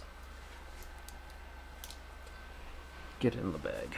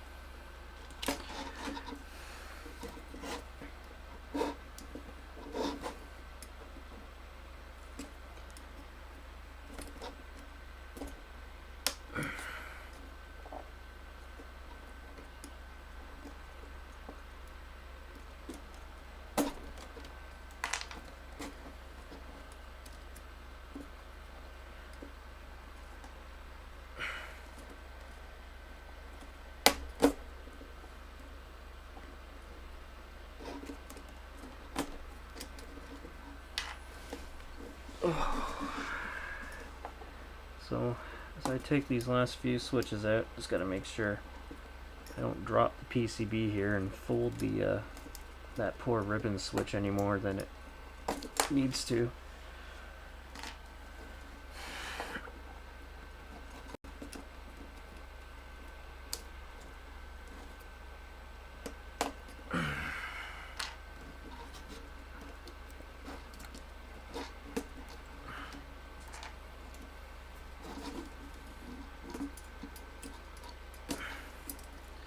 And that is the last switch.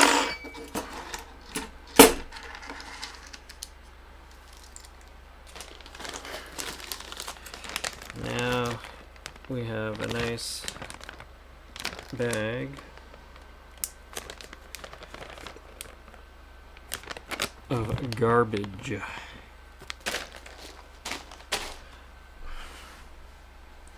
So really, here's the PCB by itself, which is kind of the real heart of it all. Just gonna set that aside just briefly. Here we have our top plate, or our mounting plate rather, with all its stabs built into it. As far as trying to go about silencing these a bit,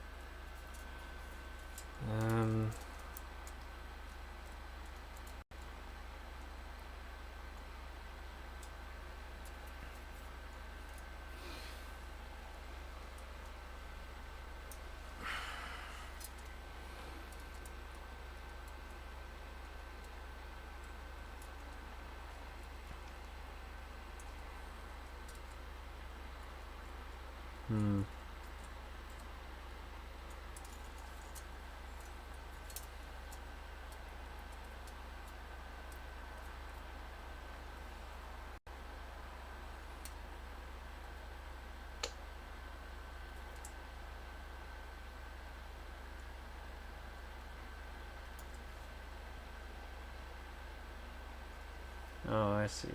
Really pop out like that. I may just not bother with that for now. I mean, working with these cherry stabilizers after the fact, I don't really need access to the stabilizer bar itself to do what I'd want to do to it. So I'm going to set that aside and just kind of clean up this horrific workspace a bit before we move on.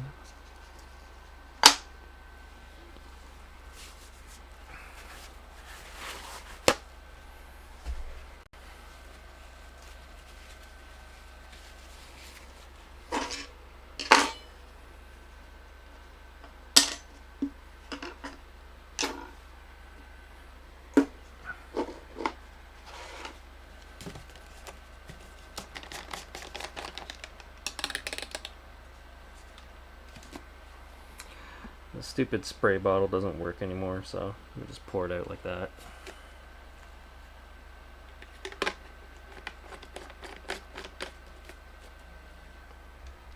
Kill my fan for the moment.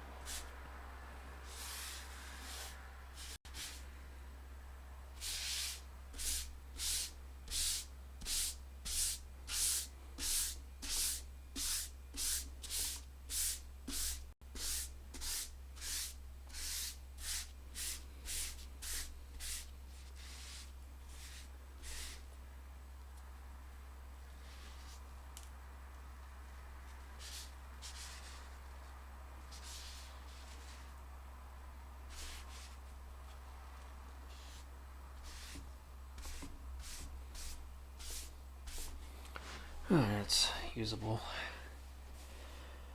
So,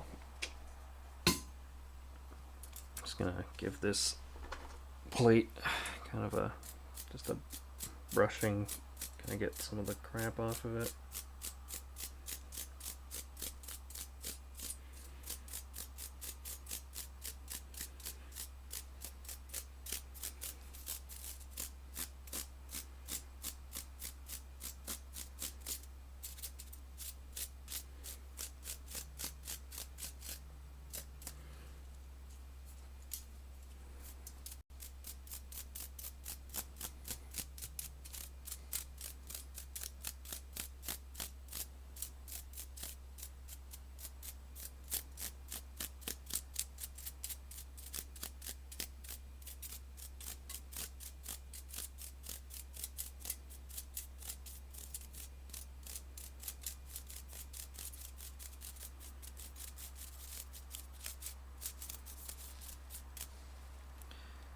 It's looking decent. All right.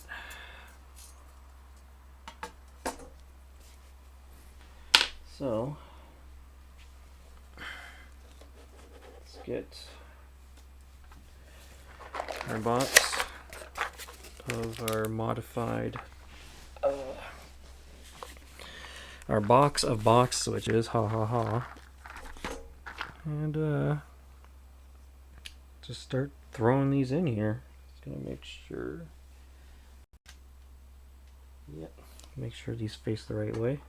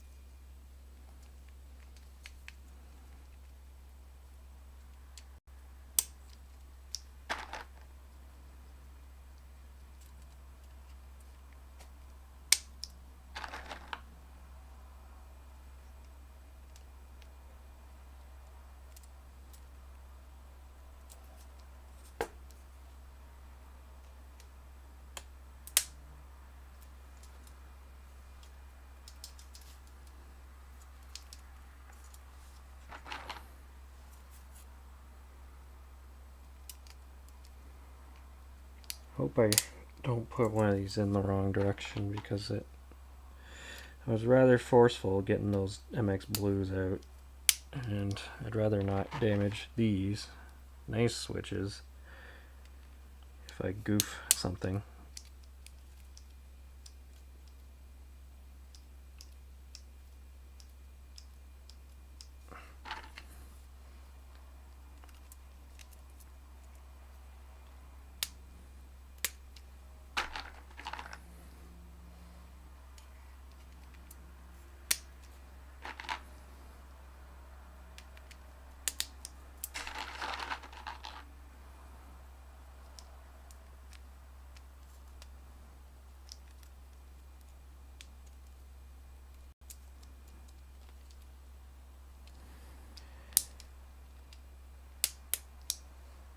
Although I do have 6 extra switches if I do make a mistake, I guess. I do have some sacrificial ones, so not the end of the world, I suppose.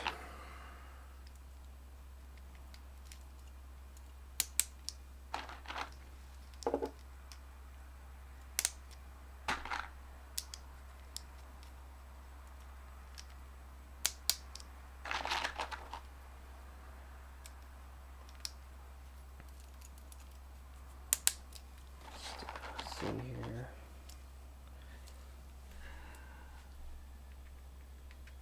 That mounts pins inward, okay.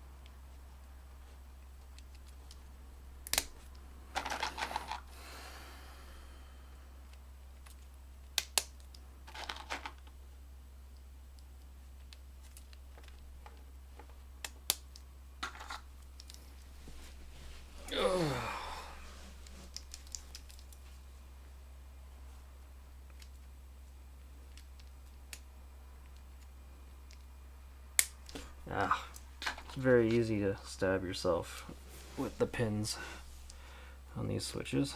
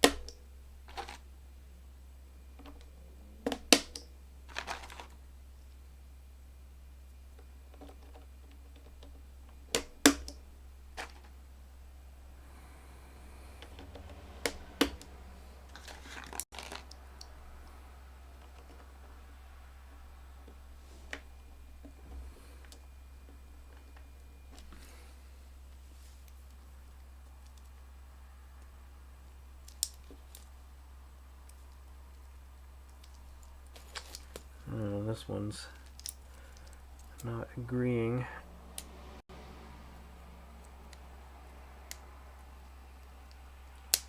There it goes.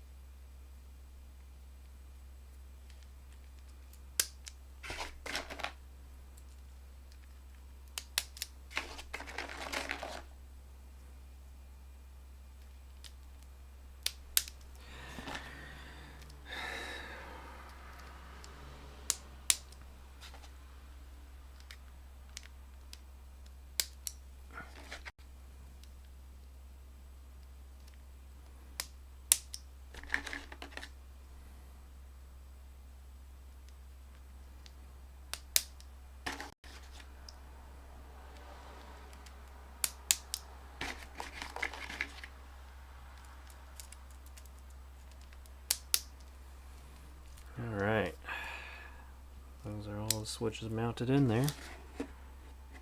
Still got 6 left, the numbers add up.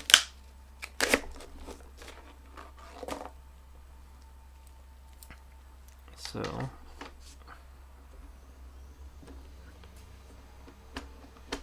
wow, it's substantially more difficult to just push it down compared to the blues.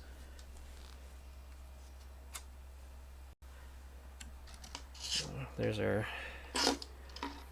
PCB again. Just line this all up.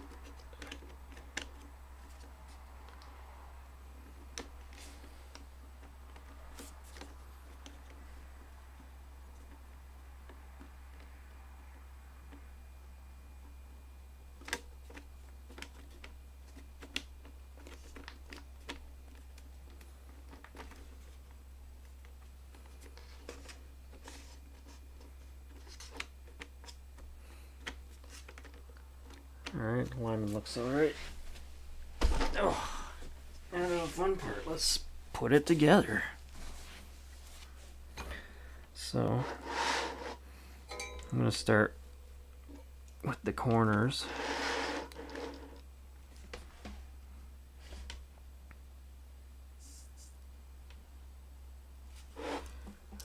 Just to keep this thing actually down and attached.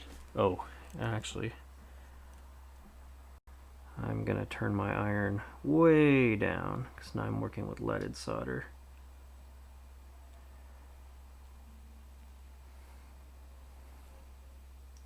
Start all the way down at like 300 and go from there.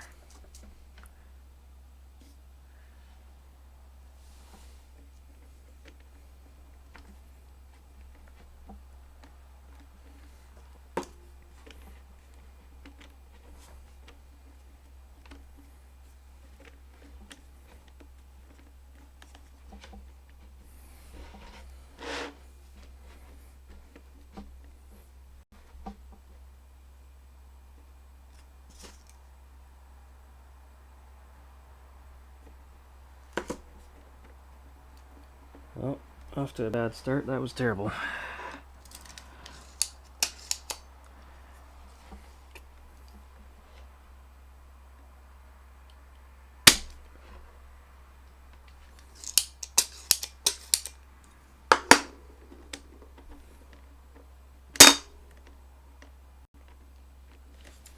Problem is, this PCB doesn't want to sit flat. What I could really use is a clamp, but I don't have a clamp handy, I believe.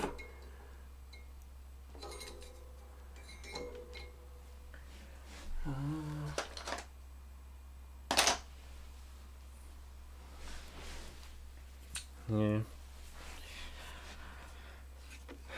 Well, I'm just gonna have to perform the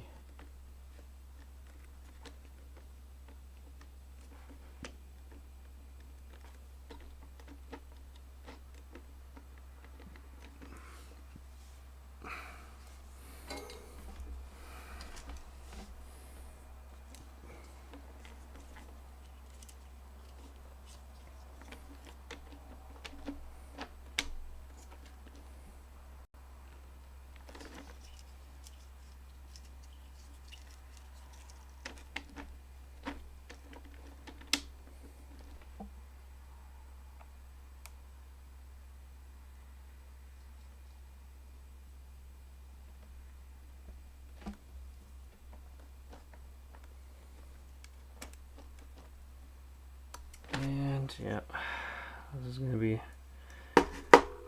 more difficult than I thought getting it started, just because of the bowing of this PCB. Means I need to use this stupid friend again.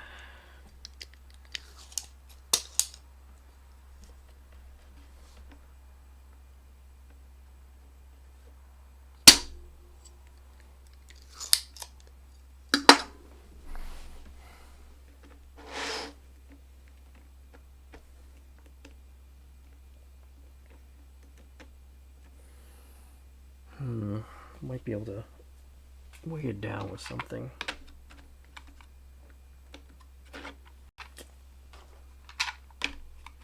That won't work.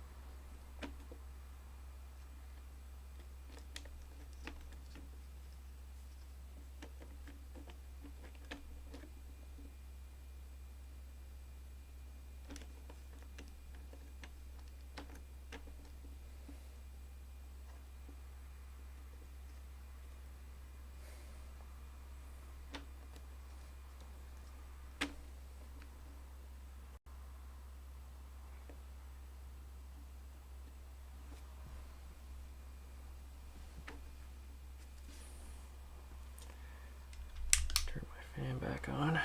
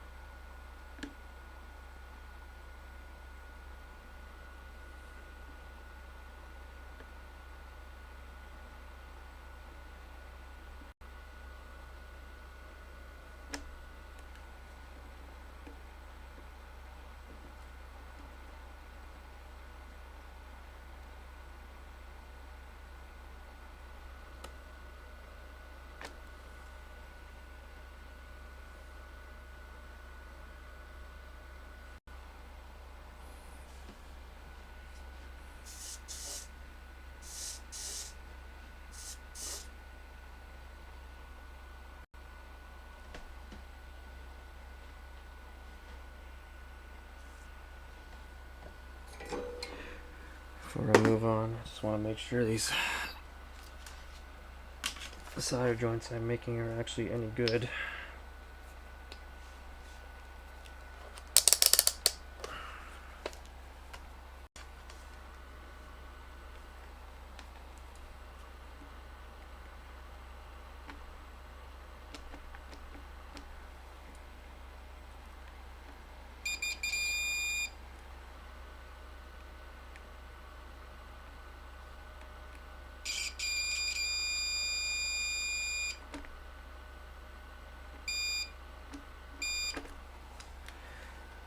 Good with me.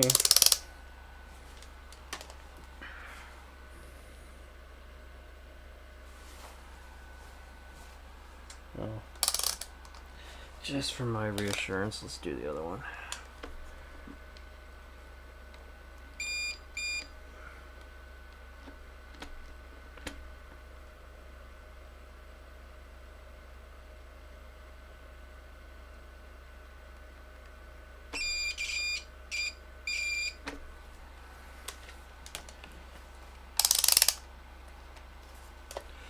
Alright. That's that corner anchored. Let's anchor this corner.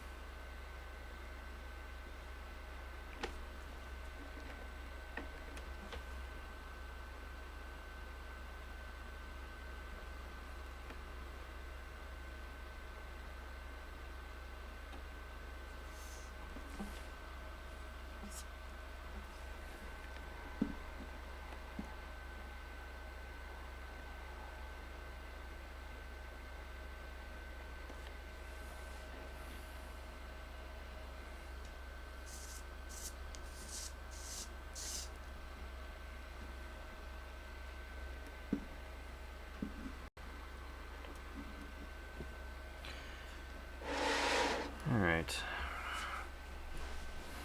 Just gonna systematically go all the way across, I guess. Let's get this corner nailed down.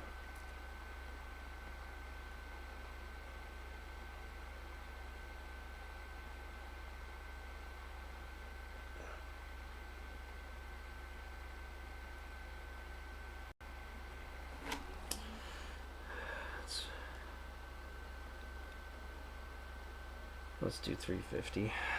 Getting impatient.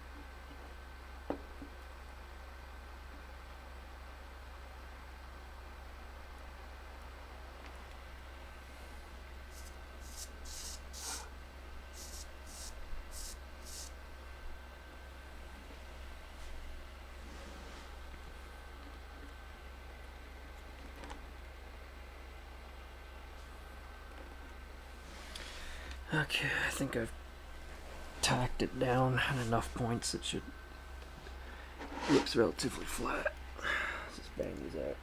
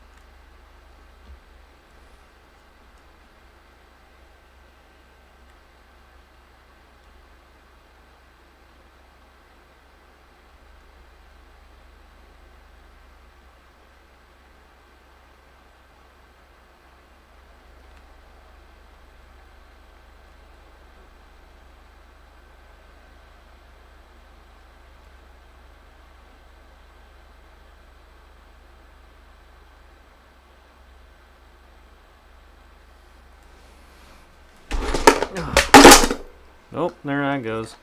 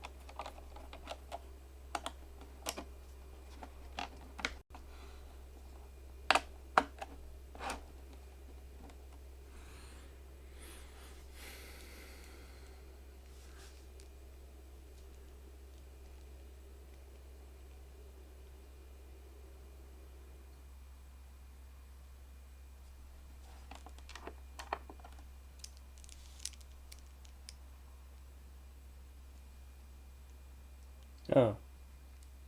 Well, pretty much done here. Switches are all soldered.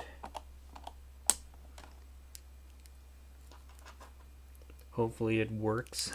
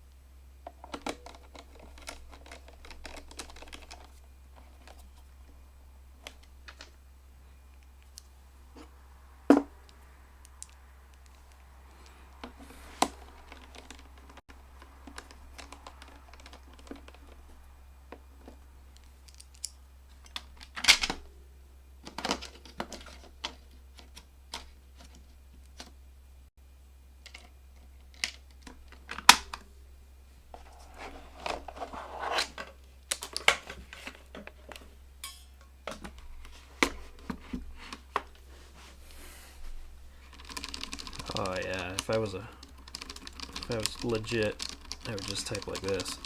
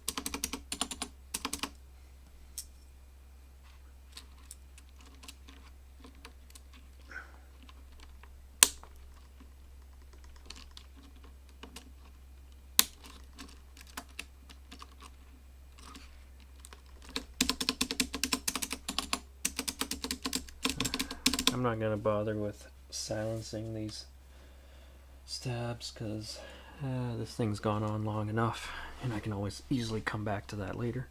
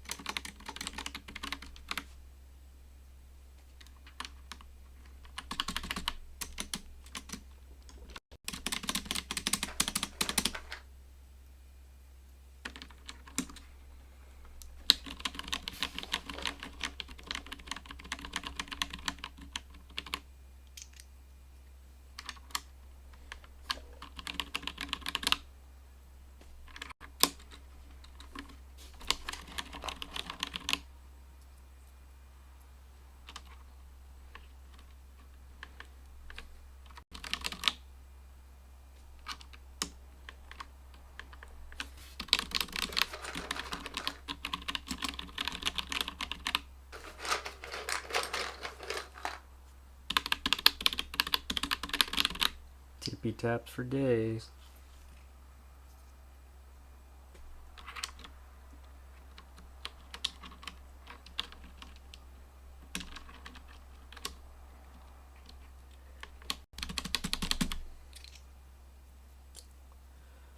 Almost there.